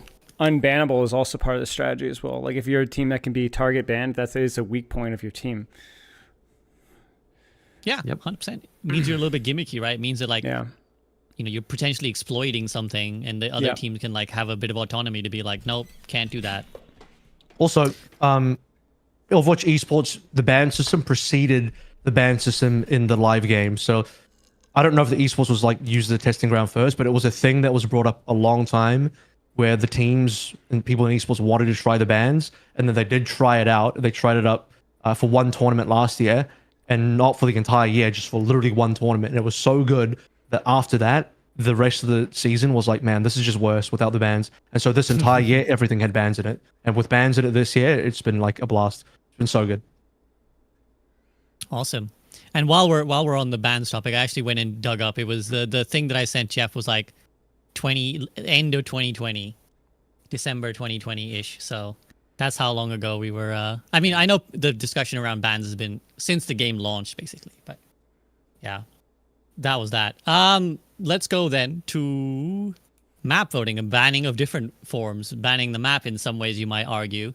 Now, this one I've seen some controversy around because it's RNG, right? Like you each vote, and then it kind of spins the roulette wheel, and then the one person who voted for Havana gets Havana or whatever. So, how do we feel about map voting in as a concept, and then how it's been implemented into Overwatch? Flats, I'll go to you first. I don't think I'm qualified to speak on this one. I barely even use the system. Okay. Well, in theory, are you for or against like just the idea of map voting? I'm either the type of person that wants everything to be like voting the majority or always random. Having one be the majority for hero bans and then random for map voting seems a little silly. Philo, how about you? Where do you land on map voting? I'm fine with it. I think the reason that it's a little bit more random is because there's a smaller pool, so it's really easy to like really like tailor your gameplay experience to the point where there's like no variety whatsoever. Like I think if every silver gold player had their way, they'd never play Flashpoint and King of the Hill. And that one is a very much a lagging perceptions point. Not completely, but at least partially. Like a lot of the complaints with Flashpoint about like respawns and walking simulator haven't been true as of the most recent update, but like gold players don't know that yet, or they haven't experimented. Like even the map reworks have made the maps better. So it's like, I think that's good that there's a little bit of RNG to get like a little bit of forced exposure. Like imagine if Sombra had 100% ban rate, you know what I'm saying, as opposed to an 80% ban rate or whatever. Like that's, but I mean, overall, I don't really have a really strong opinion on it. I was open to the idea. I'm not really against or for map bans. They're fine. I think as long as there's enough variety in the game.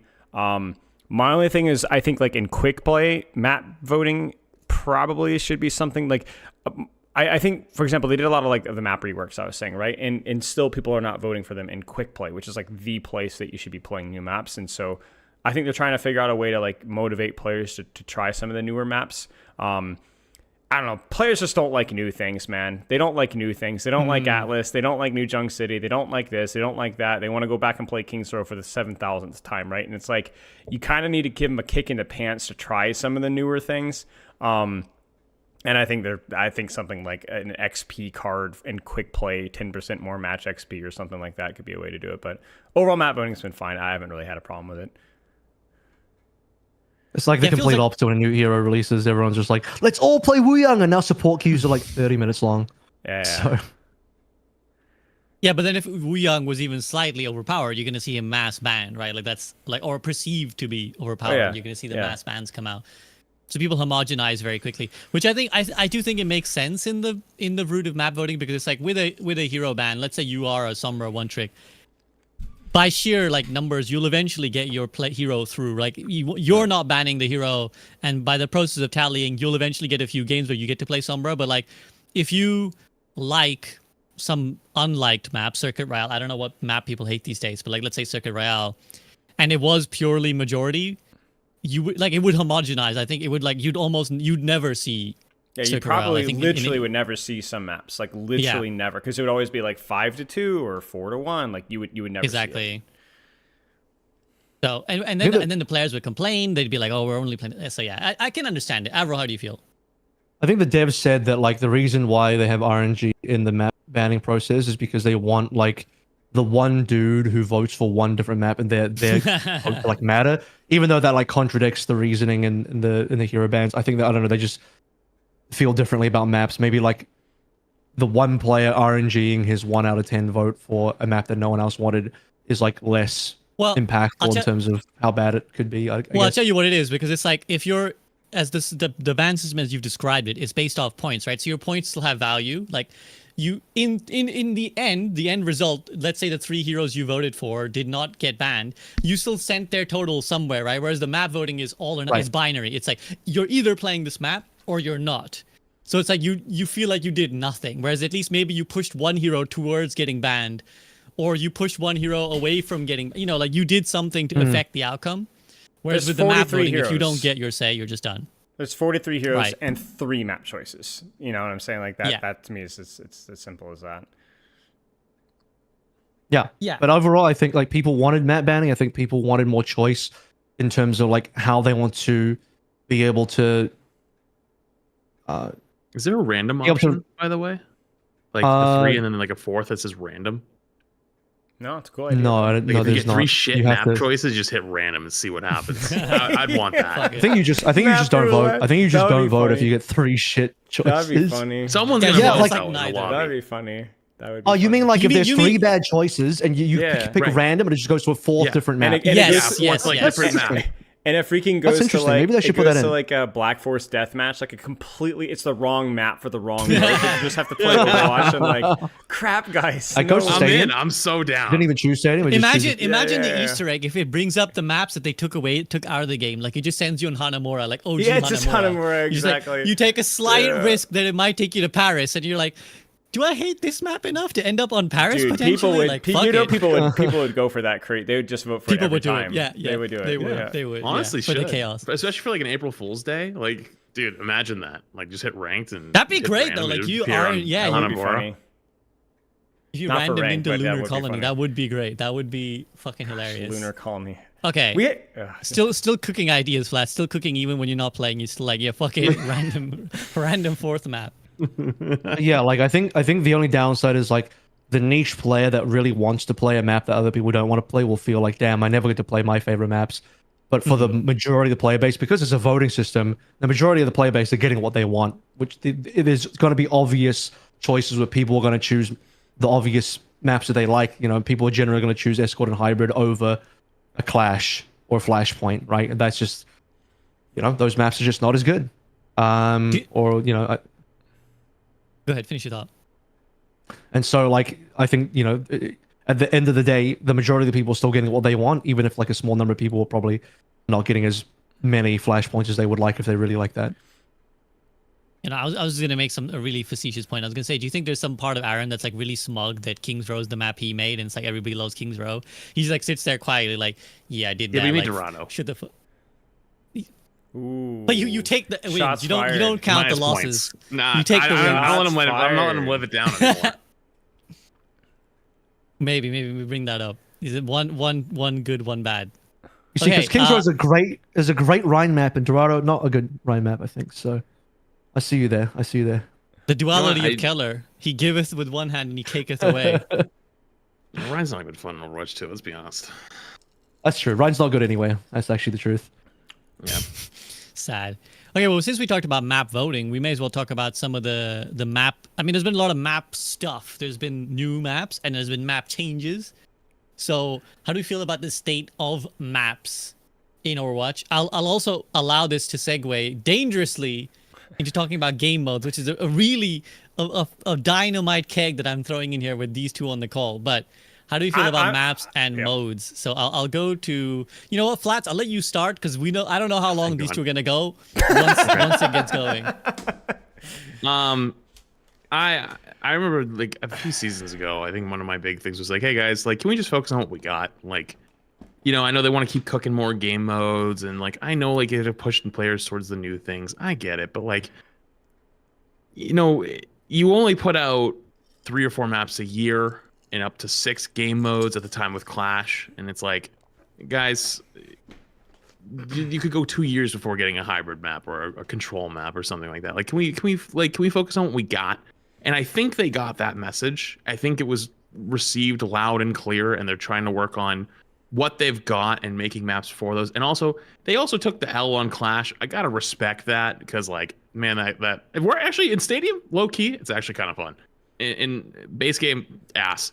But like, real talk, I think they're doing the right thing, trying to flesh out more maps for the current game modes. Hopefully, there's even more of those coming.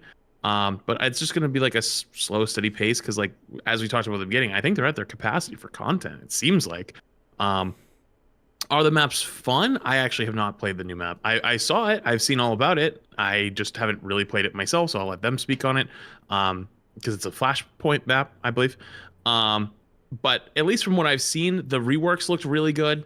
And from the reworks that I played like before, like I've seen it. It looks really good. I think they identified a lot of the issues with those maps, and I really got to give them credit for doing that. And hopefully they just keep doing it. I mean, now we're gonna open this can of worms. I'll take it to Avril first, who's not very vociferously. Avril, how do you feel about the map states? Maybe you wanna riff off of what Flat said about like whether there's too many maps and like the fact that they're refocusing on maps, but then also various changes they've made to various game modes. I respect that they're willing to rework maps and then just like completely take out the maps from the map pool that are not working. So, you know, I'll give the kudos to the development team for that, because that's actually pretty basic. I think the old Overwatch 1 development team would just like be so uncomfortable with that, you know. I think Jeff Kaplan would just not like the idea of removing maps from the game at all. Even, I mean, we even saw it with the start of Overwatch 2, the fact that they just completely deleted Assault essentially from the game. They just killed 2CP, right? That was the right move. I know some people do like that, but the majority of gamers don't. So, I am still going to have... I generally do not prefer the new game modes to the old ones. I think all the new game modes are not that great. Flashpoint has at least been improved with the reworks. So, again, bonus points to that. I think Flashpoint is better, but I don't see the appeal of it over the base game modes. Like, Flashpoint to me will still always just be like... It's essentially Control, but like 5 times, but all on the same map, and you don't load into different maps. You just play 5 different control points on the same map. Like, it just doesn't do enough for me. And then, you know, I've talked a lot about Push. Clash has very similar issues, but even worse.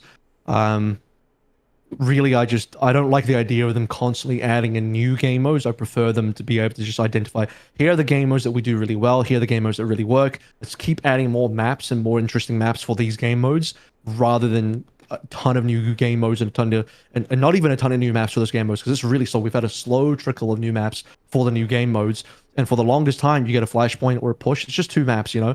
Clash started as 2 maps as well, and they're probably not going to do any more maps for Clash. And that's it. You don't even have variety there, because there's just not enough maps. And by the way, part of the reason why Clash is better in Stadium, by the way, is because it's smaller. Because the worst parts of Clash are the A and E points. The points at the very end are the worst points of Clash, because, you know, various reasons that it feels super unfair, and the game is forcing a result onto you rather than that naturally occurring. Like, obviously the defended advantage on A and E is crazy for where the defending team is, and there are similar issues on Push, but like less pronounced. And I don't have to go into those, but yeah. So there's a bunch of stuff they're trying to put into the game where they've just overcooked on it, and the new game modes is not it. They should just do more hybrid, more Escort. If it was up to me, every map would be Escort, because I think Escort is generally the most well-designed game mode.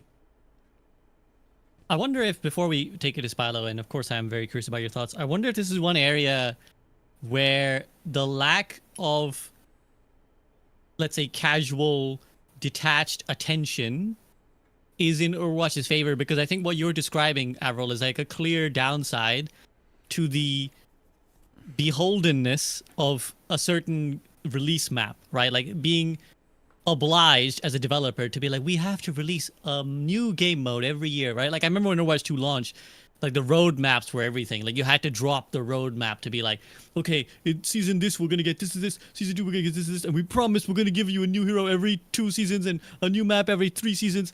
And it's like, now there's not that need to satisfy like this casual player base who're gonna come back for the map. I don't know how much of that's happening. So I feel like maybe they could just take that back burner and say, look, you guys don't give a shit if we release a new map. You guys don't give a shit if we make a new game mode. Let's just like stop all that noise and just do what we gotta do, right? I wonder if that's the case. Spilo, go ahead. I mean, I guess it's really easy, low-hanging fruit to talk about like the game mode diversification. I feel like it was incredibly forced and just completely unnecessary. I think Push is fine. I think Flashpoint's fine.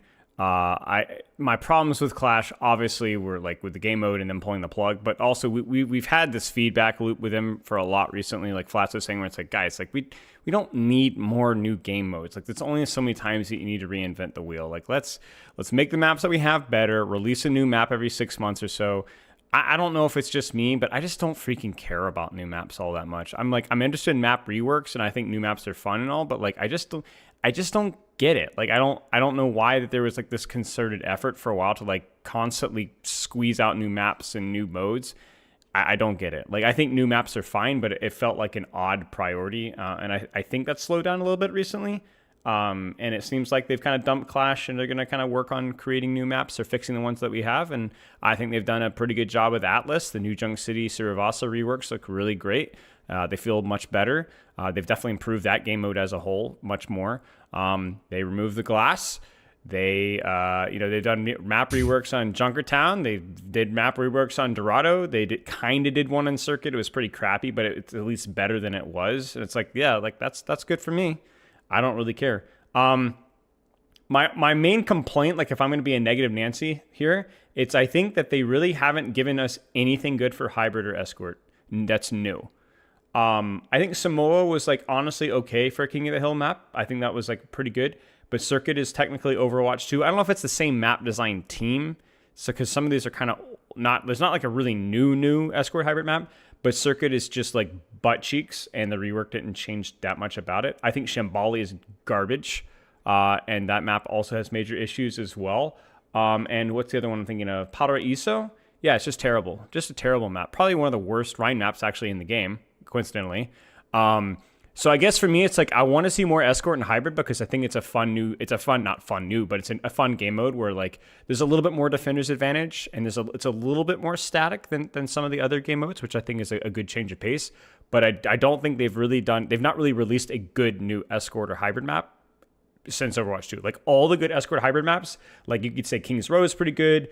Blizzard Rule is generally pretty well received. I think Midtown is okay. Maybe Midtown's okay. Maybe Midtown, but even Midtown is not like great. There's just like a lot of like those maps that I just like. Rialto is pretty good, right? But that's again not Overwatch 2. I would love to see them like the current map design team to like actually try and make a proper Escort Hybrid. By proper, I mean like defender's advantage, but not overwhelmingly so. And like some of the more open space lessons I've learned with the other game modes just don't really feel like they've been applied to some of the newer Escort hybrids. Yeah, this is one of those things. I mean, we've probably had this discussion at some point over the years in the podcast talking about maps and stuff, but who knows how long ago that was, so it's worth reiterating. I feel like the thing about different maps quote unquote allowing different strategies, it's like, yeah, it's one of those things where it comes from a different game and it doesn't work in this game, right? It's like it's a relic from RTS where it's like a different map will allow different strategies to exist, right? And if you don't change maps, then the game gets very boring very quickly, right? It's like, so in the example of an RTS, it's like, okay, in this map, there's these, 2 out of 3, let's say StarCraft, let's talk about StarCraft, there's like 3 races, and this race is always favored in maps which are defender-centric, right? This race will always win. So we need to create a map where like you can't have 2 bases for free. You're only gonna get 1 base for free. And that allows the other guy to now rush. But now this guy knows that this map is bad for that. So he can preemptively do another. So it's like what it's allowing is a diversity of strategy that doesn't really exist in Overwatch. Like usually it's the opposite in Overwatch. Like if you really mandate a map doing something, it just forces you to play only one way on that map. Or like you have only, there's never really like okay, well, this allows me to take 3 different ways around it. It's like now we just all have to deal with the oppressive high ground, and they're going to put snipers up there, and we have to find the answer to this thing. So it has the opposite impact on Overwatch that it's supposed to have. Yeah, I mean, I think just Overwatch 2 in general is just like a much more like middle of the road. Like I think like a great example is all the flashpoint changes. So if you don't know, like all the flashpoint changes, they've opened up a lot of the point chokes on that map. So it's like, and then they've also added a speed boost from spawn. So if you're a slow character, you can get out of spawn. And then they also changed all the spawn points in Flashpoint, which I don't know why this was ever the case, but they used to, I don't know if you guys remember, you'd spawn like in the back of certain Flashpoint spawns. So you had like 5, 7, 8 seconds just to get out of the spawn door. So if you pick Zenyatta on Flashpoint or a hit scan or whatever, you're freaking walking for like 20 seconds before you even get to the point. So they did a lot of targeted changes that Flashpoint's still a great mode for dive characters or brawl, like tracers and stuff like that are going to feel really good Flashpoint, right? It's still better for tracer, right? But the changes they did were specifically so that slower characters can still function. And it's the same thing that they did with a lot of like the Junkertown, right? Like Junkertown is still objectively a phenomenal sniper map, but it's not so oppressive that you can't play other characters in it. And I think like that's the goal. Like I like map variety. I want sniper maps. I want dive maps. I want brawl maps. But I don't like you can't play this character on this map. Or if they have a Widow on Shambali Monastery, it's over. Like you're just done. Or if you don't have a way of breaking this choke, you're just done. There's just like there's nuance there, right? And I think some maps have showcased better aging over time than others. Like Circuit Royale is still just garbage. Like it's still just a wind tunnel of agony, and that's why it's just so out of place considering how much work that they've done with some of the other ones. Any you're gonna hate that I like Circuit, by the way. Ooh, what is it? You're gonna hate that I like Circuit. I mean, I don't think it's stupid that anybody likes Circuit. You know, like my wife hates Flashpoint and King of the Hill, but she's also a Widowmaker main, so like it makes sense, you know. But AVRL's famously the anti one-shot guy, so you think he'd hate Circuit Royale? Well, that's because I don't know. At least at pro level, you don't actually see that many snipers. Bottlenecker doesn't get played anymore. role. I just like that it's a different. It's just a different type of map design. Like it just forces different strategies, so you have to like kind of play the game in a slightly different way. It just kind of shakes up the meta a little bit, so that when you have to play circuit, you have to sort of it's not the same Overwatch game. You have to play a slightly different Overwatch game, and I think that's good. But if you had to play it over and over and over, I can see why it wouldn't be good. Fair enough. Any other thoughts on maps, modes, or anything like that before we move to the next topic? No? Okay. And yes, eagle-eyed viewers, this is an Overwatch calorie t-shirt wearing in honor of my of Overwatch podcast return, gifted to me by the GOAT, Xeno5, when I met him at BlizzCon. So shout out. Overwatch Calorie ironically helped me prepare for this podcast, because I just went through and looked at all the Overwatch Calorie tweets for like the last year and noted down all the changes that they had listed were coming. So I was like, oh shit, they added a new map in there. So I was like, all right, cool. Talk about new map. Oh, they changed that about oh shit, talk about this. So shout out Overwatch Calorie. Well, yeah, so we talked about maps and new maps. What about new heroes? Those are still churning out at a pretty regular rate. Of course, Wu Yang today, I believe, was made playable as like a preview. And obviously, you guys feel free to share your first thoughts on Wu Yang, but also just generally, how have you felt about the release of new heroes? I'm thinking as well, like Freya, I think Juno as well, we can say potentially if we want to go a little bit further back. How have the hero designs been in the new hero stuff? Let's go with AVRL first. AVRL. Yeah, I think like everything after Malga has been good. Venture, Juno, Hazard, Freya, Wu Yang. So far, at least, we've only just seen Wu Yang like literally drop today, right? So, still, we'll just hold out on that one. But baseline seems interesting, a very different design, especially on support. Support, I feel like, is really tough design space-wise, because you kind of have to do some sort of healing, and there's only so many different ways you can heal in the game. So he's kind of got like a mixture of Zenyatta healing and Mercy healing, so like a bit of both, but not like the same. So yeah, it's just a very different type of hero and a different type of ultimate that we haven't seen before as well. A lot of support ultimates tend to then just become some sort of like AoE thing. You don't want to get caught in the Marvel Rivals design of like big circle of healing or damage. So you don't want to get trapped in Overwatch with every support ult with some big circle of something.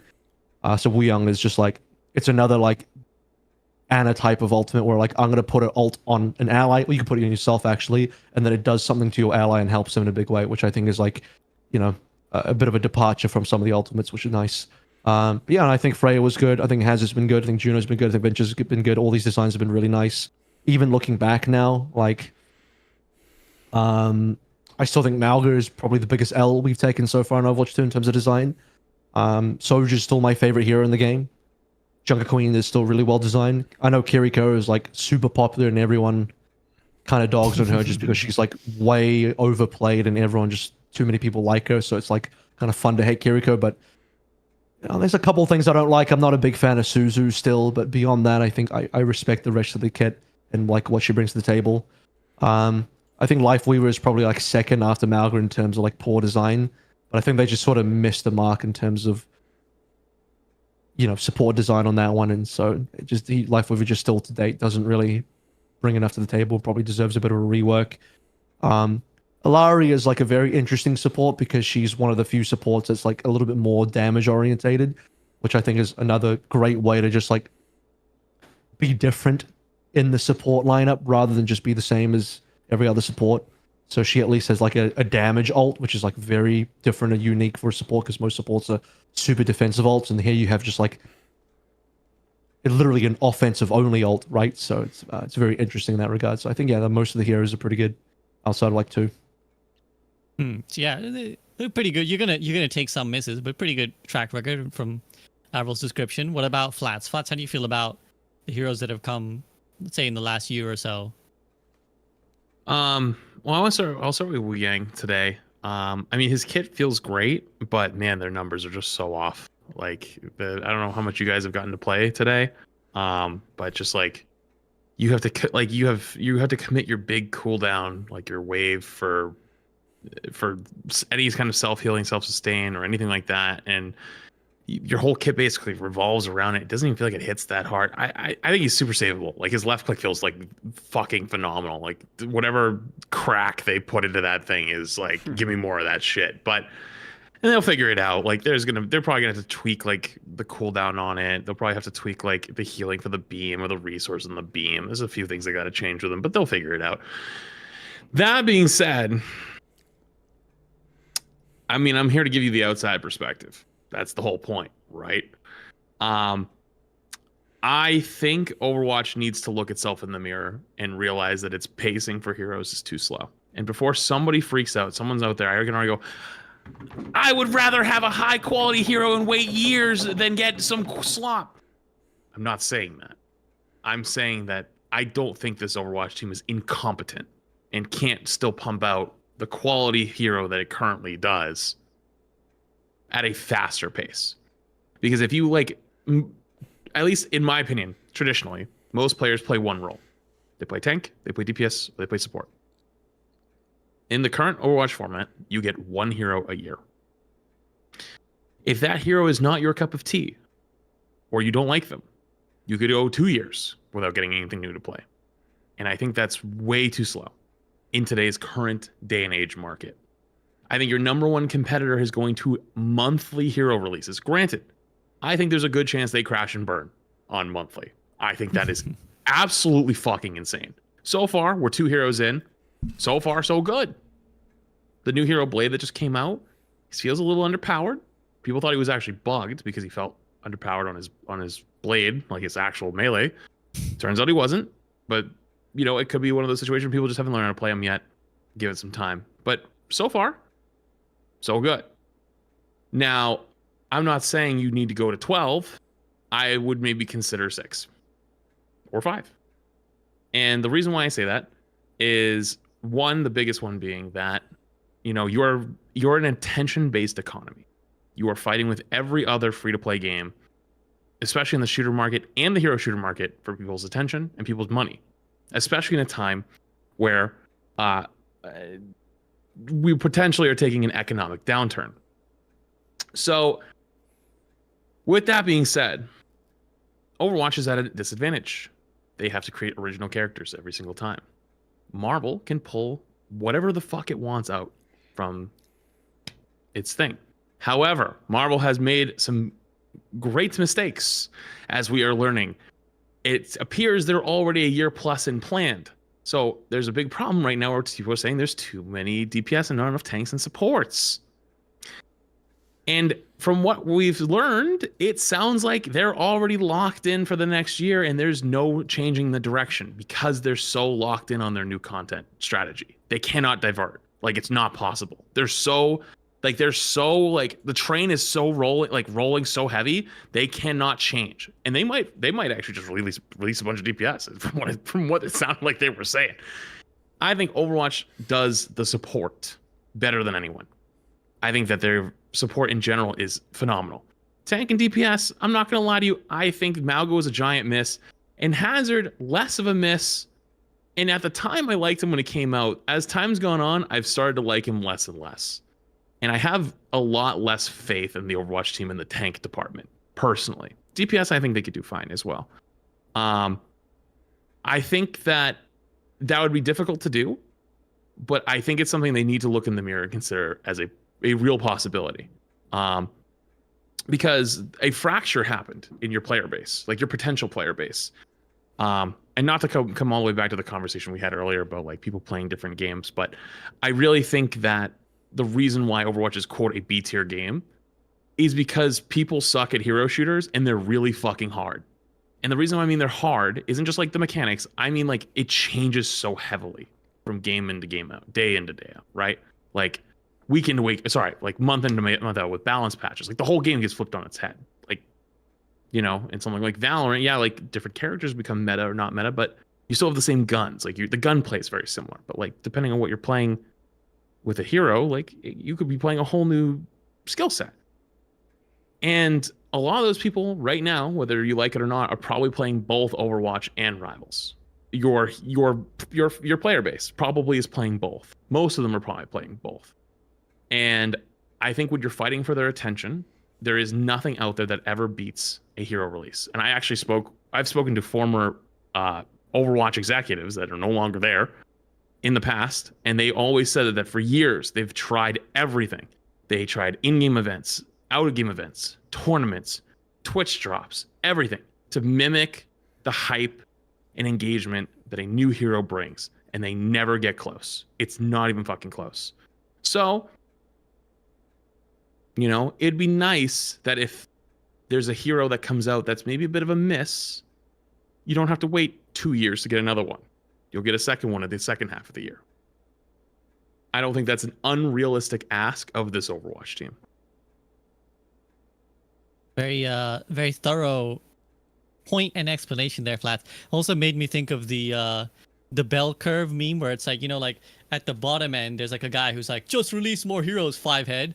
And then in the middle, there's like guys who are like, you can't just release new heroes. Like there's so much intricacy involved. And then Flats comes along the other end and he's like, just release more heroes. You guys have tried everything else. Just release more heroes. Like put your dev effort into new heroes. You can't replicate it any other way. Can I ask Flats a question? Yeah, go ahead. Just for clarification. So like how many heroes does Marvel Rivals have a year at the moment? Is it like 8? 12. Or something like that? It's legitimately 12. Do you think 12? Do you think that's a good thing or a bad thing? Like in terms of 12? No. I don't know if I'll reiterate one more time. I think they are going to crash and fucking burn. I think because that too many, right now. Too fast? Yeah. It's too many too fast, but also like, I mean, like they might go the route where they just keep copying like certain support things, right? Like you might be like another circle of healing, haha. You know, like they might end up doing that. And it's like, okay, like what are we fucking doing? You know what I mean? And to some level, I don't even think that's a bad thing. You can have 2 heroes that do similar things. There's nothing wrong with that, realistically. Not every character needs to be so unique that they have no overlap. But, like, 12 heroes a year is fucking insane, you know? Like, even, like, not even just from, like, a content release strategy, but a balanced strategy, too. Like, how the... Like, you're gonna have, like... For example, the new character that came out, Blade, I have a feeling he's going to end up being like Torch, where if you guys haven't followed Rivals recently, Torch came out in season 1, and he was like, oh my god, this character's fucking terrible. It's character's ass, right? And so they buffed him, they buffed him, they buffed him, they buffed him, then he became meta, and everyone started playing him. Since then, he has been nerfed at least 4 or 5 or 6 times, and is a perma-ban best character still in the game. He is actually as weak as he was on release, and he's a perma-ban. Why? Because when he came out, no one knew how to play him and they had no idea and they didn't play it right. Then when he became meta, everyone learned how to play him, learned the play styles, and now you have to ban him or he'll take over every lobby. So a character like that took like 3 months to come up with like, oh shit, this is really fucking strong, right? You're putting a new one in every month, and if they're kind of complicated, like Blade is a little bit, the new character that came in, where it's like it might take a few weeks for people to learn how the character plays, to like actually understand it. You're gonna the balance is gonna go off the rails because you have new characters that are coming in. They want those characters to be somewhat strong, so people play them. But then like the other characters, they haven't gotten them enough time to like the community hasn't had enough time to play them yet, so they're buffing and nerfing those, and the power levels are just spiking and falling so fast that, you know, you can end up in situations where you want to ban 6 characters and you only have 4 bans. You're like, what the fuck do we do? No matter what we ban, we're going to have to play something shit. That's where I think it could really crash and burn. Really hard. And I don't think Overwatch should even go close to that. I'm just saying like 3 a year is too low. I think I did the maths really quickly. So Overwatch seasons are 9 weeks.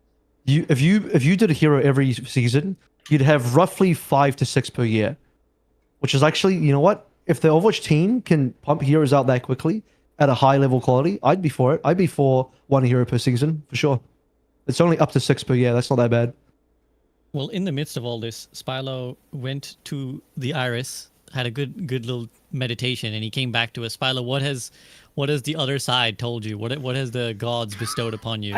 I think it's the old cadences from their emphasis on like the lore and the character building. You know, like if you think back to like why hero release has always been historically so low for Overwatch, I don't really know what to compare it to in other games, but you think about like how thorough something like a I'm trying to think of like what a good example in like Overwatch 1. Like there's always feels like there's a lot of work done in the voice acting department, their place in the lore, their personality, the hype up to the character, the design of the kit, the interactions with the other characters. And I'm not saying that Rivals or other games don't have that. It just feels like it was very much an emphasis of like it was a big deal when a character dropped, right? Like it affected everything. Like every character comes in swinging, and like think about like the Orisa drop or the Doomfist drop. Like everything was like some big thing. Some and I think notorious Easter eggs. Right. So it's like I think what's happened is that as we have fallen away from that over time, because let's not lie, I don't think any character besides maybe Ramattra in Overwatch 2 has had really a significant impact on like the lore or whatever, right? There feels like more questions as to why is the cadence so slow if there isn't as much of a necessary buildup. I don't think this should be a hot take, but I think the voice acting, the quality of hero design is on par or not better than Overwatch 2. You look at somebody like Hazard. I know his visual design was very controversial, but I think the voice acting in his place, his personality was like very, very clear. And I think they've done a good job with basically everything. The problem is that the lore aspects haven't felt as fleshed out. You look at somebody like an Idiari, who I actually think is a really bad hero design personally. But her position as a personality and her position in the lore was really cool, and they just didn't really do anything with it. So then that raises the questions, and why are these releases taking so long? My opinion is the obvious opinion. It's what's already been echoed. If they could release 4 heroes or 5 heroes a year at the same quality that they have with the last 2 years, then I'm all for it. I think everything since Venture has, if not been perfect, been really overall quite good. And I've enjoyed playing all the characters. They're not perfect, but they've done a really good job of offering very different looks at unique ways of playing the game without being hilarious, just jokes of a character design like Brigitte, who is very unique in a terrible way, right? Or Orisa for that matter, right? Like these are characters that are very unique and yet not completely toxic, right? And I've enjoyed all of them. And Wu Yong looks to be something more of the same. I guess my question is going to be, does the cadence need to increase? Or does our investment into what a hero release actually means need to go back to what it was with Overwatch 1? Because I don't know what the system looks like right behind bars, but I would love to see more effort being put into with a hero release, have it affects not just a new thing to play in game, or if that's all it's going to be, then maybe our cadence can increase. But I will say though, I think that like I want the quality to remain the same. Selfishly, I know that's not necessarily what the popular average player necessarily cares about, but I do think that like Flats, like you were saying, it's like you're not going to compete with Rivals cadence, and you shouldn't try. So you should carve out your own niche and do what you're doing best. But that doesn't mean that we can't improve or change in small measures, right? Like it's not like saying that like, oh, because Rival does bans, Overwatch shouldn't do bans. Well, maybe there's some things to learn. It's one of those things where. Sorry, go ahead, AVRL. I just checked them. I just checked the release dates on a couple of other games just for comparison. I wouldn't mind Flight's reaction to this, but I just had a look at Valorant, Apex Legends, and League of Legends, and they're all averaging about 3 to 4 heroes or characters a year at the moment. And this is even coming from League of Legends, a game that used to do, looking at some of the release dates, 6, 8, 10, and then more than that. They've slowly gone down over the years in terms of how many characters they're releasing per year, to now where it's roughly averaging 3 to 4 depending on the year. That's for Apex, Valorant, and also League of Legends. So these are like super popular games, right? And they only do 3 to 4, which is about where Overwatch is. So I don't know how you feel about that in terms of. I was just saying, correct me if I'm wrong, but I believe League of Legends was asked to slow down by its community because League of Legends was like literally like running out of control, like with how many characters they were putting out. Like, if I believe it's also like a diminishing return at that point, right? Like it's like if you have 50, 60 heroes, each new one is not necessarily adding something so much to the game as much as it's like another thing to learn on top. Like if you haven't learned, because you're not going to touch all the heroes. Like that's just like in a MOBA, people at pro level would be bad at like some other heroes. So like I don't know if you're adding necessarily that much by adding another hero, but that's a sort of in between. I also I mean, if we're just sticking with League, isn't League very like famous for doing a lot of reworks as well for characters? Yeah, they did a lot of reworks as well. For the record, I don't know what the lore is behind like or why they decide to slow down. It may be because their audience said, "Hey, this is pump the brakes, guy, because this is insane. We can't keep up with this." Maybe that did happen. I'm not exactly too sure, but like in present day League, Apex, and Valorant all do 3 to 4, like 3 different titles in different genres. So I just think like in that. Sorry, just to quickly add. So Valorant is another one where actually I feel like outside looking in, I feel like the community has complained about the addition of things that are like brightening the screen and clogging things up. Like they actually want, they're already like, take it back to original Valorant where things were cleaner and simpler. Yeah. I don't think that's a hero problem though for Valorant. I think that's because like they're just fucking doing the same shit over and over, and like they have to one up themselves, and so the flashes get bigger, the smokes get bigger, the chains get bigger, like everything like they do, they just keep one upping themselves, and they're basing their game off of what was CS:GO, like the format of a tactical shooter, which is like very front to back in a lot of ways. Like you have smokes, you have utils, you have stuff like that. But so you'd say like simple. There's so much happening in that game where it's like you can't see shit, you know. So I know what you're talking about. I've seen the same thing. So let me say this then. I would be totally fine if you counted a season, like if you wanted to go to that 6 a year format, right? If you counted reworking old heroes as a new release, that'd be fine. I think there's like arguments to be made for multiple Overwatch heroes that I think need reworks. And maybe with League of Legends, that's what ended up happening once you get to so many characters, there's ones that have fallen way behind over the last 10 years, 15 years. And like they go back and fix those and try to catch them back up to like more modern times. I think that's a good example of like them just working with what they got, because like you can keep a lot of the same assets. You're going to remake a whole new character. Like just the way they work can be changed. And I think, I mean, Overwatch could do that. Absolutely. There's many heroes I think that have fallen behind. Apex Legends, I don't know if it's like a great example. I feel like Apex Legends has fallen off really fucking hard. If anything, the only thing that's keeping Apex Legends afloat, I think, is its esport, and even that's on the fritz. I'm just naming games that have like heroes and characters that they release and what their cadences are as comparisons. I understand where you're kind of getting at. And I mean, I think even a lot of those games are fighting for attention, and like I bet they're having the same conversations as a community, going, what do we do, right? And each of them have something that they're good at and some things that they're not good at, right? So I mean, like if there was a clear-cut, easy answer, I think that every game on the planet would do it, right? And like there's a reason why everyone copied the Fortnite strategy of Battle Pass collapse, because they did great. Why? Now everyone does it, right? Like everyone went, oh shit, that really works. Let's do it. Let's do that now. So, you know, as much as everyone likes to be an expert, like we're all kind of starting figuring this thing out at the same time. But like, at least from where I'm coming from, is I'm telling you your number one competition has done is kicking it up like 10 million gears. And granted, they're going to probably crash and burn and hit a wall, you know? But that doesn't mean you should just like not try to keep up. Because I think the thing that Overwatch has done over this last year, and I hope it continues to keep doing, and I'm actually worried that from being a bit of a little bit on the outside, I get to see it now. I think Overwatch is getting a real bad problem with, if anyone says anything negative, they get really upset at them. Like you see it on Twitter all the time. Like someone like says like, "Oh, I don't like this skin." They're like, "Oh God, can we have anything?" And it's like that's a real scary. That's a scary road to start walking down. Because like if people are afraid to say anything, that's how you have problems go rampant for months. Because like nobody wants to be the guy who says something because you're gonna get targeted, right?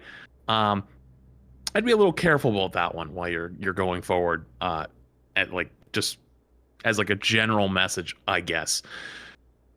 That being said, though, I think that you can push for more things because, like, as we've seen, almost everything you've gotten asked for in the last couple years has come true. Like if you took us in a time machine and threw us back to pre-PvE Overwatch in 2023, right when the game was fucking cooked, like we were all like, yeah, guys, this might be it. Like GG's, you know, Overwatch 2 was not it. Like we're fucked. And you told them all the shit that's in there now, we would call you a liar. There's no way we'd believe you. It would not happen. So what is wrong with asking for more from a multi-billion-dollar company that is owned by like a literal Fortune 10 company globally and has the budget to probably do these things? And if anything doesn't have the budget, can probably acquire the budget to keep pushing it forward. because most games that come out today fail because they aren't the Big Ten of League, CS, Apex, Fortnite, whatever. Like people hop on it, play it for 2 months, and then everyone goes, "Oh, that game's dead," and then like they don't want to touch the quote dead game, right? But Overwatch has been called dead a million times, but it still has a consistent player base. So companies would kill to have an IP in a game like Overwatch. They'd kill for it, and they have one. So why would they not keep supporting it? They will keep supporting it because it's still doing good. And if anything, if all the reports are true, it's still trending upwards. So why not push for more changes and push for more good things? Being in this case, potentially more heroes a year. This is another thing where it's like I wish we had access to some of the data, right? Like we obviously that's not how the thing works, but like the thing you mentioned about the executive saying that like hero releases were the number one thing that did it for us. I actually think Spilo's point is a really great one, which is like I'd be curious as to what percentage increase we see now with the Overwatch 2 hero release versus an Overwatch 1 hero release. Because as Spilo mentioned, it's all these things are really easy to forget because we're so far removed. But like when a hero released in Overwatch 1, it like literally told us something about Overwatch that we didn't know, right? Because back then we were desperate to find out what is the mythos behind Overwatch? Like, what is happening when Ana releases? Like, oh shit, this is Farah's mother, and like she was a part of Overwatch, and we're learning in that way. And then like when Doomfist released, we would see changes to the map, right? Like the Numbani airport famously got broken, and then the payload of the Doomfist was like taken, and so it was like it wasn't just that the hero was releasing and we get a fun new hero. It's like we're learning something about this game that we're all waiting to unravel the mystery, right? It's like we're all hooked in on a TV show trying to find out, well, what happened actually to like these Overwatch characters and who was involved in what. I imagine, I don't know who's Thunder. Did you hear that? Yeah, I heard something. Oh, was you? Holy Shit. mother of fuck. Sorry. Damn, that's... Stay safe out there. I'm curious as to like if that had a bigger impact than now hero releases have, and whether that's another factor the devs want to consider. Is like, okay, well they're still big, but they're not that big anymore. And then if that's the case, do they need to start going for something like that again? Do they need to start like, okay, well can we have it so that okay, we're only going to release 3 heroes a year, but each hero is somehow shaping what we know about Overwatch, right? Like, no disrespect. I like, for example, Iliari is like one of my favorite releases of characters in terms of just like who she is as a personality. Like I loved the origin story, but like it's like a whole other subplot that they just don't explore. It's like a bad movie where like a character appears to be like, I'm from this hidden warrior people and my birth destroyed all of them. Okay, bye now. You'll never hear about this for another like 2 years. She just accidentally commits genocide and nobody ever hears about it again, you know? It's like it's no relevance to anything else that's going on. It's Describe like, the MCU. Yeah, but that doesn't get the same. It doesn't have the same burden of responsibility because if you wanted to learn about the MCU, you can. It's there. But if you wanted to learn about Overwatch, how can you like? How do I know what the fuck happened to Iliari's people? I don't know unless they tell me, right? So it's like the burden of expectation is much higher. Yo, Flats, I'm not gonna dox you, but you know that radar is not looking good, my friend. That's all good to say. Did you see my lights flicker? Did you guys see that? I don't know if you guys see it. Yeah. Dude, yeah. It scared me a little. Someone's playing Storm near you. Yeah, no. Yeah, to your point, SVB. See, I told you, Overwatch doesn't have lore. We can't find out Ilari's backstory beyond what they've given us. I mean, yeah. I mean, it's again. We're providing food for thought. The devs have sat there like these fucking clowns. They don't know what it takes to always comes back to the cinematics of PvE. Guys, dang it, well, man. But it doesn't even have to be a cinematic. Can I say something really quick on that? Yeah. You know how, like, yo, listen, hey, speaking to you here, all right? I know we threw that shit in the trash, all right? We're over it. But I know the cinematic, the in-game cutscenes still exist, even if they're unfinished. Why not just go, you know what? Hey, we're never going to release this PV because it's fucking gone. But we made all these cool cutscenes and they're all voice recorded. Drop them on a YouTube playlist and go, if you want to watch it, here it is. Fuck it. There you go. And then everyone who has ever been super interested in what it was going to end up looking like and go, holy shit. There it is. And then we can all go, holy shit, that was awesome. Or holy shit, that sucked balls. Or we can just go, that's cool. And we move on. And guess what? We'll never talk about it again. We'll never have to. Because it's like, well, we get to see what it actually ended up looking like. You know what I mean? I have a better idea. The only difference is we would have played it in game. Lock it behind the premium battle pass, 600 euros. Now, I got a spot for you in corporate. Bundle it with a skin pack, $500. Yeah. This is the most expensive piece of content you'll ever buy. At least it would actually be content though, and not just like, a shiny new League skin or whatever. Oh my god, AVRL's whole house is about to come down. Yeah. As he entered in that room. Okay, everybody keep your various roofs above your head as we head over to the next topic then. Let's talk. So you guys kind of talked a little bit. I feel like there's going to be a large section of people who would hate me if I don't mention that 6v6 is still a thing. What is the state of 6v6 in Overwatch, and like where does it situate in the whole larger picture of how we view Overwatch? I'll go to Spilo first. Spilo, I think you're the first person who mentioned 6v6, if I remember correctly, in the call. All right, we're cooking here. Two things. The things I mentioned earlier, I'll elaborate a little bit more. One is just generally the development attention. I think it deserves the fraction of the player base. It deserves the fraction of the development time. So I don't know exactly what that is, 5%, 10%, 15%, whatever. Let them have the development time. There's whether that's individual perk adjustments if necessary, individual balance adjustments if necessary. Whatever the play. Listen. I understand the argument of they're gonna be vocal. Okay, fine. If they're playing the mode, they deserve the development time, whatever that development time may be. Second thing, I think in general, I touched on this earlier. I think in general, the development philosophy with 6v6, I think that they are too conservative.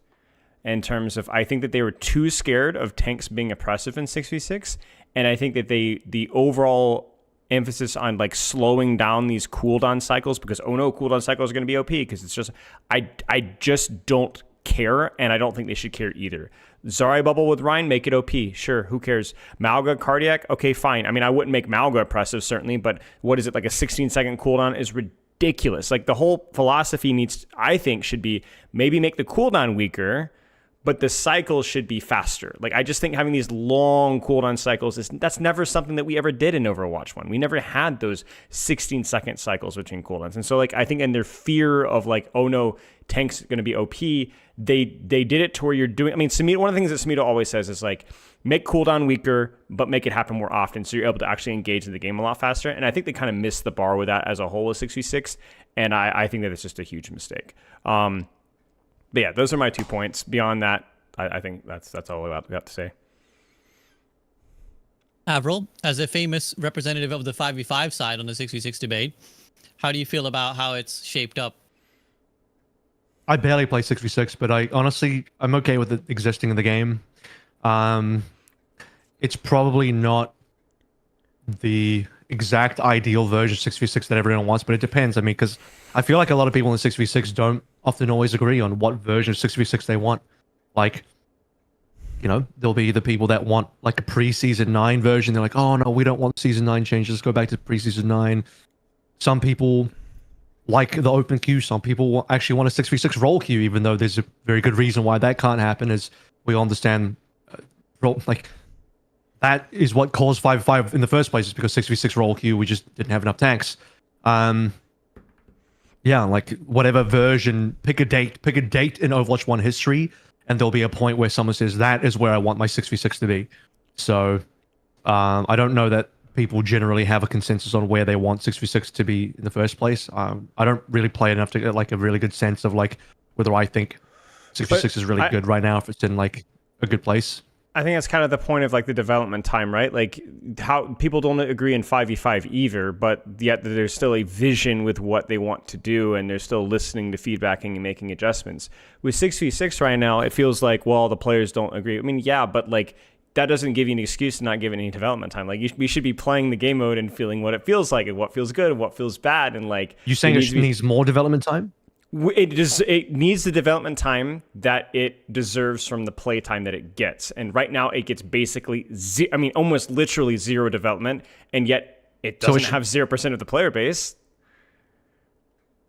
So it should get more development, is what you're saying? More than zero. Yes. Yeah. What I mean, what I don't know what would it get with more development? Like, what are we talking? Is it I not think that balanced there's- enough? Does it need yeah, more balance? I think there's balance issues. I mean, I think there's balance issues. I think there's hero design issues. Like I was talking about the cooldown design thing of like, I think if you played 66 for long enough and experimented with shorter cooldowns, I think you go, wow, that actually feels better from a gameplay loop standpoint. Like I said, they're overly scared of these tank synergies. Like if you play a lot of 66, it's really not that bad. Like it's not like there's no sustain metas really in 66. So like I think they were overly concerned about that.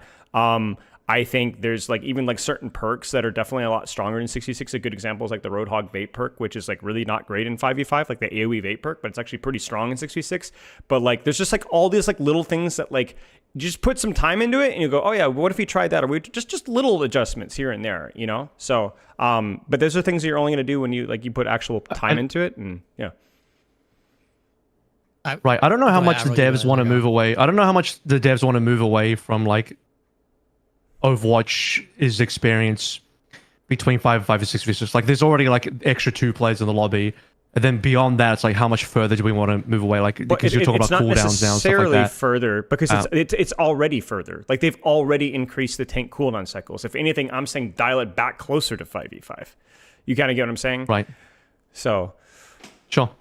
I feel like this. I'm gonna throw an idea out there.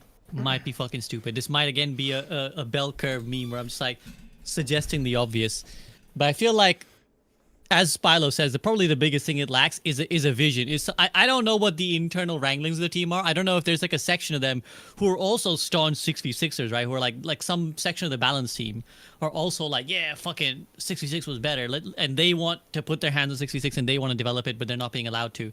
But it would probably just be worth throwing like a Samito or a Hawk, just like just literally hiring them, even if it's on a consultancy basis, and just being like, you create a vision and we're just going to let you balance it. And like, you can even be very direct. And in the past, I would have shied away from suggesting something like this because I would have been like, just no way Blizzard does this. But they've done a really good job of incorporating community members into the development team recently. Like Custa, famously, like Liz is in the team now as well. A few other people who've like kind of been in the ecosystem of Overwatch. Yeah, and they've kind of been incorporated into the system, right? And I legit think you could, like, Hawk would love this job of just like, yeah, okay, you be the spearhead, you be the communicator, right? You're the guy who gives the 6v6 dev updates. You're the guy who says, this is why I did this is why the team did what we did. And like, here's the vision. And then at least that way you have like a subsection of Overwatch existing on its own ecosystem without this like push and pull, right? Like the problem is you don't want to do this. The main team developers are being forced to balance it. And then the counter accusation is they don't really want to balance 6v6. They're giving us a half-assed job. This isn't really the 6v6 we wanted. So like create that like, okay, you guys, you do your thing. We're going to empower you. And like, hopefully that goes well. And like, let that see how it goes. Like if it goes badly, you can reassess that 6 months down the line. Say this ain't working. Yep. We need to cut 6v6. Yep. Or you like say, actually, this is going really well.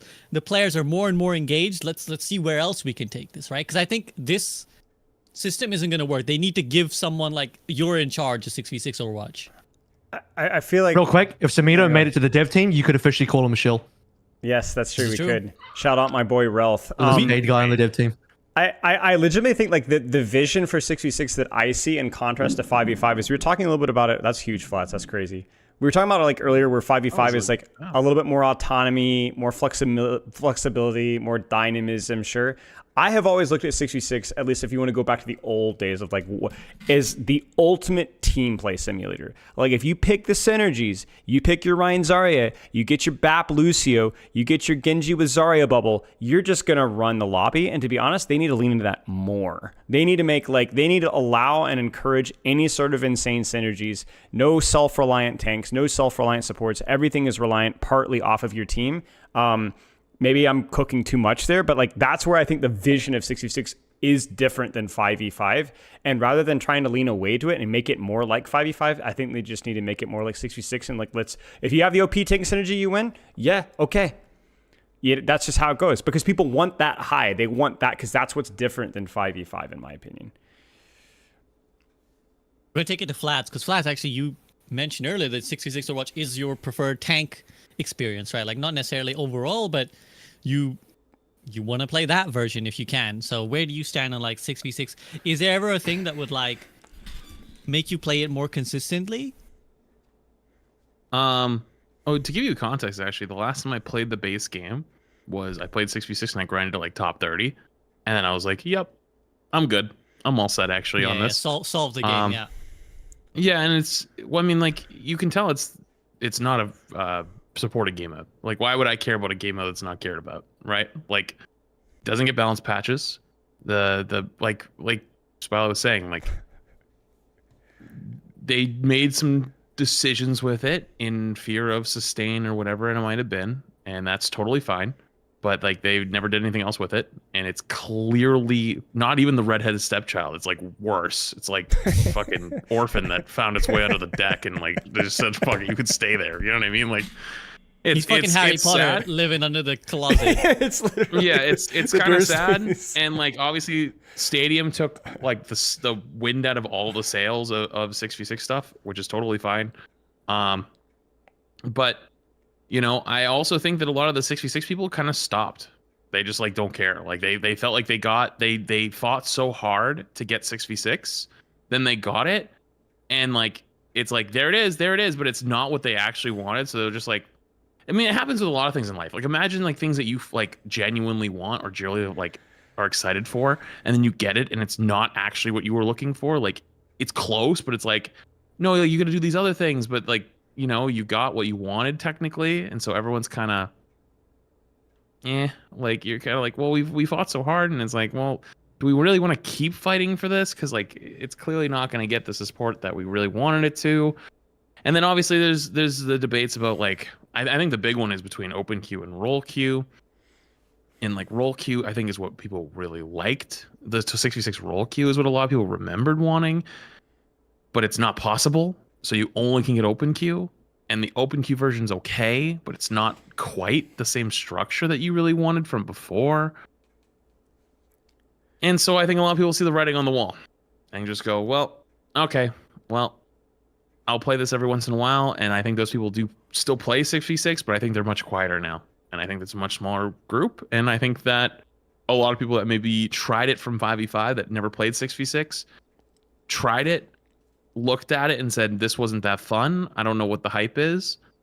And because it never got any other changes that brought it closer to what people ideal 6v6 experience was, they never went back to try it again because it's not supported and it never got any changes anyways. So it's almost like remember like Overwatch Classics? Like there was some certain metas that they did for Overwatch Classic that like if you played it back then was really fun or not fun or whatever it was. And then they brought it back in Classic, and people went, "Oh, like why did people like this?" And then you discovered there's like 19 bugs that actually like didn't work. Like it wasn't actually the patch, like because like these 3 or 4 characters that were hard meta at the time actually are broken and weren't correct. So it didn't actually feel the way that it was supposed to feel. But you'd get the perception of like, "Oh, I tried it. I didn't understand the hype." You know, I think 56 had a similar thing happen to it. Yeah. And you know, I have friends as well that actually, when they do go back to play Overwatch, they actually play the 6v6 mode at this point. But even that, like they just play Rivals now because like Rivals actually feels supported, and like the 6v6 in Overwatch doesn't feel supported. So like they have an alternative now. Actually, I think that's actually the true answer. I think the reason why you don't see the 66ers talk that much anymore is they play Rivals. True, Real talk. Probably true. Yeah, maybe it's a losing battle. I just wanted to say really quick, I think the scariest thing is not when people complain or bitch or whatever. It's when they stop bitching and they stop complaining. Because I'd rather have people be upset than people not care. Apathy is worse than rage. True. Well, obviously, if we can get them to be happy, that'd be nice. But then who's happy in the fucking internet era? So there's that. Yeah. Any other thoughts on 6v6 before we move on to the next bit? Anything else? AVRL, you munching something? I'm just glad the debate is like pretty much over.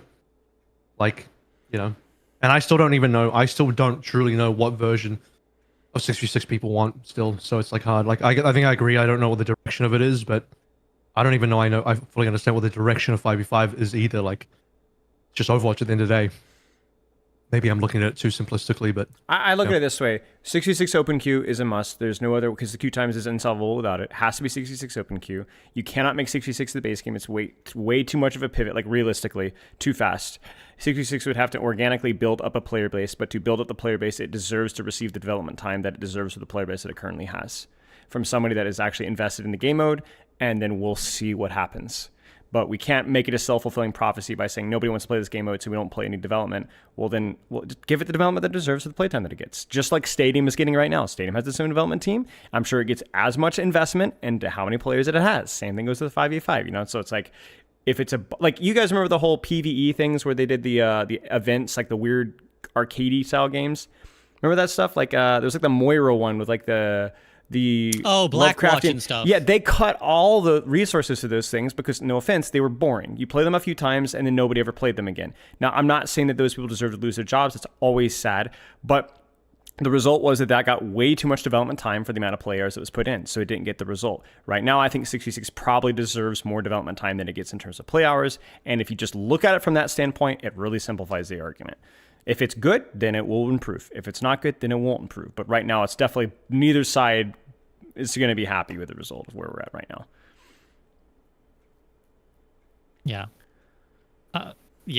I think that the 6v6 debate clearly could go on infinitely. And I got people in my chat still, and I'm sure in everyone's chat, still arguing vehemently, life and death, that like, bring 6v6 back, 5v5 is shit, no, 6v6 is shit. Get a job, guys. Get a job. Let's see what else we got on the docket here. So the next thing, I mean, there's a few like minor things, so let's rattle them off. I think I'll just like list a couple things, and you guys tell me if it's like, oh yeah, I actually have something to say about that. So the collaborations, I think that's like something where you have to say that like Overwatch keeps doing some pretty big things, like with the collaborations it's managed to get like some pretty fun things. So I've listed here, there's Nerf, there's Gundam, G.I. Joe, Street Fighter 6. So these are all collaborations that came through in fairly recent memory. Of course, before that, there's like some fun stuff like The Last Airbender. Personally enjoyed that one. How do you feel? Does it move the needle at all for you guys? Like, does it ever like think, oh yeah, this is like something that's gonna get people? Porsche was another one. Anybody who has any strong feelings in the collaborations, speak now. Raise your hand or thunder outside if in the case of flats. I don't care, but I know lots of people who do. So, shout out to those people. I don't see it as negative. So in my eyes, it can only be a positive. It's just up to you to, is it a big positive or a small one? I don't know, but I don't think it's a real negative on the game. I think there may be some Overwatch purists out there that'll be like, oh, it's cringe and weird that like Chun-Li and Ryu's in my game now when like, you know, this is getting too Fortnite-y, which, you know, I wouldn't want to see a Snoop Dogg and Nicki Minaj collab like they do in Call of Duty, you know what I'm saying? I think that would start getting a little too weird for me, but as long as we don't get into that territory, I'm okay with it. You know what? I would love that just for AVRL's reaction. I need to see AVRL's live reaction to the announcement. Just make me cringe. The Nicki Minaj Overwatch collaboration. I'll cringe for you right now if you want to see it. That's just what it will be. That'll be my reaction. She has like a COD collaboration. So yeah, that's what I'm saying. Some of the COD collaborations are so cringe. Activision crossover. Is there like a Beavis and Butthead one now or something like? Oh fuck it. Oh no! Some guy in chat said Elon Musk collab. Ban that guy. Ban that guy right now. We do not want the Torb, the famous bronze. The bronze Torb. Yeah. Coming through. Okay, so yeah, apathy towards the collaboration scenes, but again, I do think there's a section of people for whom that's like a big thing. Competitive drives. This is another thing that I feel like people do care about, but then probably something that you guys don't care about, because it's another one of these like it's a cosmetic at the end of the day, right? And it's like most of the hardcore players are like, whatever, I don't care, but some people really care. Do any of you guys care about competitive drives? I think they're great. No, you think they're great? I think that they should do two though. I think they should do a stadium one. They should do a base game one. If you want to get real freaky with it, make it 6v6 one too, and then you encourage people to play different game modes depending on where it is in the season. Like, I know the whole point of it is like last week of the season, get people to play before the new season. But like, what if like I know that they probably have the data, right? There's probably data for like what parts of the season are downtime. Like people don't play that much. Well, guess what? Now Now you stick a drive in there, and it's not just at the end of the season, and everyone's fighting for it. And then you also don't feel like you have to play. Like, I know it's for all of them now. Like, I know, like, starting this season, I think drives are going to be available for Stadium and for base game. And if they really wanted to, they could just keep with that. Fuck it. But, like, what if they, like, you know, got people out of their comfort zone? It's like, well, if you want to earn this extra competitive points, you got to play 6v6 this week. Oh, you want to earn those extra competitive points? Hit Stadium. You know what I mean? It's like, it gets people out of just playing one thing and gets them out of that routine and breaks them into a bigger part of the game. I think that's valuable. I think it's a good way to get people out of their bubble. And drives is a good incentive because everybody loves those competitive points, either for the gold weapons or whatever. You know, actually they brought that. Yeah, you can still do Jade or the Galaxy weapons, etc. But like, yeah, people love to get those. And so never mind the name card. The name card's like an extra bonus, but I think that's like the big drive is like people getting the competitive points, getting to play different game modes. Do it. I agree with Flats. I think getting people to engage with different heroes, different modes, different situations is like by far the best way to increase replayability, I think, besides having like a good competitive integrity, right? But like, whenever I have to talk with people that are like, oh, I want to get drives or I want to get Jade weapons for this so-and-so hero, and I ended up finding out that I actually just really like that hero. I never thought I would, or I really like this game mode. Like, I hear that all the time. So finding like soft ways to incentivize that without mandating it is, I think, really good. Avril, I know you're eating, so you can just go with like a thumbs up or a nod of approval. I don't really have any big thoughts on drive in general. I think it's just like it's like collabs, right? It's just a cool little thing. It's not a negative in the game, so it just depends on how much of a positive you think it is. It adds a little bit of extra incentive for people to play at the end of the season, which is great. And maybe they could expand on that, but I honestly, if they just did nothing and kept it the same, I think that'd be okay as well. I think drives are fine the way they are. Yeah, literally free real estate. Okay, well, the final thing to rattle off on my quick list is, and you're gonna have to fill me in on how much of a thing this actually is. Maybe this will reveal the shills in the call. But I heard rumors of an Overwatch mobile MOBA being in the works and something that's apparently going to release. So I don't know what the fuck that's all about. I don't know if that's like complete random speculation. I don't know if you guys have been secretly playing it because you're in the NDA access and you have it right now downloaded. That's what Avril was doing. He was quickly checking his build. This is like a good quiz. Checking my NDA real quick. No, I'm kidding. No, I haven't heard about the mobile. I heard there was a Overwatch mobile. That's basically confirmed. Walter Kong is leading that. He's like the general manager of Overwatch anyway, so that makes sense. But I don't know what the type of game. I assumed it was just going to be a port, like you just literally just play Overwatch on mobile. It'd be like playing Overwatch on Switch, but now it's on mobile, right? That's what I thought it was. So, where did you get the mobile Did part? they go that in depth? I remember seeing the article. It was like from like a bunch of like Korean devs were bidding on it for the mobile game, and like the bid got secured like 6 months ago. Did it? I didn't even hear about that. That's more information than I have. Yeah, I remember there was like an article that came out because it was like, you know, bidding war between a bunch of the top mobile game companies. I think it was out of Korea or Japan. I don't remember which one. And then one of them won. And then there was like, oh shit, they won the bid. That means they're going to make it. I think it was one of the cavalry posts. Maybe I misread it. Maybe it wasn't mobile, but I remember reading that it was a mobile MOBA. It could just be a mobile game. So either way, whatever the end result of it is, whatever the format is, how do we feel about the idea of like a mobile Overwatch game? Like, is it going to be cheap and gimmicky, or is it actually like, hey, maybe there's a whole other market out here? Spilo, how do you feel? I have no freaking idea. He's played it. That's why we bring you on the call. Thank you very much. You played it. What are your real thoughts after playing it? You've tested it. Come on. I can neither confirm nor deny these allegations.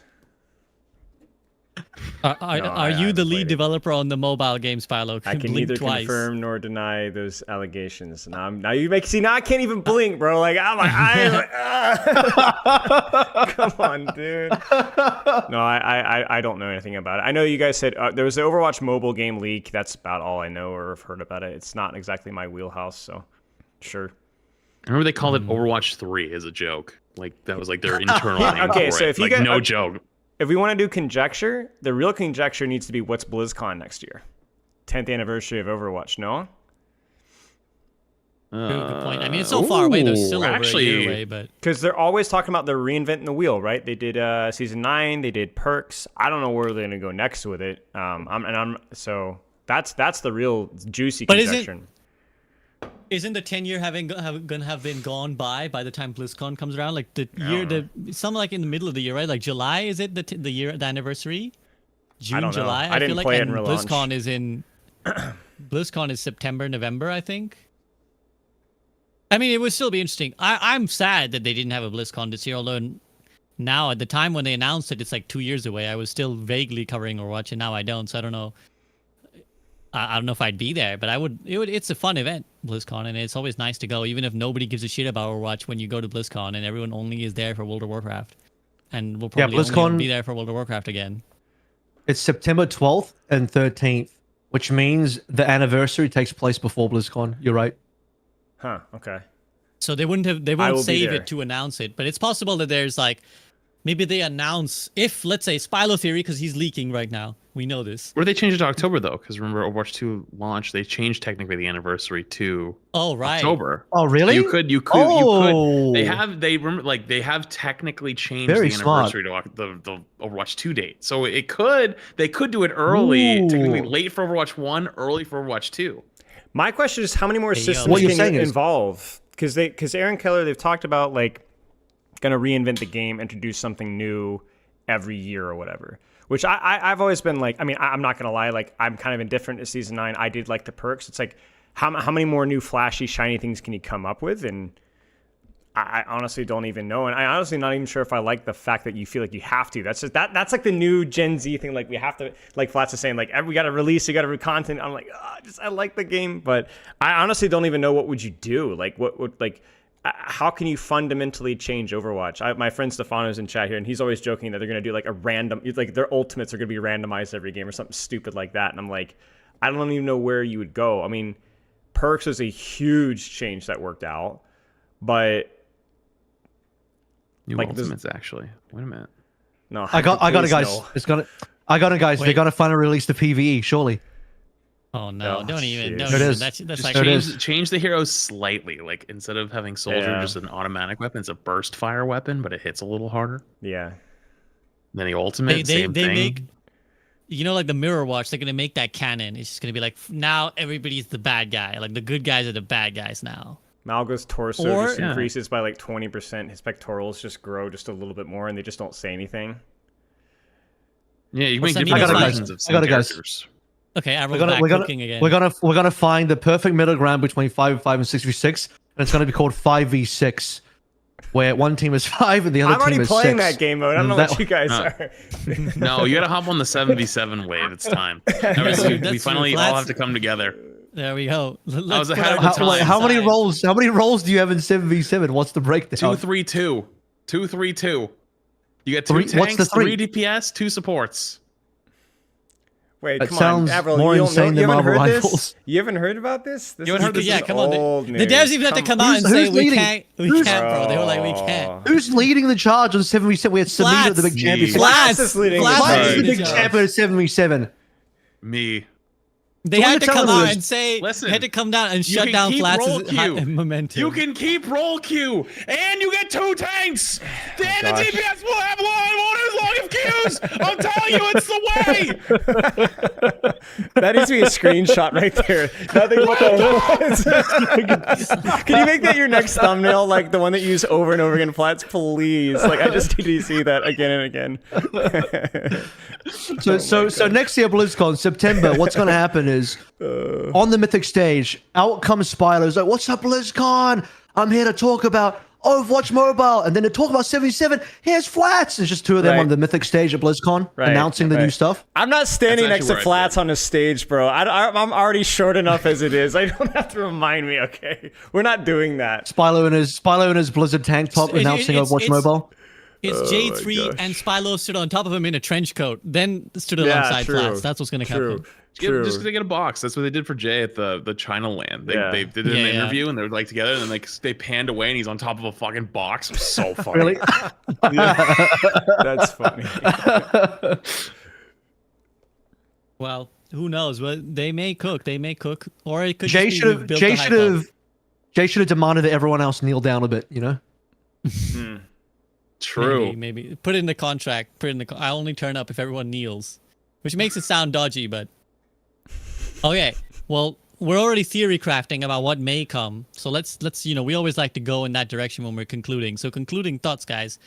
What is your hope for the state of Overwatch, right? Like, so we're looking big picture now. Let's set this BlizzCon as the target, right? Let's say that you think something's happening in the next year until BlizzCon comes. What is your hope for the state of Overwatch, and where will it lead? Where will it leave the game of Overwatch? We'll go with AVRL first. AVRL, what is your hope? Keep going the way we're going. More stadium features, more hero releases. I actually quite like the idea of maybe a hero every single season. Just hearing what Flats was saying about releases, and it's like, if they can keep up the cadence of quality, if they can keep the quality in general, and then I think one hero per season would get you up to the 5-6 per year kind of number. And thinking about it now, it's like that would probably be fine. So I'd be okay with that. So maybe that. And I'm still standing by the fact that I think, what I started the podcast on, which is if they look at the more cultural elements of Overwatch, I think what will get some people back is maybe leaning into a little bit more of the lore side or cinematics and things like that again to sort of drive the interest back. As I said at the beginning, I think that is the thing that gets people in, and then the gameplay, if it's still good, which I think it should still be, then the gameplay is what will hook people into the game long term, with the sort of cinematic and lore aspect getting them in the door in the first place, or getting them back in if they left previously. So yeah, I think where we're going right now is a pretty good direction. Just more of what we're currently having, better stadium, maybe more content with hero releases, and then I'm pretty happy. There's not much more there. There's no like giant, massive, like they need to do 12v12. They don't need there's no giant thing I have. It's just like do what I think they're doing right now is good, so do more of that. And hopefully we can get Flats a thunder shelter so he doesn't just get, I don't know, sniped by the sky. Spilo, we'll go to you next. Take your best shot. Yeah. I mean, the same as Avril, same. Keep doing the same. Doing a great job. Hopefully public perception is able to shift a little bit. Add more glass. Don't shut up. I don't think we will ever shoot for ever reaching the old peaks, because it's a 10-year-old game and some things have been done that can't be undone. But, more of the same. Stick to your strengths. I think that's the biggest thing that I've learned from Overwatch, is that I think if you really look at how Overwatch responded to Rivals, I think they did a good job. They didn't try to meet Rivals where they were at. They let Rivals have their heyday, and then they played to their strengths and stuck with their game plan, and obviously it worked out pretty nicely. But yeah, just more of the same. More of the same. They were just like, these fuckers are releasing here every month. Let them fall on their sword. Yeah. Was that like Sun Tzu phrase or something? It's like, when your enemy's making a mistake, the best thing to do is nothing, right? It's like that, something like that, where it's like let them. Well, hang. a lot of the stuff was a very emotional driven, and very rose-colored glasses at the time. It's just you can't compete with that. It's not possible. It'd be like if somebody on Overwatch 1's release was like, yo, Widow's a crappy hero, and why is Roadhog in this game, and why is Bastion a thing, and why don't we have Rollock? They would have been shouted down in 2016, you know what I'm saying? It's you can't compete with that at that point. You just let it run its pace, and then when the game's ready, it's ready. So okay, Flats, bring us home. What do we want to see here in that BlizzCon announcement? Spilo steps on stage with Walter Kong with the mobile game, but what else does he bring in? I'm advocating for myself at this point. I'm done. I've done years of free consulting. I want creator codes. Let's get it going, guys. Come on now. It's time. That being said, I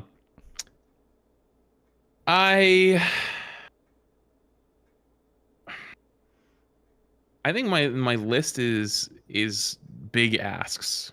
It's about cinematics, hype actually around the game beyond small marketing plays, but also just having things to look forward to, and also just we already kind of went into it, picking up the pace for content. Because I'm not gonna lie to you, it's fucking nice in Rivals Land being able to have something new to talk about every week, and it's not a skin release. There's always something.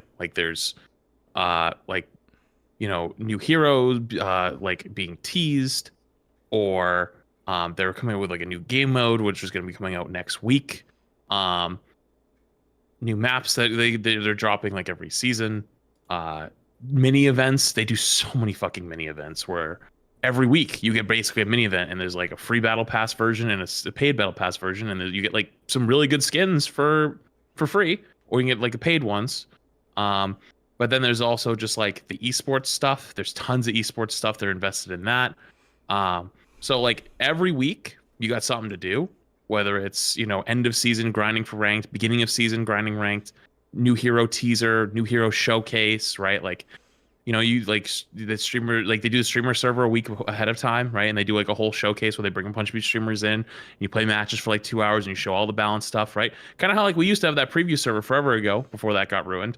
And they're all open about it. Like, they let small content creators in. They can stream it if they want a couple days before. Like, let them go ahead. Like, they're not afraid of leaks. They're not afraid. Like, they just fucking play fast and loose. And I know Overwatch has like started to do that, but like, it's like they're still stretching and like getting out of bed and like starting to walk. But it's like they're already at a brisk pace moving. And I'd like to see Overwatch start doing that more, because I don't think Overwatch is a small incompetent team that can't keep up with the billionaires of NetEase. Like, shucks, like they just have so much more investment than us. Unlucky. I don't think that's true. I don't think you're gonna go as far as them, but I'd be lying to you if I tell you it's definitely not nice as a game, both as a creator and a gamer, having something new to look forward to every week. So I hope Overwatch maybe picks up the pace a little bit, because there's definitely, for you guys that are streaming and playing it all the time, there's definitely like a week or 2 or 3 where there ain't much, right? Like there's not a whole lot going on other than, skin drop this week in the shop. Cool. I just spent another 3 hours talking about game design. I'll rework the perks again. His 15th rework. Yeah. You know what I mean, though. You know what I mean. Yeah, I know what you mean. I think from my end, obviously, I don't really have any demands or anything for Overwatch in terms of the game. My perspective is purely as a fan of Overwatch in general and a fan of the IP of Overwatch.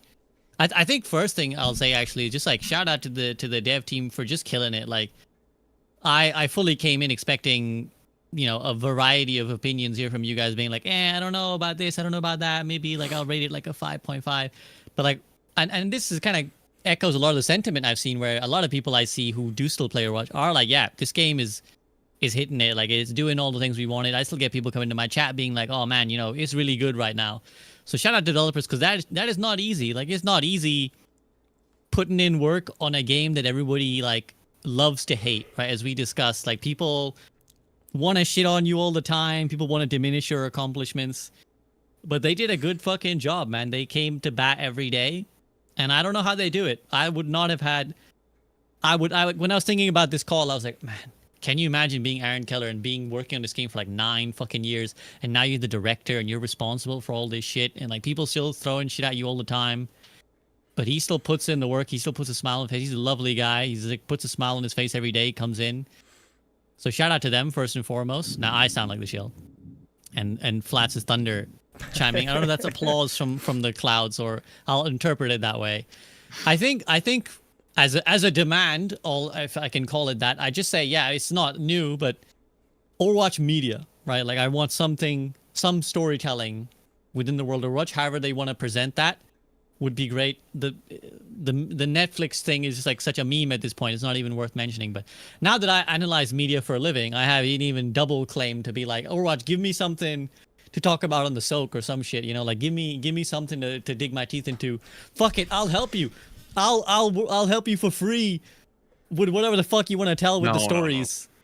I'll help you. Yeah, Flats is something like, wait, get paid. Don't do that. Like, it's not a serious. I demand compensation, but I will help you. Now that I do media analysis for a living, I fucking help you whatever show shit you want to put out. Come on, guys. Like let's get something on the table. It's been long enough. Let's do it. So that would be my request.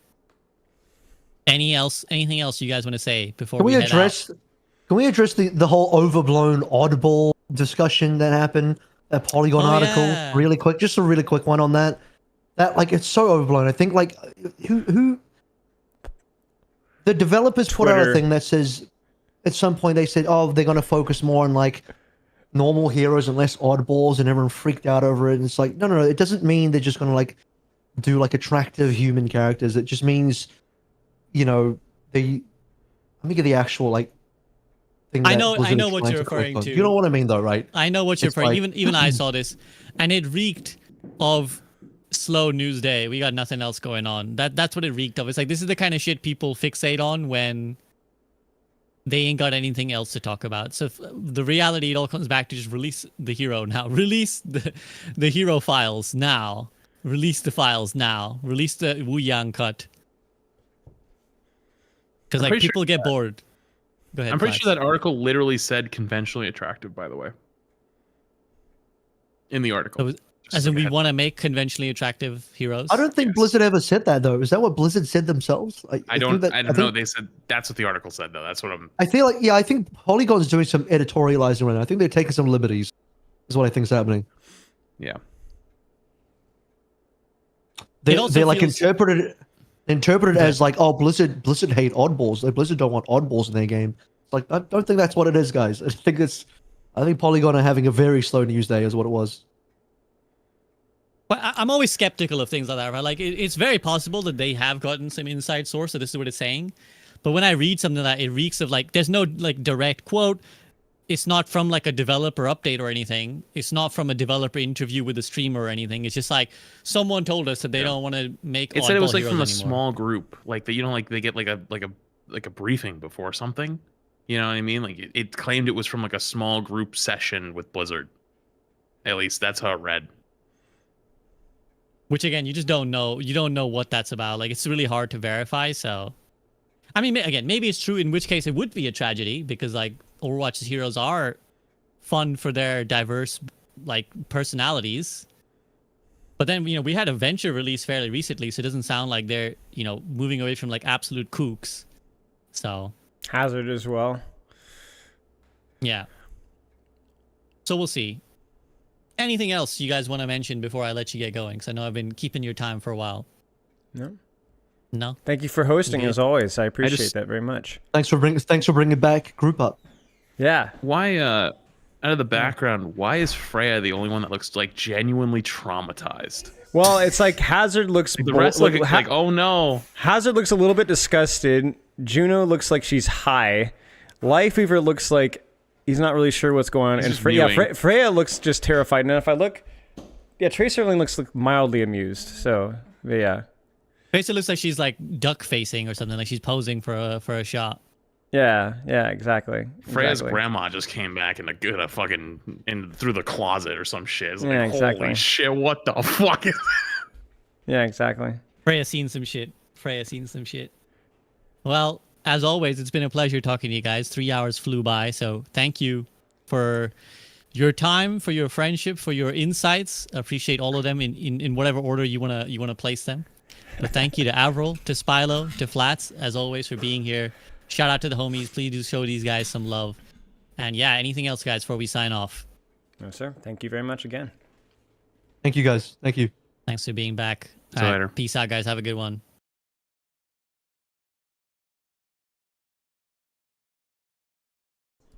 Yo, let me get everything situated, mate. Greetings. Wait, let me get my face cam turned back on. You just joined? Yeah, well, frick you. I specifically ended it there because I knew you'd be here, so. Freya's legit YouTube thumbnail pic? Yeah, it's something. It's definitely something. GG's. Am I very tired? Yeah, it's been a long day. I've had a lot to do today. A lot coaching was pretty intense. Why did I kill the background? Uses way too much of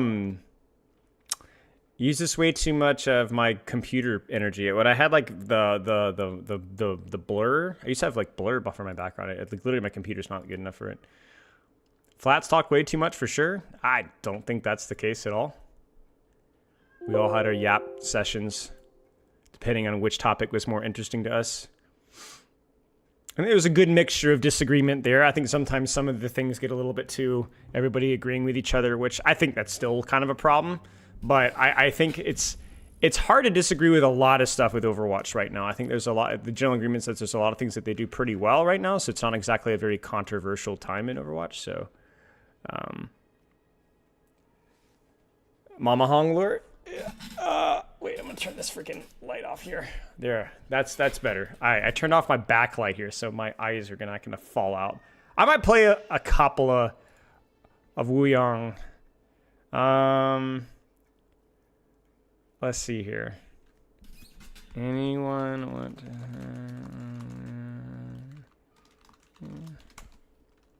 Gregor has a spot? Well, I don't want to steal the spot away because Gregor is... I don't want to... If they want to play Wuyong, you know? I'll wait a second. You shouldn't have a bunch of fins. Freaking Sarah rage baiting me, man. Killing me, dude. Nicki Minaj Mama Hong skin. Oh my gosh.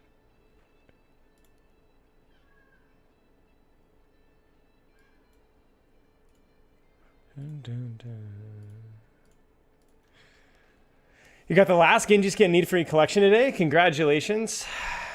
Congratulations.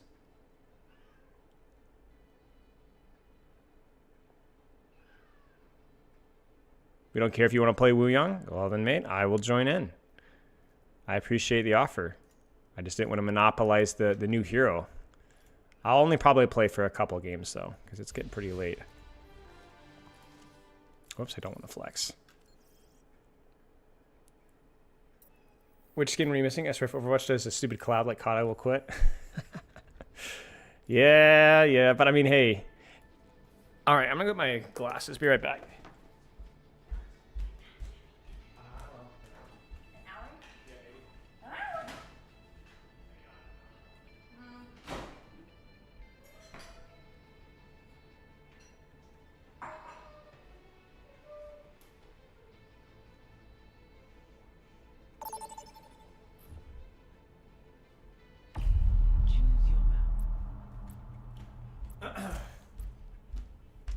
All right, it's time to slay, queens.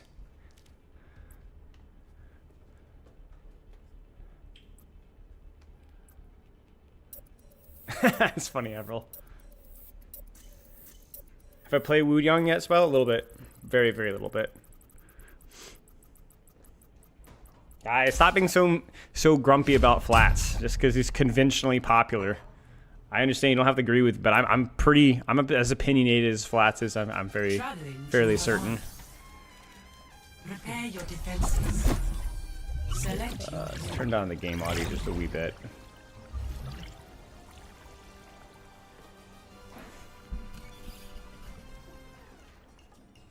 So what's your initial impressions? I don't really have an initial impression. I have had fun in the games that I have played him. I got to play test him several months ago. Like I said, you can go back to the start of the stream today if you want my initial opinions of playtesting him. But my initial opinions are that he seems pretty fun. And that's about all I feel confident enough to say, you know? Oh, I missed the Evil Cat Overload. I don't see the Twitch channel points. Remind me later on if you can. Maybe between next game or something. 77 football.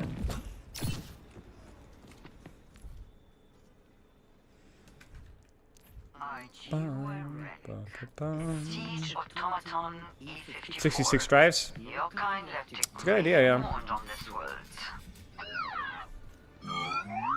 Come to think of it, I suppose we aren't so different. 1. Attackers incoming.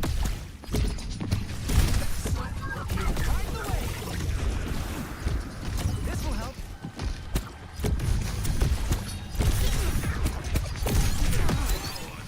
Hey, I appreciate it. One of our enemies is being revived. Need a refresher? I'm for a rinse.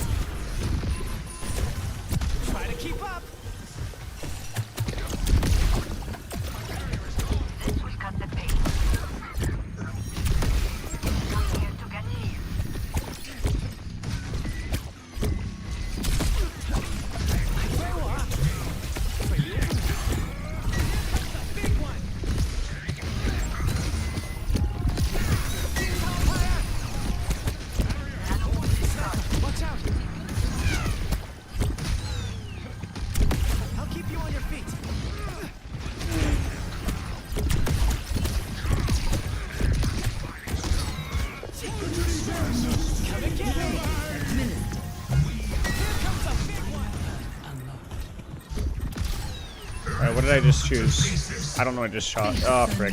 Ping. No, please.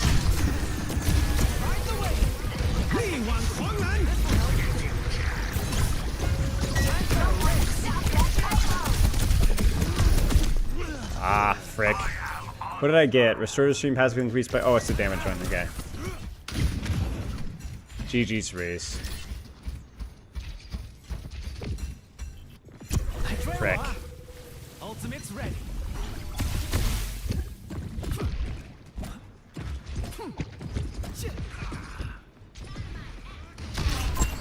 There's an enemy here.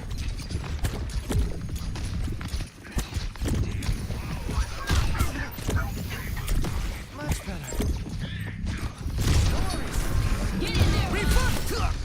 Oh no, there's a cast time? I thought I overhealthed you immediately. Dude, come on, man. I waited for the accretion to block it. Frick. No. The payload has reached the checkpoint. Catch me if you can.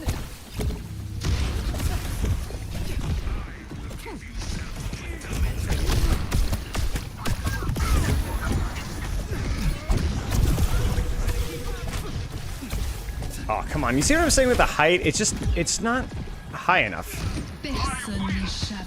It's like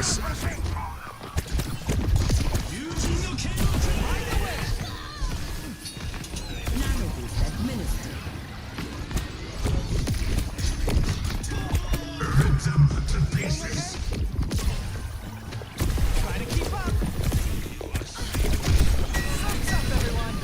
Sniper, watch out.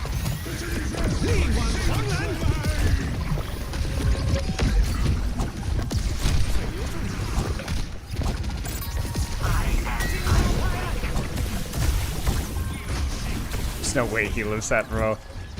That's insane. No lag, dude. I've had so much lag recently. No, why?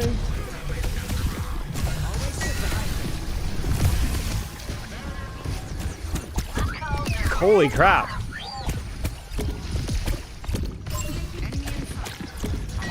Holy crap, I am lagging like crazy. What's stream looking like?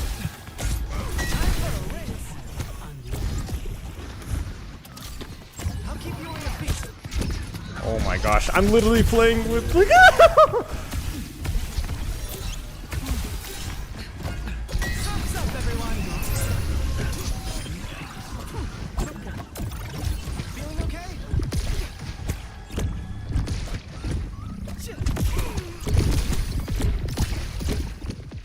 It's only Overwatch? Alright.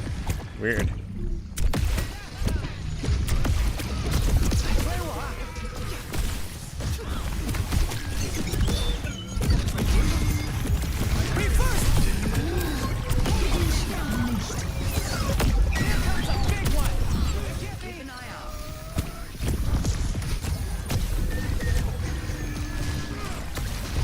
I don't know why I'm using a healing resource. I'm thinking Mercy. No, press the button! Oh, I didn't go off, frick. Stream looks fine? Okay, well no, stream is looking a little shaky here. It might indeed be, like the bitrate is dropping a little bit here. It might indeed be. I need to check my backup program maybe. Next fight I'll try to get a shot.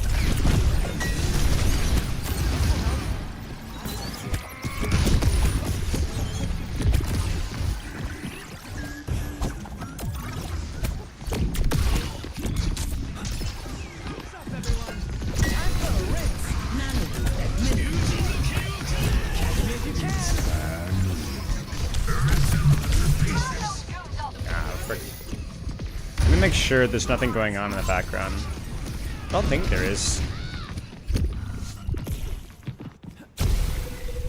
That's not gonna stop me. It's definitely laggy though. Latency, like there it is, like a huge latency spike.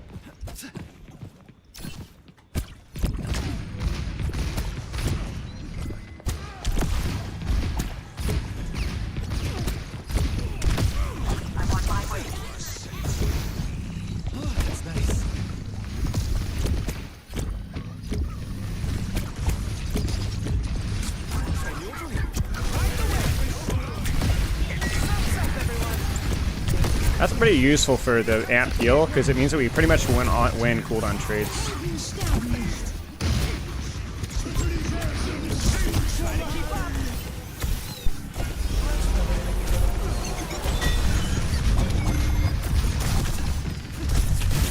Dude, this lag, man. I get stuck in the room. Alright, I might have to call stream after this, sadly, because I literally can't even play right now. Cursed with internet, man. At least stream's not crashing. That's the most important thing. But yeah, like I am all over the place latency-wise.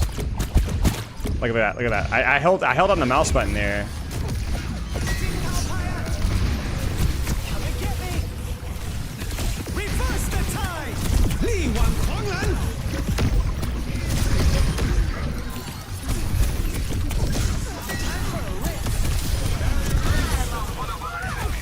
Kind of feeding a little bit, but I don't give a frick.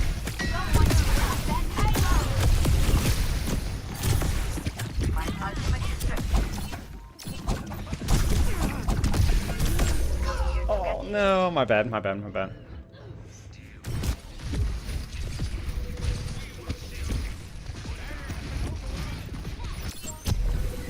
Well, no one learns without making mistakes, right? Get in there, Bob.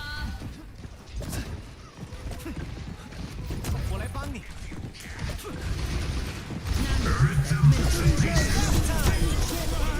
making waves out here.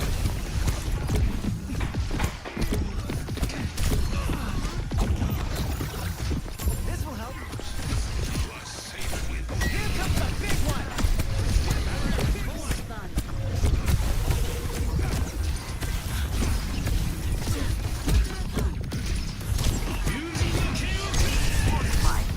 I knew I was gonna eat it, so might as well try to punish. Oh, that's my bad.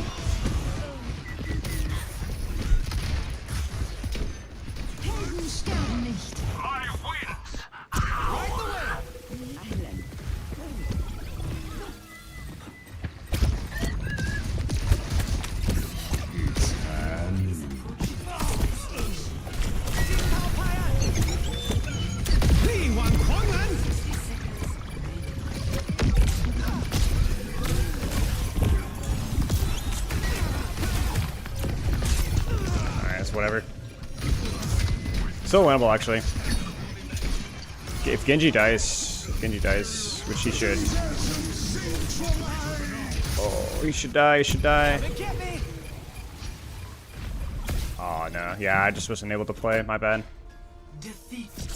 Alright, GG's chat. I am gonna call it there just with the internet being as it is. Hopefully we get that sorted out. But okay. Loves and kisses, YouTube, Twitch. I'll be back on Saturday. We'll have, I guess, more Wu Young on Saturday. But yeah. Have a good rest of your day, y'all. Cheers. Bye.